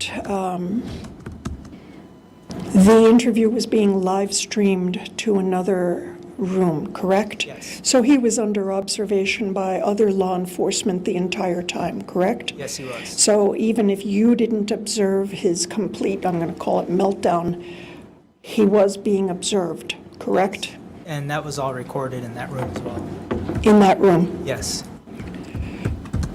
One moment, please, Judge.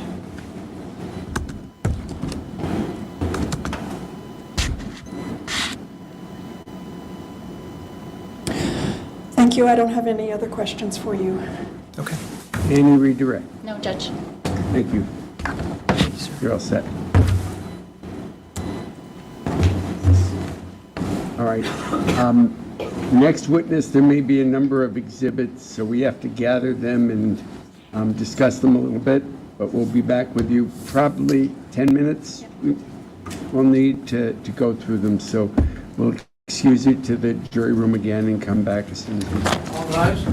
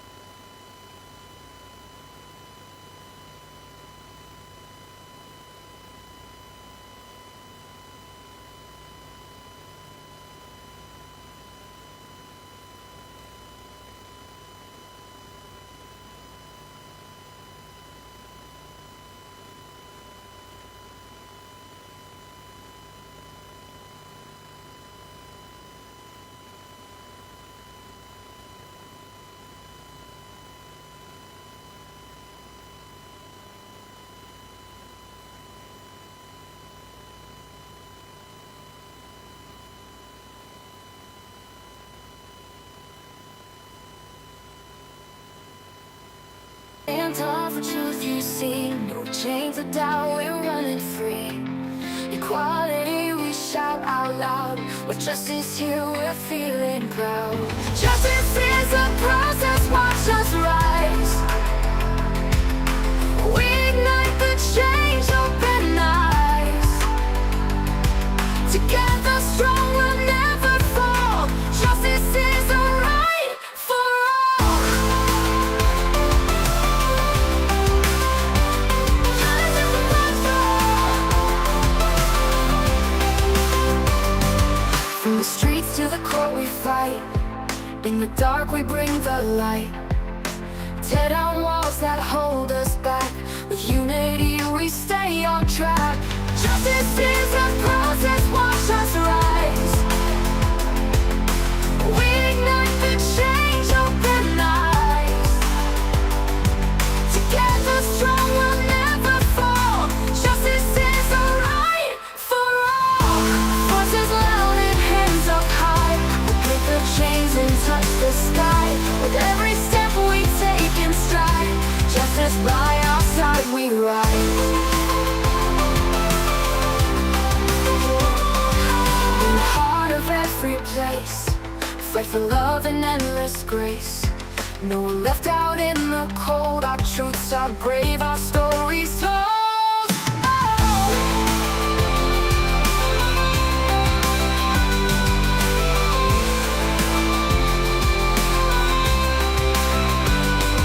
From the streets to the court we fight. In the dark we bring the light. Tear down walls that hold us back. With unity we stay on track. From the streets to the court we fight. In the dark we bring the light. Tear down walls that hold us back. With unity we stay on track. Justice is a process, watch us rise. Watch us rise. We ignite the change, open eyes. Open eyes that shine. Together strong, we'll never fall. Justice is a right for all. Voices loud and hands up high. We'll break the chains and touch the sky. With every step we take in stride. Justice by our side we ride. Voices loud and hands up high. We'll break the chains and touch the sky. With every step we take in stride. Justice by our side we ride. In the heart of every place, fight for love and endless grace. No one left out in the cold. Our troops are brave, our stories told.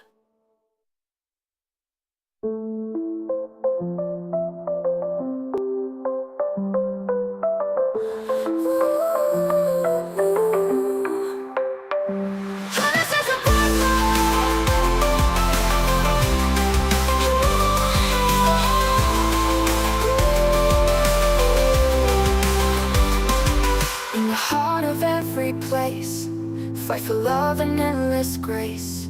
No one left out in the cold. Our truths are brave, our stories told.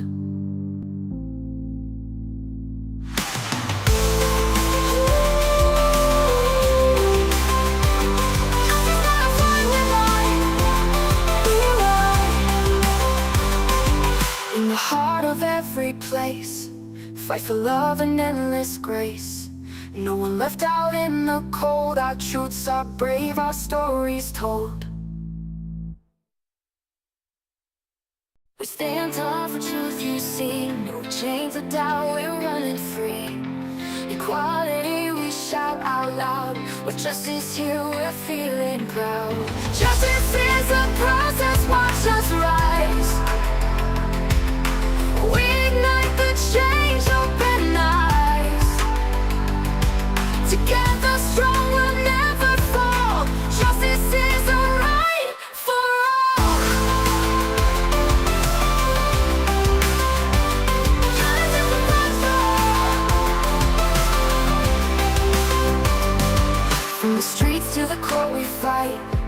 In the dark we bring the light. Tear down walls that hold us back. With unity we stay on track. Justice is a process, watch us rise. We ignite the change, open eyes.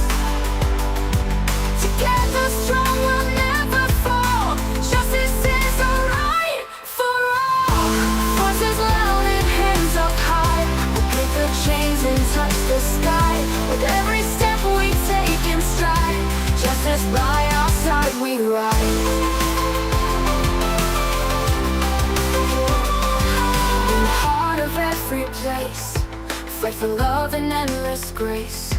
No one left out in the cold. Our truths are brave, our stories told.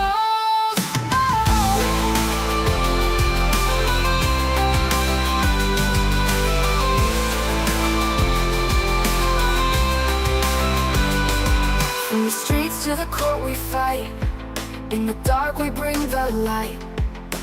Tear down walls that hold us back. With unity we stay on track. From the streets to the court we fight. In the dark we bring the light.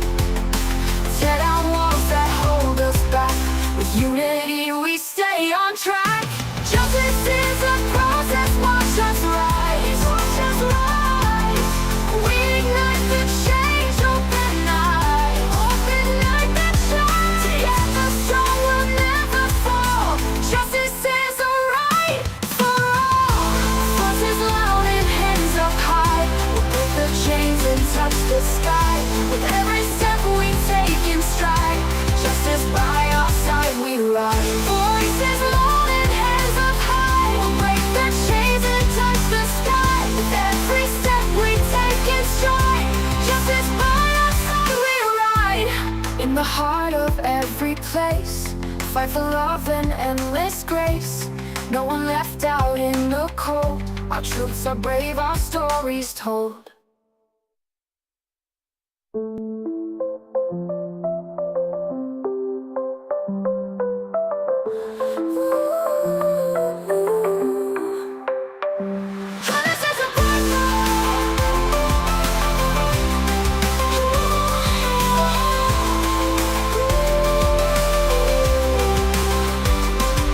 In the heart of every place, fight for love and endless grace. No one left out in the cold. Our truths are brave, our stories told.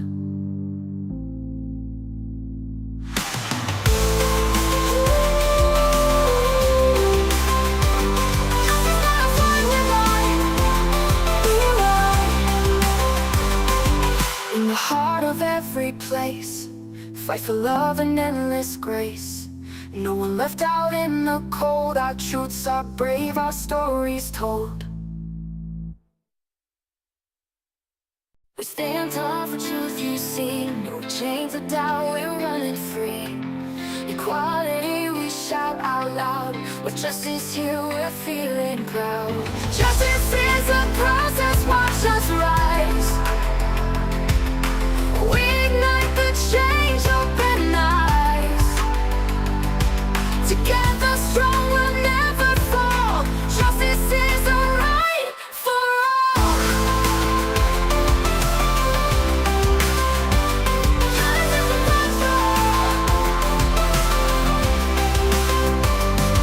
From the streets to the court we fight.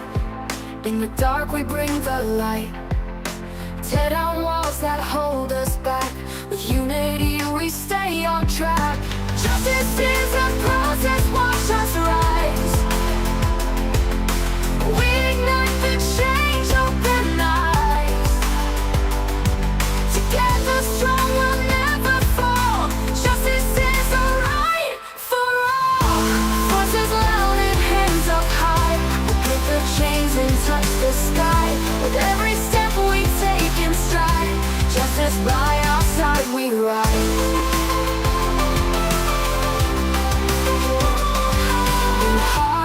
Every place, fight for love and endless grace. No one left out in the cold. Our truths are brave, our stories told.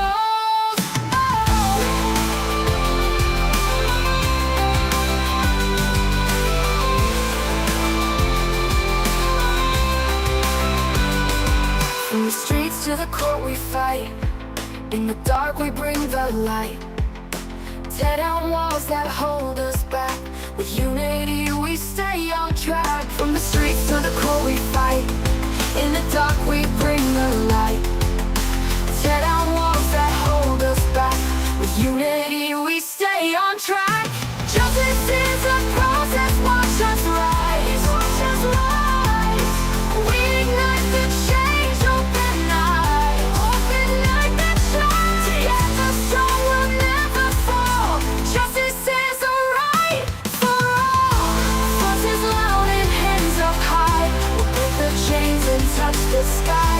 With every step we take in stride, justice by our side we ride. Voices loud and hands up high, we'll break the chains and touch the sky. With every step we take in stride, justice by our side we ride. In the heart of every place, fight for love and endless grace. No one left out in the cold. Our troops are brave, our stories told.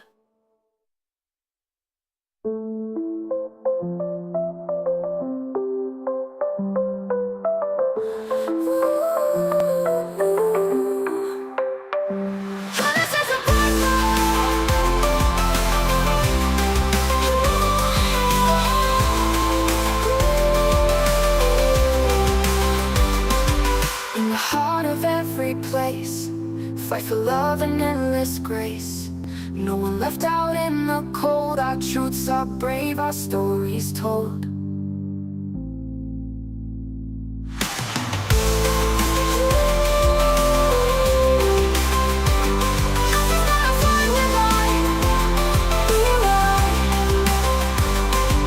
In the heart of every place, fight for love and endless grace.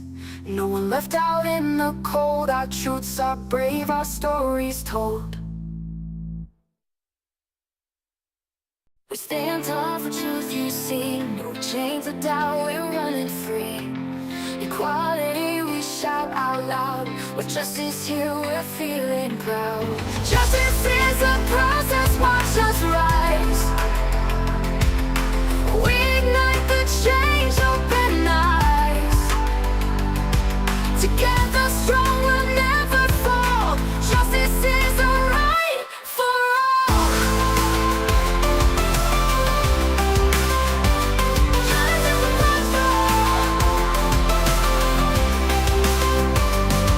From the streets to the court we fight. In the dark we bring the light. Tear down walls that hold us back. With unity we stay on track. Justice is a process, watch us rise. We ignite the change, open eyes. Together strong, we'll never fall.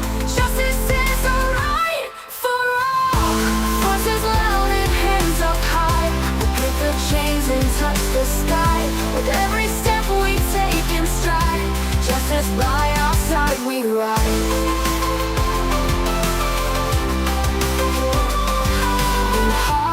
Every place, fight for love and endless grace. No one left out in the cold. Our truths are brave, our stories told.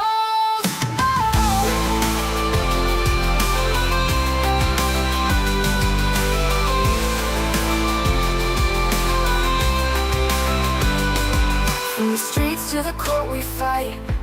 In the dark we bring the light. Tear down walls that hold us back. With unity we stay on track. From the streets to the court we fight. In the dark we bring the light. Tear down walls that hold us back. With unity we stay on track. Justice is a process, watch us rise. Watch us rise. We ignite the change, open eyes. Open like the shine. Together strong, we'll never fall. Justice is a right for all. Voices loud and hands up high. We'll break the chains and touch the sky. With every step we take in stride, justice by our side we ride. Voices loud and hands up high. We'll break the chains and touch the sky. With every step we take in stride, justice by our side we ride. In the heart of every place, fight for love and endless grace. No one left out in the cold. Our truths are brave, our stories told.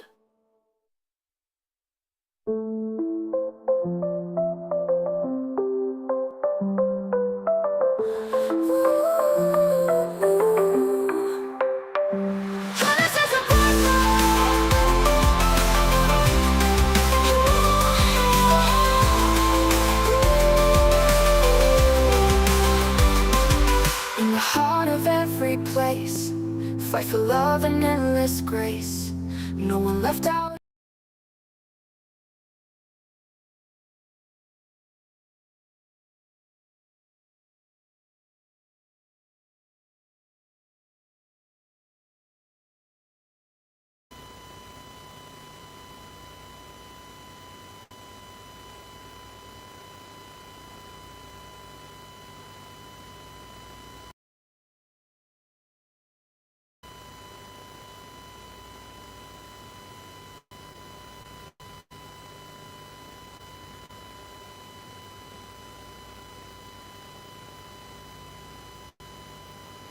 Before they come, should you know?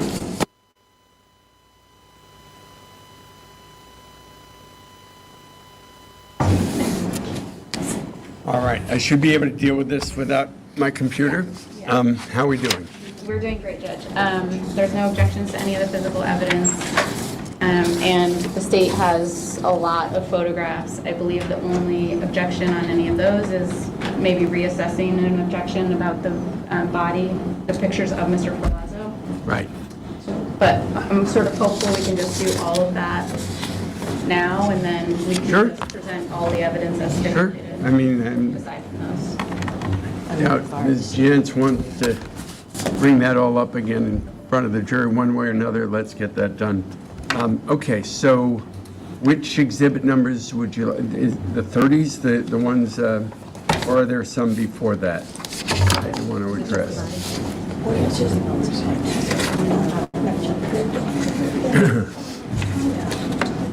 25 to 36.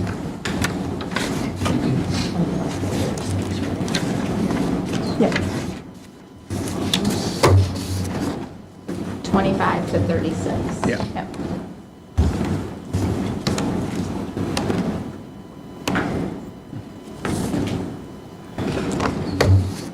I can't do the objection because it's your witness. Do we need this right now, or can we move that at this point? Oh, you're going to use that for all these exhibits? Yeah. It's just, I'm sorry I can't see you, Ms. Johnson. I can move it back. I just Can wanna make you, sure that just at least for now, while we're talking about this, and then we can move Just to it back? clarify, Judge, do you want us to renew the grounds for the objection to exhibits 22 to 36? Well, you can renew it for the reasons already stated, or if there's anything you wish to add to those reasons, you may bring that up now. Renewing it for the reason. Go ahead. Just renewing it, Judge. All right. Same objection. Is there anything specific in my order? I did mention other things regarding specific tattoos that were reflected. Do you care if those come in? No? So the only exhibit I thought about, if I can get it back up.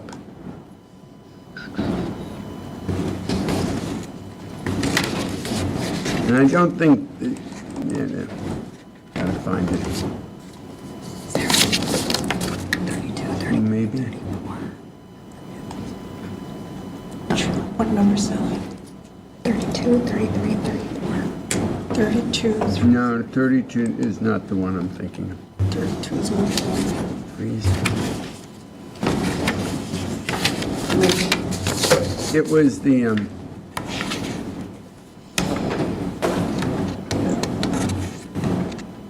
think it's 31. The kind of close-up of the chest and stomach area. It seemed to me another picture got it from a little further back without it being quite so suggestive. And I wondered if we used that one.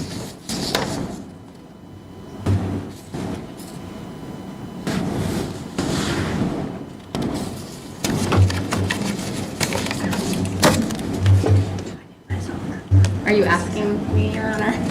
Well, no, I finally got the picture up.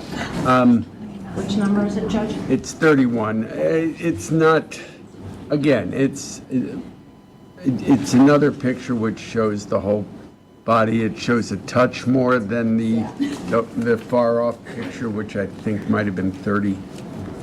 Let me see.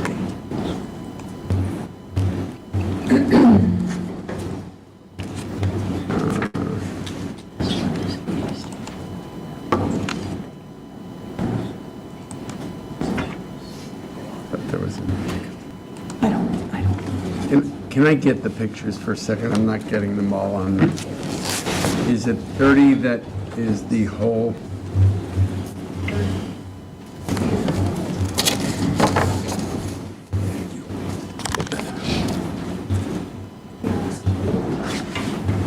No, it was 29. I thought that captured it okay, and I didn't, 31 seemed to be, was a close-up of 29.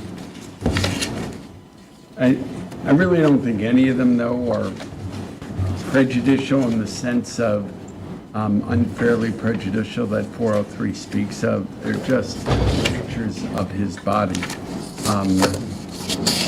Judge, the reason I specifically also picked that one is because during the interview, he's pointing to that particular area and indicating that he might have an injury there. So that was a specific choice made so that the jury has a closer up view of that area. I'm going to allow them then, for the reasons already indicated in my order. No objection. If Your Honor would note my objection, our original objection. We have in mind your Thank you. original objection. My understanding, though, is there's nothing specific to any of the tattoos that are reflected on the picture that's problematic. That's correct. Other exhibits that you wanted to discuss? No, nothing else, Judge. So there's nothing else no other photographs? No. Would you approach for 1 minute?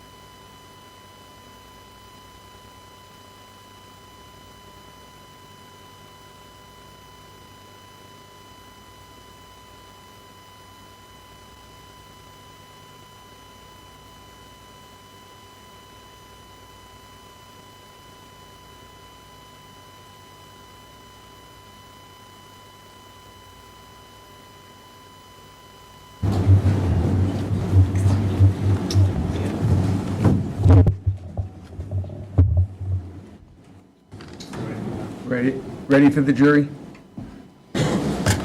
Yes, Judge. Okay, let's bring them in.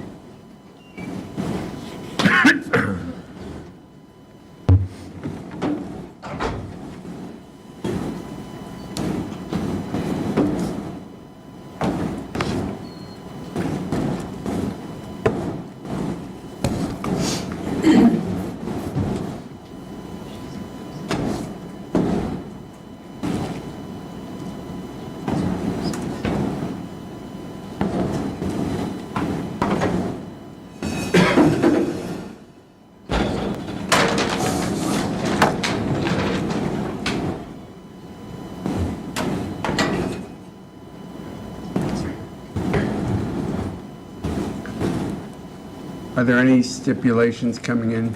All right, do you want them now? You don't have to. You can do it, whatever's easiest for you in conducting your examination.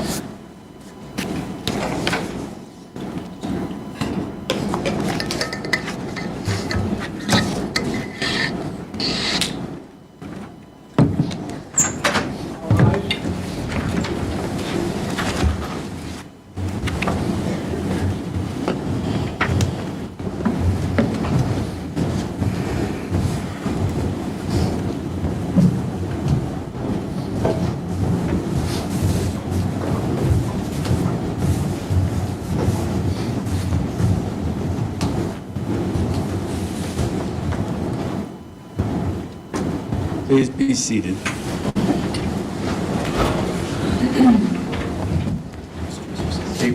We're back in the record in State versus Joseph Ferlazzo, Jr., 21 CR 8967. The parties have had an opportunity to meet and discuss various exhibits, and I think we're ready to proceed. Ms. George. Thank you, Judge. The state would call Amy Nolan.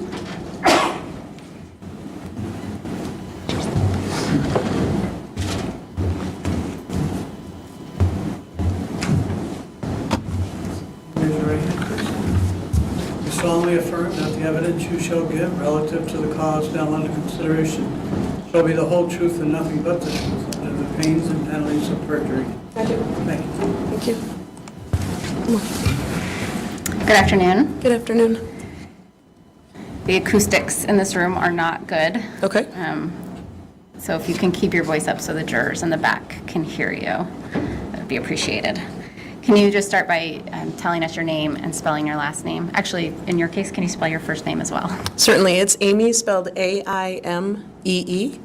Last name Nolan, N-O-L-A-N. Okay. And did you formally work for Vermont State Police? I did. Okay. And are you now retired? I am. When did you retire? October of 2023. Okay. Can you parties approach for 1 minute?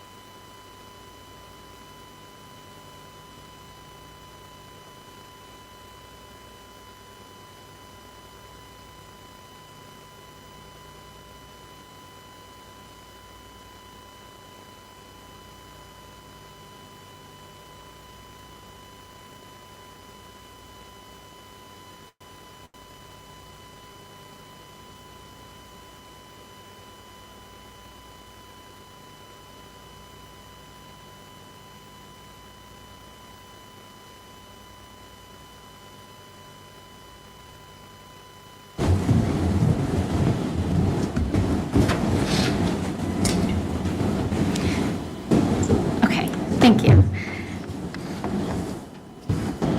You were employed with the Vermont State Police in October of 2021? Correct. Okay. And what was your rank at the time? Detective Sergeant. Okay, and was that your rank at the time of retirement? Yes. Okay. And what was your assignment with the Vermont State Police at that time? I was the assistant commander of the crime scene search team for the Vermont State Police. Okay, and can you just tell us what that sort of generally means? Sure. The crime scene search team is a team of 20 members and 2 commanders. We respond to homicides, officer-involved shootings, and other questionable death investigations. And the team specializes in processing the crime scene, collecting evidence. Okay. Approximately how many crime scenes and death investigations have you participated in? Well over 150. And in mid-October, October 15th or 16th of 2021, were you made aware of an investigation related to Emily Ferlazzo? I was not notified until the morning of October 19th. Okay, so prior to that, you were not involved in the case? No. Okay. And what information were you provided on October 19th? I received a call from the Major Crimes Unit Supervisor. One of the lieutenants advised that there was a new case, requesting my presence at the St. Albans Barracks for a briefing later that morning. Okay. And did you, in fact, attend that briefing? I did. And what further information did you learn? Excuse me, at that point I learned that the state police was notified the prior day of a missing person, Emily Ferlazzo, that there were some suspicious circumstances surrounding that, that Mr. Ferlazzo, Emily's husband, had told a friend that he had killed her, and that the state police had seized a camper van as well as a Jeep that belonged to Mr. Ferlazzo. Okay. And so what was your sort of plan or task for the day? Initially, there was a lot of waiting around, learning new information as it was found. The search warrant was being worked on to be able to search the van and the Jeep. So I took it upon myself to sort of scour the internet, social media pages for both Emily and Joseph Ferlazzo, trying to find acquaintances that we might be able to interview, seeing if anyone had posted any comments or anything we could learn about Emily's potential whereabouts. Okay. And at some point, did you take a break to go get food? I had had lunch, but to be honest, I'd had enough coffee that morning, so I decided to go to the store, knowing it was going to be a late night. I wanted an energy drink and some snacks for the team once they got there. So I believe it was around 2 in the afternoon. I did leave the barracks and go to a local convenience store. Okay. And what was that convenience store called? Maple Fields. Okay. And that was in St. Albans? Yes. All right. And who did you go there with? One of the other team members that had arrived at the barracks, Brandon Gallant. Okay. And who drove? I did. What did you drive? What vehicle did you drive? I drove my state-issued cruiser, if you will. Okay. And can you describe that vehicle? Sure. It's an F-150 truck with an extra cab and an extended bed on it, so it's a rather large vehicle. Okay. How many seats are in the vehicle? Technically, seating for 6. It was a bench seat in the front and a bench seat in the back. But my back seat was full of equipment. And then in the front seat, I usually kept the center console folded down for like a drink holder, things like that. So most comfortably 2, impossibly 3. Okay. And is there a secure area of this vehicle like many police cruisers? No. Okay. So the entire inside of it is accessible? Open, correct. Okay. Does it have any sort of Vermont State Police insignia on it? No, completely unmarked. What were you wearing that day? I was wearing my crime scene uniform, which is a pair of cargo style, I'd say tan pants, a green polo shirt with the state police emblem, and it said CSST on it, but that was covered with a plain black fleece, so I didn't have any obvious markings of the state police on my person that day. You weren't wearing a state trooper uniform that we've all No, seen? I was not. Okay. How far away is the Maple Fields from the St. Albans Barracks? It's approximately a mile down the road. Okay. So can you tell the jury what happened when you pulled into the Maple Fields? Sure. Due to the size of the truck, it wasn't practical to park in sort of a normal parking spot, if you will. The back end of the vehicle would stick out several feet. So I often chose to park, not in a parking spot, along a parking lot edge or something like that. So as I pulled in to the entrance to the store, I had my eye on a spot where I wanted to park sort of parallel to the road. Well away from parking spots. I noticed a male was just sort of nonchalantly walking right where I wanted to park. So I was, I can't remember if I muttered it or if I just thought under my breath, like, oh my gosh, hurry up, that's where I want to park. So I sort of slowly, crawled behind the person until they diagonally cut across and went into the store. Okay. And so once you entered the store, where did you immediately go?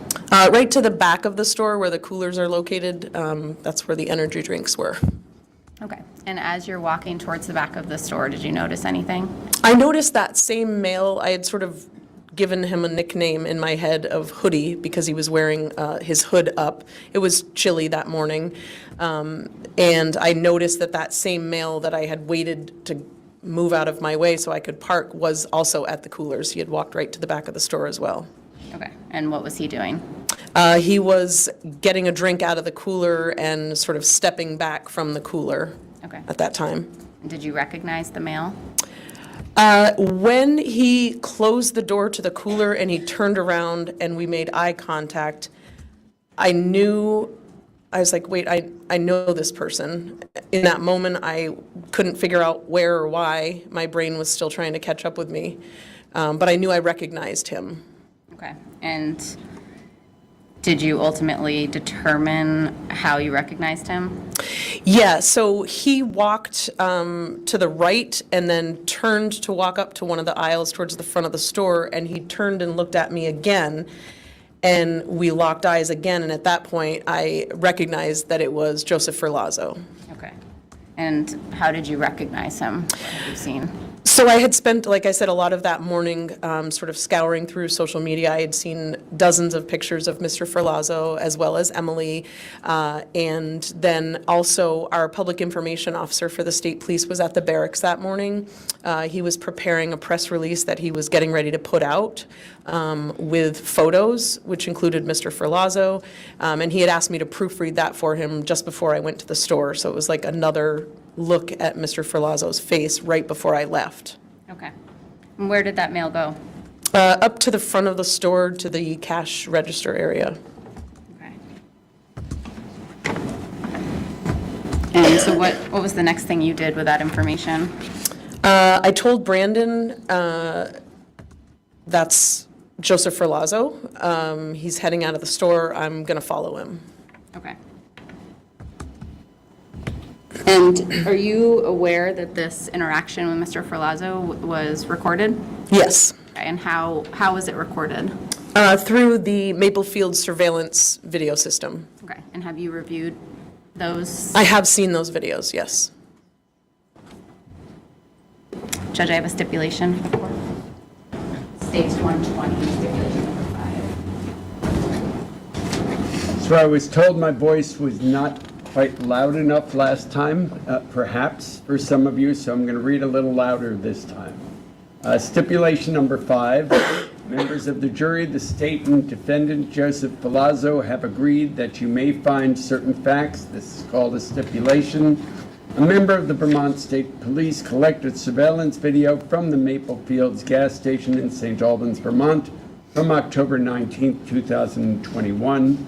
That surveillance video was added to the case file and reviewed by Detective Sergeant Amy Nolan. The authenticity of the surveillance video is not being challenged. Chain of custody of the surveillance video is also not being challenged. As with any evidence in this trial, you must decide what weight you will give this stipulation. And that's Exhibit States 120, and no objection to that being admitted. No objection. Admitted without objection.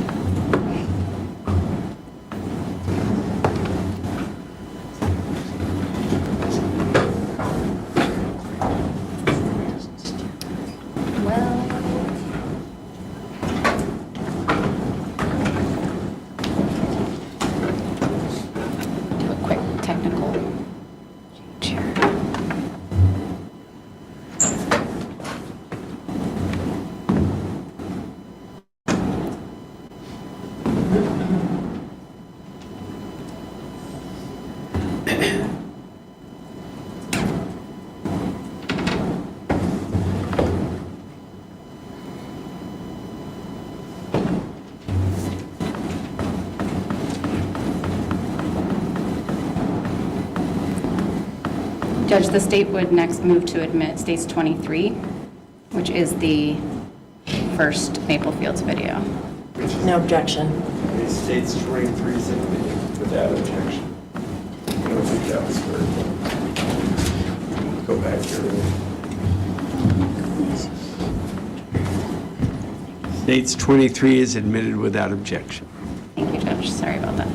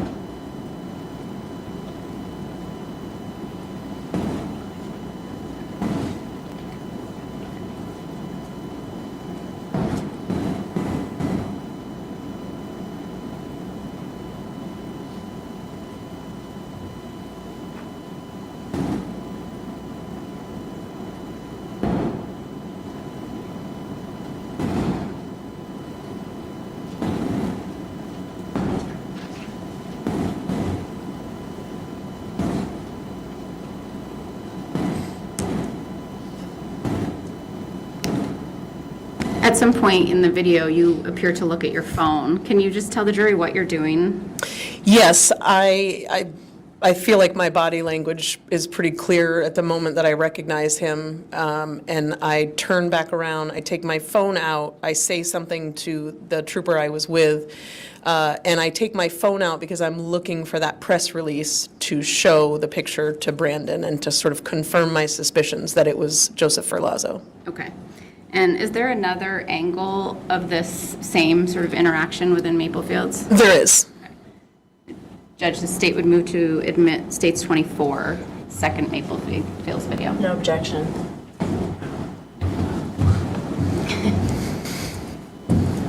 States 24 is admitted without objection.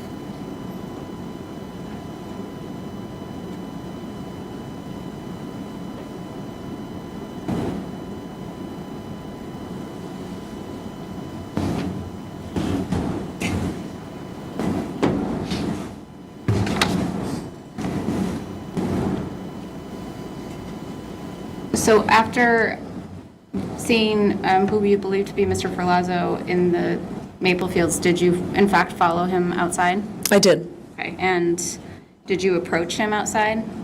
I followed behind him. He was walking along the front of the store. Okay, and what did you do? What was your interaction? I said, Joseph, Okay. and the male kept walking, no acknowledgement. So then I said something to the effect of, hey, state police, can you stop for a second? I just need to talk to you. Okay, and did the male stop? He did. Okay. And what did you do?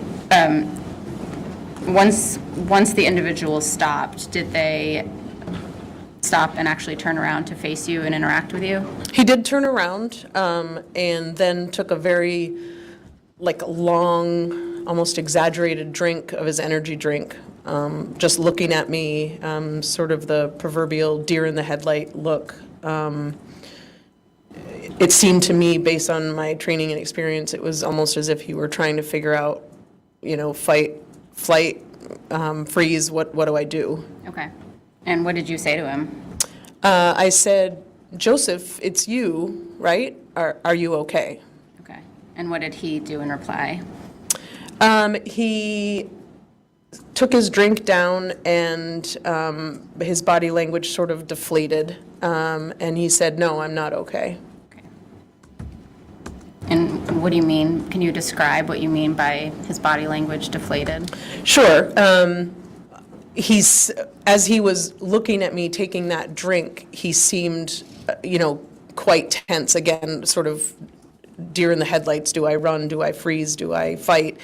And he just sort of relaxed, if you will. Like I visibly saw his shoulders drop and his head kind of dropped a little bit, and he just said, no, I'm not okay. Okay.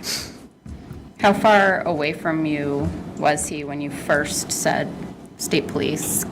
Probably 10 feet, approximately. All right. And what did you, after he said, no, I'm not okay, how did you respond to that? I said, well, there's a lot of people looking for you and looking for Emily, and we're just trying to figure out where Emily is and what's going on. Her family's very worried about her. Okay. And what was his response? Let's go. He said, let's go. Okay. And so what did you do? I said, go where? And he said, wherever you're taking me. And I said, I'm not taking you anywhere. You're not under arrest. But if you want to come with me, I'll give you a ride to the barracks, and we can get a detective to talk to you. Okay. And did he agree to that? He did. Okay. And did you bring him in your vehicle? We started to walk back across the parking lot towards my truck, yes, and stopped about halfway across the parking lot. Okay. And why did you stop halfway across? There was a moment where I thought Mr. Ferlazzo might pass out. He seemed a little unsteady on his feet. I said, you're okay. I asked his permission. I said, if it's okay, I want to just put my hand on your shoulder. And I did. And I said, I got you. I said, you're okay. I'll get you to the barracks and you can talk to somebody. Okay. Did he make any statements or respond to that in any particular way? Okay. And so did you bring him back to the barracks?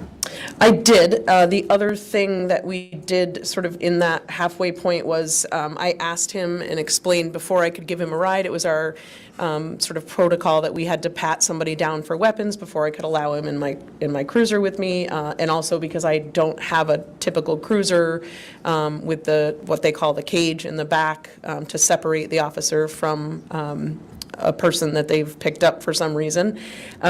So he said that was fine. He indicated he had no weapon, so I patted him down real quick. And then I got into the driver's seat, and Brandon walked him across to the passenger seat. Okay. Did Brandon also get in the car?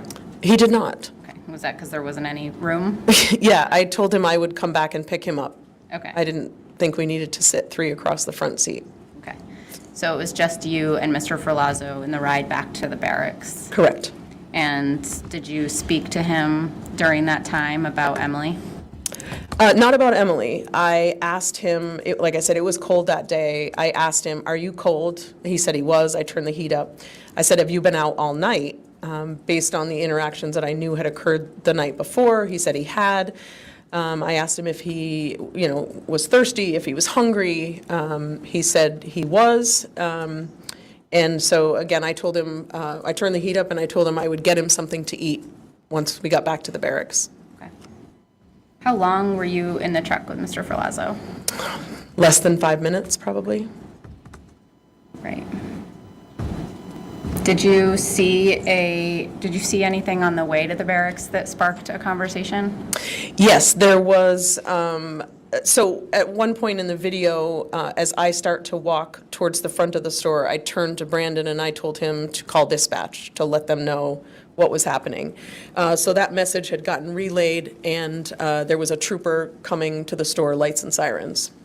Okay. And did Mr. Ferlazzo say anything related to that? He didn't. I sort of chuckled and said, I think they're looking for us. I said, but we're good, right?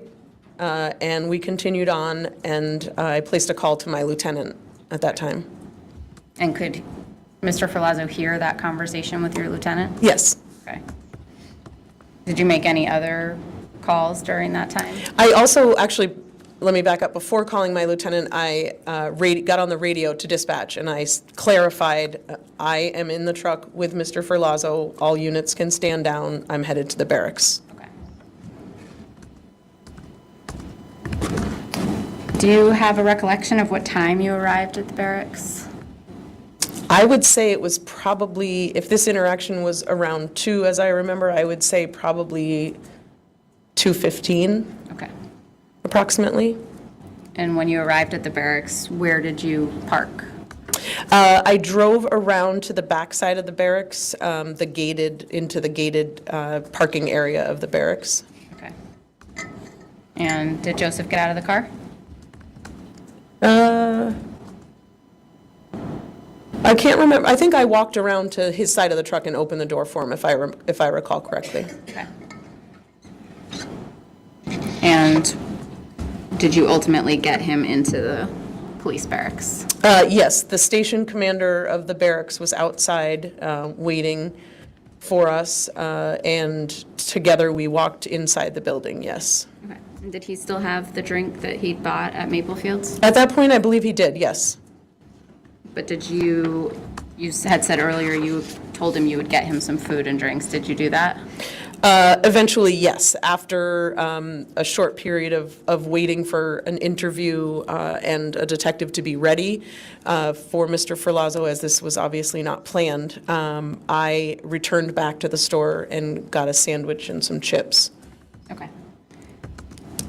At any point in your interactions with Mr. Ferlazzo, did you ask him any questions about Emily? I did not. Okay. And is the person that you identified in Maple Fields as Mr. Ferlazzo and brought back to the barracks, is he in the courtroom today? He is. Can you just describe to the jury what he's wearing? Certainly. He's sitting at the defendant's table wearing tan pants, a light gray shirt, and a black tie. Okay. The state would request that the record reflect that's Mr. Ferlazzo. So directed. Is it your understanding that he was then interviewed by Detective Sergeant Boris? Yes. Okay. And were you told at some point after what he indicated had happened to Emily? In stages, yes. Okay. And so did you become involved in this case in a sort of different capacity at some point? Certainly, what I was there for initially, and that was in the role of crime scene search team. Okay. What was the first thing you did related to that role? Based on Mr. Ferlazzo's statement, where there had been an altercation, my first assignment, if you will, was to photograph Mr. Ferlazzo to see if we could detect any marks, bruises, scratches, anything like that. Okay. And the jury has seen the interview room and this process happening. Okay. When you first went into the interview room to do this, did Mr. Ferlazzo indicate remembering you or give any indication that he remembered you? Yes. And did he remember you by name? I don't recall if he remembered me by name. Okay.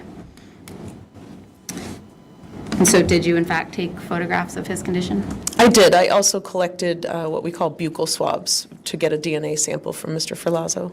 Okay. And Your Honor, the state would seek to admit states 25 through 36. Okay. Just renew my early objections. Objections, as earlier noted, but they'll be admitted over objection. 25 through 36. We're just going to go through the photographs, if you can just explain briefly what each one is. Certainly. So this is what we would call an overview photograph of Mr. Ferlazzo. And because you can't really capture someone unless you're standing really far away, we take them in segments, so upper body, mid, and then lower body. Mr. Ferlazzo's hands, front and back. This is Mr. Ferlazzo's upper body. It was explained to him that we would like to take photographs without his clothes on, but not completely naked, again, looking for marks or bruises. Was also offered to him, if I recall, being a female, if he wasn't comfortable. I did have another trooper with me that could take those photographs. So this is the upper, I would say, torso of Mr. Ferlazzo. And face and upper chest, mid chest and abdomen, upper legs, the backside of his legs, and front of his lower legs. This is a side, sort of more close-up photograph of his left side of his head and face. Full body back, upper back, I should say. And did you note any injuries or observe any injuries or marks on his body? There was one mark, and I remember asking him if, that was an injury or perhaps a birthmark. It was really hard to tell. I believe it was on the left side of the back of his head, sort of right in his hairline. So it was hard to detect. Other than that, I did not see any marks on his body. Or bruises? No. Okay. And you did already state that you collected the DNA swabs? Yes. Do you recall, were those swabs from the cheek titled Item 1A? Yes. Or 1? And were they brought to the lab for testing? They were. Okay. Did you also supervise the collection of evidence from the van in question? I did. And have you reviewed all of the photographs taken of the van? I have. Right. Judge, the state first has a stipulation. Number 6 states 121. Yep.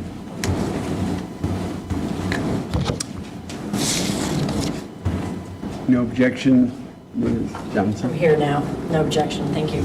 Stipulation number 6, members of the jury, the state and defendant, Joseph Ferlazzo, have agreed that you may find certain facts.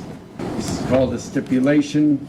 Members of the crime scene search team, in parentheses, CSST, end of parentheses, collected, tagged, photographed, and processed pieces of evidence during the search of the camper van pursuant to a valid search warrant. CSST supervisors Amy Nolan and Aaron McNeil oversaw the collection, tagging, photographing, and processing of all evidence collected from the camper van. These items were ultimately stored at the Vermont State Police Barracks in Williston. These items were the same condition upon arrival at the barracks as they were when collected from the camper van during the searches on October 19th, 2021 and October 20th, 2021. Chain of custody is not being challenged as it relates to these items. As with any evidence, in this trial, you must decide what weight you will give this stipulation. And that's State's Exhibit 121, admitted without objection. Thank you, Judge. And the state would first move to admit states 37, 38, and 39. No objection.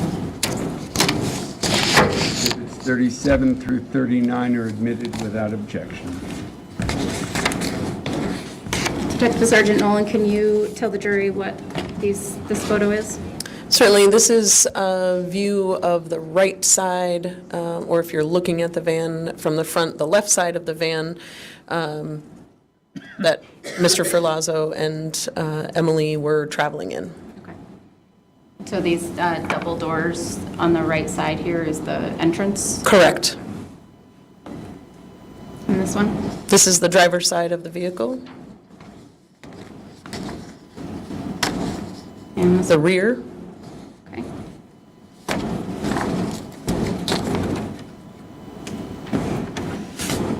Judge, the state would next move for states 40 through 75. Okay, do you want to first give us 37 through 39 of you? Yes. I'll take them first.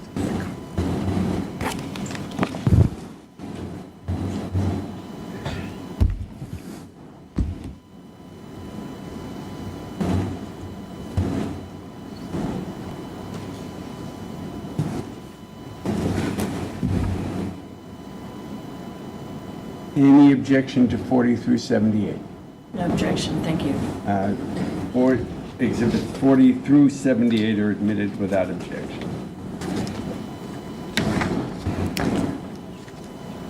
So we're gonna, the next group of photographs is from the inside of the van at the time of the search. What was the authority to search the van at the time? We had a search warrant. Okay.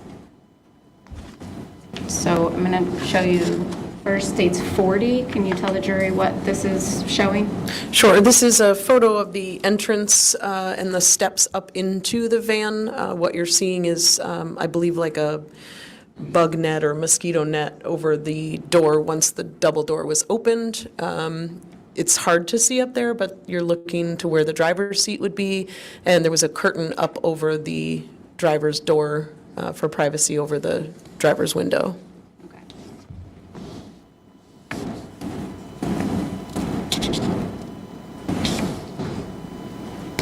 Can you describe for the jury what this photo is of? This is the bathroom of the van with several black household garbage bags on the floor of the shower. States 42. Another view of the bathroom from a little further away.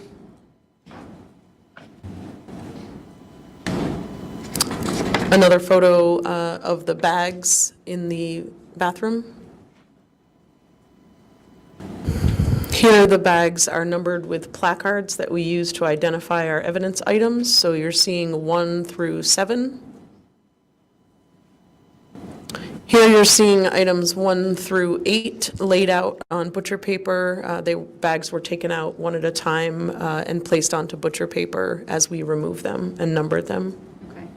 And is this how you refer to the bags moving forward, is by these numbers? Correct. States 46. This is a 12-gauge shotgun that was located at the foot of the bed in the camper. States 47. This is looking at the head of the bed. And so are these pillows? Yes, these are bed pillows, the sheets, a blanket, a comforter perhaps, and then there was also a black duffel bag on the bed. Okay.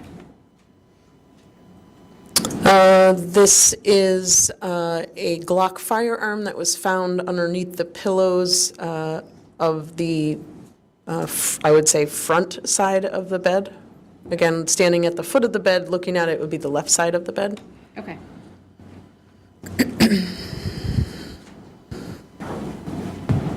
A more close-up image showing the Glock firearm. Okay. And it's the 11 next door, next to it mean that it was labeled item 11? Correct, evidence item number 11. Okay. And was there a magazine in this firearm? There was. And I guess first, can you describe to the jury what a magazine is? Sure, a magazine is what holds the rounds of ammunition in a semi-automatic pistol like this. So the magazine sits up into the grip of the firearm, and that's, again, where the cartridges are held. Okay. Do you know what the magazine capacity was? It was a 15-round magazine, so it would hold 15 cartridges, excuse me. Okay. And were you able to tell how many rounds were in the magazine? There were 9 in the magazine. And was there a round in the chamber? There was. Okay. And so was the 15-round magazine that was in the bullets, was in the firearm, was that labeled as 11A? Yes. Okay. I'm going to show you what has been marked as 79 and 79, state 79 and 79A.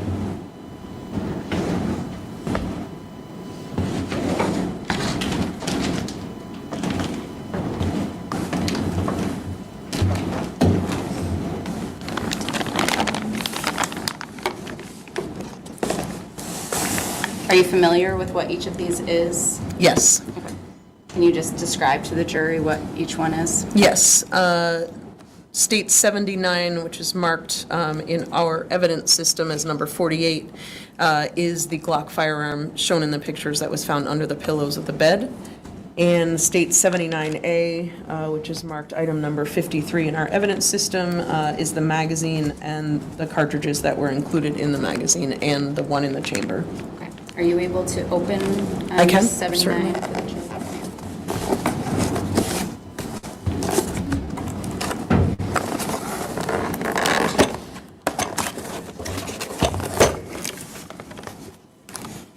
Okay.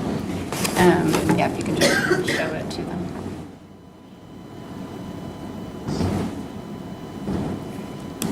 And were both of these items, the firearm and the magazine, the bullets, were those brought to the Vermont Forensic Lab for testing? They were. Looking at the bullets that were in the magazine, are you able to tell whether there's a head stamp on them? Yes. And can you tell the jury what that means and what they say? Certainly. So the head stamp on the ammunition tells us the manufacturer and the gauge. So these are SIG 9mm Luger. So Luger is a style of bullet or a type of ammunition, and the 9mm is the caliber of the ammunition, and the manufacturer is SIG. How many firearms total were located in the camper? There were 6 total. Okay. How many pistols or handguns? 2 handguns. Okay. And this being one of them? Correct. What was the second one? The second one was a 9mm Taurus pistol. Show you what's been marked as states 50.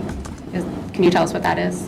Yes, that is a 9mm Taurus pistol that was found in a kitchen drawer. Okay.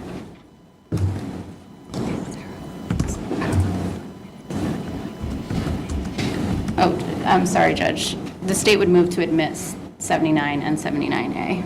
Any objection? No objection. They're admitted without Yeah. objection.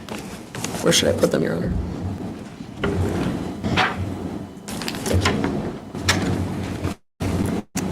I'm looking at states 50A. Can you tell us what this is? Yes, so these are the 2 kitchen drawers opened, and the drawer on the right you can see in the lower, in the front lower corner of the photo there is the Taurus pistol in the leather holster. Okay. Another view of that sort of more close up. So this is where that second handgun was located when you searched the van? Correct. And that holster was on it? Yes. Okay. Can you tell the jury what this is a picture of? Sure, this is I would say a storage cubby unit that had been built into the van above the head of the bed. Okay. And did you search these baskets? We did. And can you tell the jury what is in this picture? Certainly. In one of the baskets contained miscellaneous ammunition and also a silencer or suppressor. And was the silencer suppressor labeled as item 22?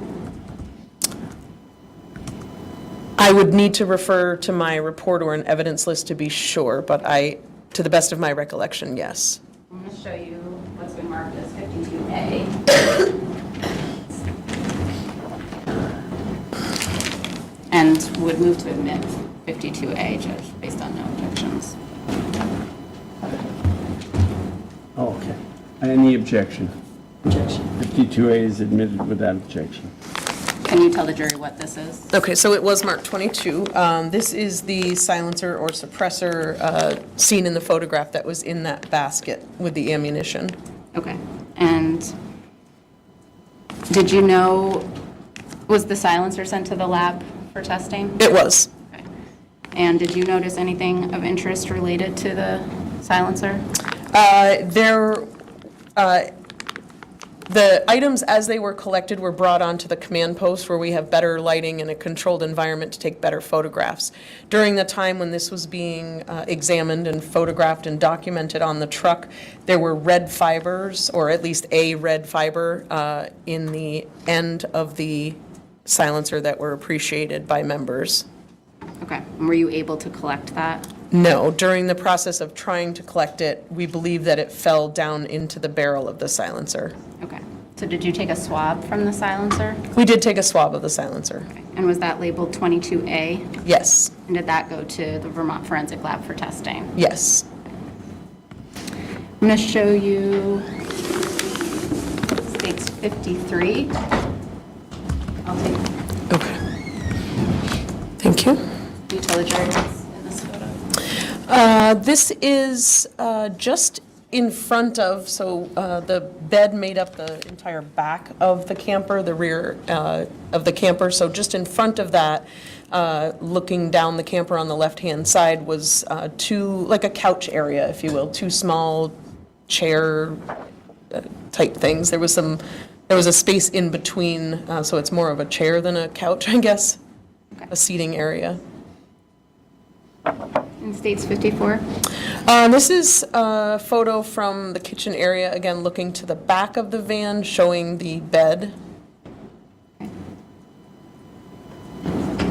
States 55? This is, as each layer of bedding was removed from the bed, further photographs were taken. So this is down to the mattress with like a mattress topper on it. This is the mattress outside what you see in the previous photo, the underside of what you could see in the previous photo. Okay. This is the bed, the shelf that the mattress laid on after the mattress was removed. Just make sure to note the number you're talking about when you talk about this. Thank you. So I'm looking at States 57. States 57 shows the base where the mattress laid on top of. Okay. And there's a close-up in the next photo, but was there something of interest that? There is a red-brown stain on the 4th panel of wood up. Okay. States 58. Yeah, so this is a red-brown stain on the panel where the mattress had been laying on the bed. Okay. What was the significance of taking the photos of the mattress and then of the wood underneath? So when we brought the mattress outside of the van and took photographs of both sides, it was pretty clear that a bleeding event happened on what ended up being the underside of the mattress, the way we found it, right? On the left-hand side, so the side closest to the inside of the camper. There was a significant blood stain there. While that stain was still wet, the mattress was then flipped, so the stain is more on the right side or the back side, towards the back of the camper. Okay. And did you collect any swabs from the mattress? We took a large cutting from the blood stain. Okay, and did that get labeled as 17A, item 17A? Yes. And did that get sent to the lab for testing? It did.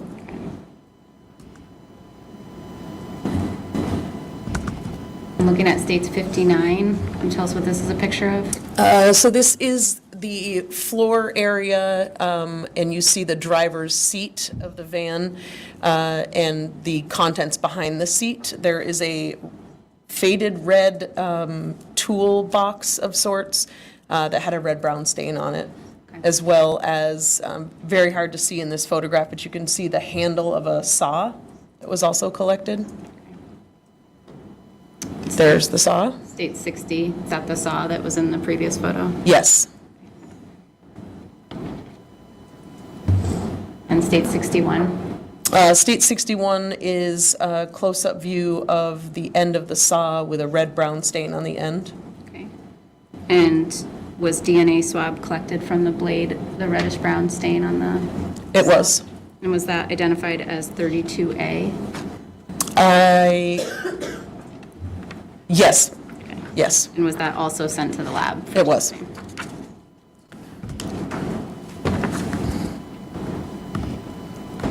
Tell us what this is a photograph of. This is a photo of a garbage can on top of a, I'm not sure if it was a shelf or a refrigerator. That's state 62 and state 63. Inside the garbage can is this bottle, which when it was removed is a bottle of bleach. State 64. The bleach bottle.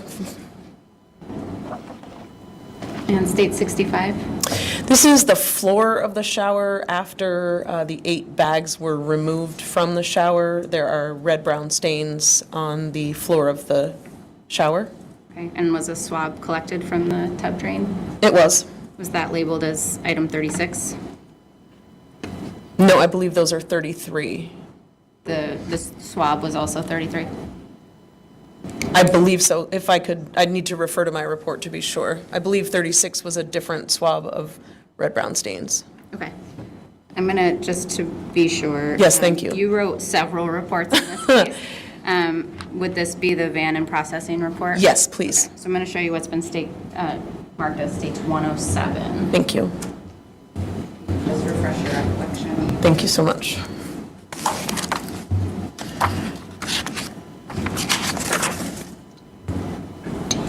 So 33, as depicted by the placard, 33 was 2 swabs of the shower floor that are seen there.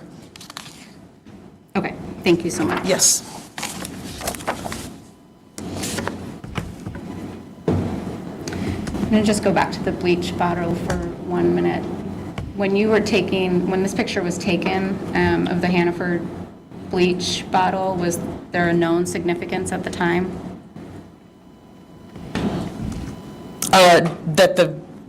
We believe that the van had been cleaned. Okay. All right. State 66, can you tell us what this is? This is a not very clear photograph of the contents in what would be the passenger side floor area. There's various items there, but the item of significance to us was the Swiffer wet jet mop. Okay. And state 67? Yes, this is a photo once the mop was removed out of that area. State 68? 60 shows the bottom side of the Swiffer pad that is dirty with some red-brown stains as well. And state 69? This would be the side that sticks to the Velcro, so the upper side, but you can see that the red-brown stains have soaked through to the other side of the cloth. And state 70? State 70 is a bag that was also located in that area, shown a few photographs ago where the mop was. This is a garbage bag that contained a pair of gloves. Okay. So this bag was not located in the shower, is that? Correct. This was not in the shower. Okay. And state 71? Those are the gloves that were inside of that bag. State 72? This is the center console area of the van, and we're just sort of taking that photograph to show the area, and the next photograph gives you what we're actually taking a photo of. State 73? This ring was recognized by me as being Emily's engagement/wedding ring. Okay. And how did you recognize that? From my time earlier in the day going through social media posts, there's a photograph of Emily and Joseph on what appears to be their wedding day, and the ring is depicted in that photograph. So state 74, is that just a closer? That's a closer view of the ring, yes. And state 75? This is another photograph because on closer examination of the ring, there were red-brown stains on the ring. Okay. And so state 76, is this the photograph that you located on Facebook? That's one of the photographs where I recognize the ring, yes. Okay, and so this is a photograph of Mr. Ferlazzo and Emily Ferlazzo? Yes. And she appears to be wearing that ring. Is that the importance? Yes. Did you also go to the Bear Run condo in question? I did. It was a few days later, but yes.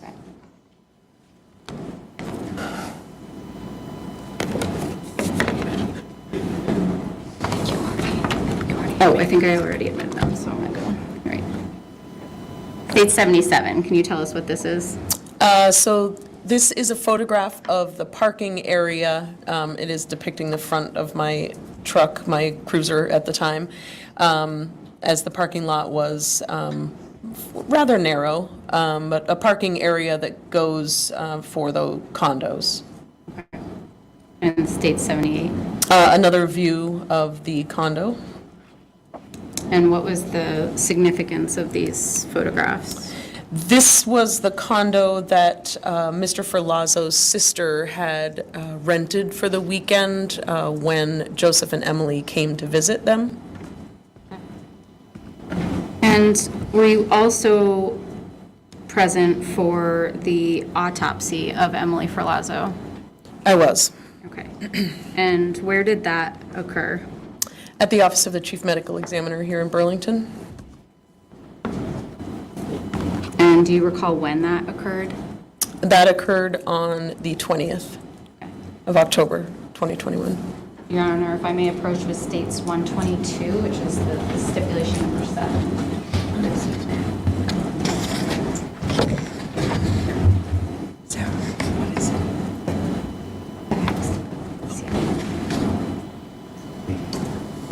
Any objection to stipulation of number 7? And 122 would be the state exhibit number.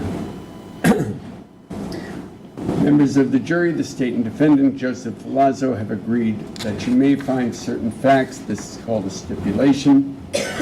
8 black garbage bags were collected on October 9, 2021 by Vermont State Police Detective Sergeant Damie Nolan during a search of the camper pursuant to a valid search warrant. The 8 black garbage bags were transported to the Office of the Chief Medical Examiner by Vermont State Police Detective Ben Katz. These bags were x-rayed by Dr. Shapiro at the Office of the Chief Medical Examiner on October 20th, 2021. Bags number 1 and number 2 did not contain human remains and were examined by Detective Sergeant Damie Nolan of the Vermont State Police. Bags number 1 and number 2 were in the same condition at the time of their inspection as they were when collected from the camper on October 19, 2021. Bag number 1 was logged by the Vermont State Police as CSST Van 1/CSST OCME, Office of Chief Medical Examiner 1. Bag number 2 was logged by the Vermont State Police as CSST Van 2/CSST OCME 2. Bags number 3, number 4, number 5, number 6, number 7, and number 8 contained human remains, and the contents were examined by Dr. Stephen Shapiro. Bags number 3, number 4, number 5, number 6, number 7, and number 8 were in the same condition at the time of their inspection as they were when collected from the camper during the search on October 19, 2021. Bag number 3 was logged by the Vermont State Police as CSST Van 3/CSST CSST OCME 3. Bag number 4 was logged by the Vermont State Police as CSST van 4/CSST OCME 4. Period. Bag number 5 was logged by the Vermont State Police as CSST van 5/CSST OCME 5. Bag number 6 was logged by the Vermont State Police as CSST van 6/CSST OCME 6. Bags number 7 was logged by the Vermont State Police as CSST van 7/CSST OCME 7. Bag number 8 was logged by the Vermont State Police as CSST van 8/CSST OCME 8. Chain of custody of these items is not being challenged. As with any evidence in this trial, you must decide what weight you will give this stipulation. And 122 is the exhibit number. Thank you, Judge. And the state would move to admit photographs 81 through 91. Any objection? 81 through 91 are admitted without objection.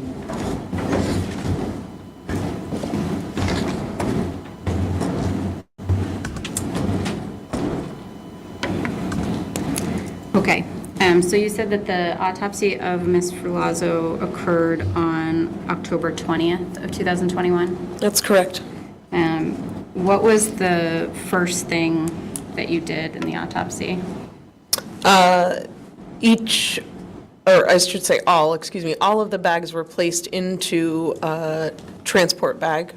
And the first thing that was done was that bag was documented and then opened, and then each bag was x-rayed.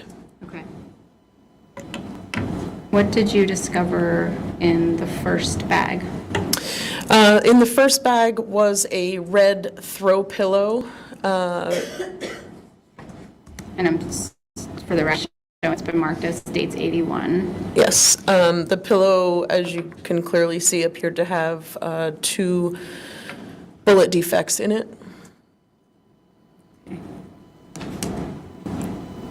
And was this throw pillow identified? And what were the sort of approximate location of these stab wounds? Mostly upper chest, one particularly which would have probably entered her heart. And any on the backside of her torso? I believe there were a few on the back as well. And so did learning of this additional information during the autopsy lead you to search for anything additional in the van?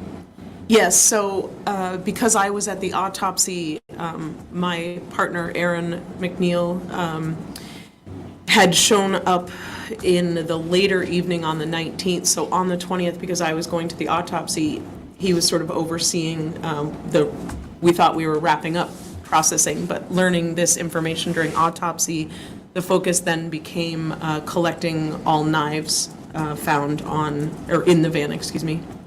Okay, and so did you have Aaron McNeil go into the van and collect those knives? He was still working in the van that following day, so we just sort of said, okay, we're now need to focus on any knives found. Okay, thank you. That's all I have. Thank you.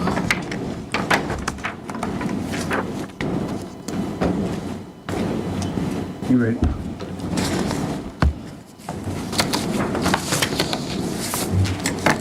Good afternoon, Detective.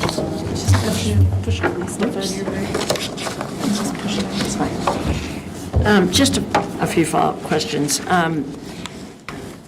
And for clarification, you attended the autopsy as an observer, correct? As an evidence collector. Okay, but you didn't really have any part of conducting the actual examination, correct? Correct. And just a few questions back to the Maple Fields encounter, the afternoon, excuse me, of October 19th, 2021. You already testified that when you were walking with Mr. Ferlazzo to your vehicle, you had observed him seeming as if he might pass out, and you asked to put your hand on him. Correct. Do you recall testifying in a deposition on November 11th, 2022? No, sorry, November 29th, 2022. I recall testifying in a depo, yes. Okay. And in the deposition, you also described him at that particular point as he looked woozy. Do you recall that? That would be accurate. Okay. And you also described him as wobbling as he was walking. Do you recall that? Yeah, that would be accurate as well. Okay. And also in the deposition, you described him as looking pale and pasty. Is that accurate? Yes. Okay. As you were walking with Mr. Ferlazzo to your truck, did you ever tell him he was free to leave? No. Okay. But he was essentially in custody, correct? No, not at that point. So if Mr. Ferlazzo had tried to walk away at that point, though, you probably wouldn't have allowed it, correct? I would not have allowed it. Okay. I'm just briefly, when you arrived at the St. Albans Vermont State Police Department, Vermont State Police Barracks, there was not an interview room available at that time, correct? Correct. And Mr. Ferlazzo had to stand, everyone was standing and waiting in the hallway until the interview room cleared out, correct? There were 3 of us with Mr. Ferlazzo at that time in a hallway, correct. Okay. And you had stated in your report, as well as your deposition, that you offered Mr. Ferlazzo a chair as well as some water because, as you stated, he appeared physically exhausted and barely able to stand. Is that correct? Yeah, he was leaning against the wall. Okay. I have no further questions. Thank you. Thank you. Okay. Ms. George? No redirect, Judge. Okay, thank you. Thank you, Your Honor. May we approach, Judge? Come on up.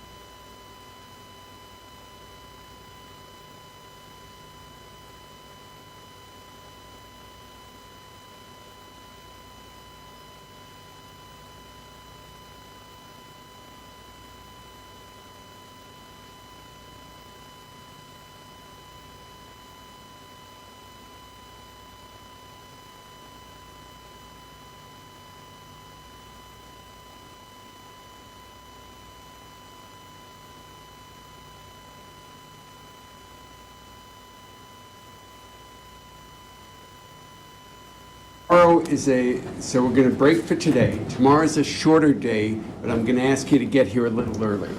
I'm going to ask you to get here at 8:15. I'm hoping to start at 8:30. We're going to go until about 12:30 and then break for the day because we have some things in court I have to do independent of this case. And then we'll start again and might get through the evidence on Wednesday. That's at least the hope. We'll see how things go, but so far we're definitely ahead of schedule. All right? So we're going to release you for today. Same admonition, please, please, please don't talk to anybody about this case. Don't try and find out any information about it or read any news sources of any kind or social media posts. And with that, have a good night, and we'll see you at 8:30 tomorrow morning. All rise.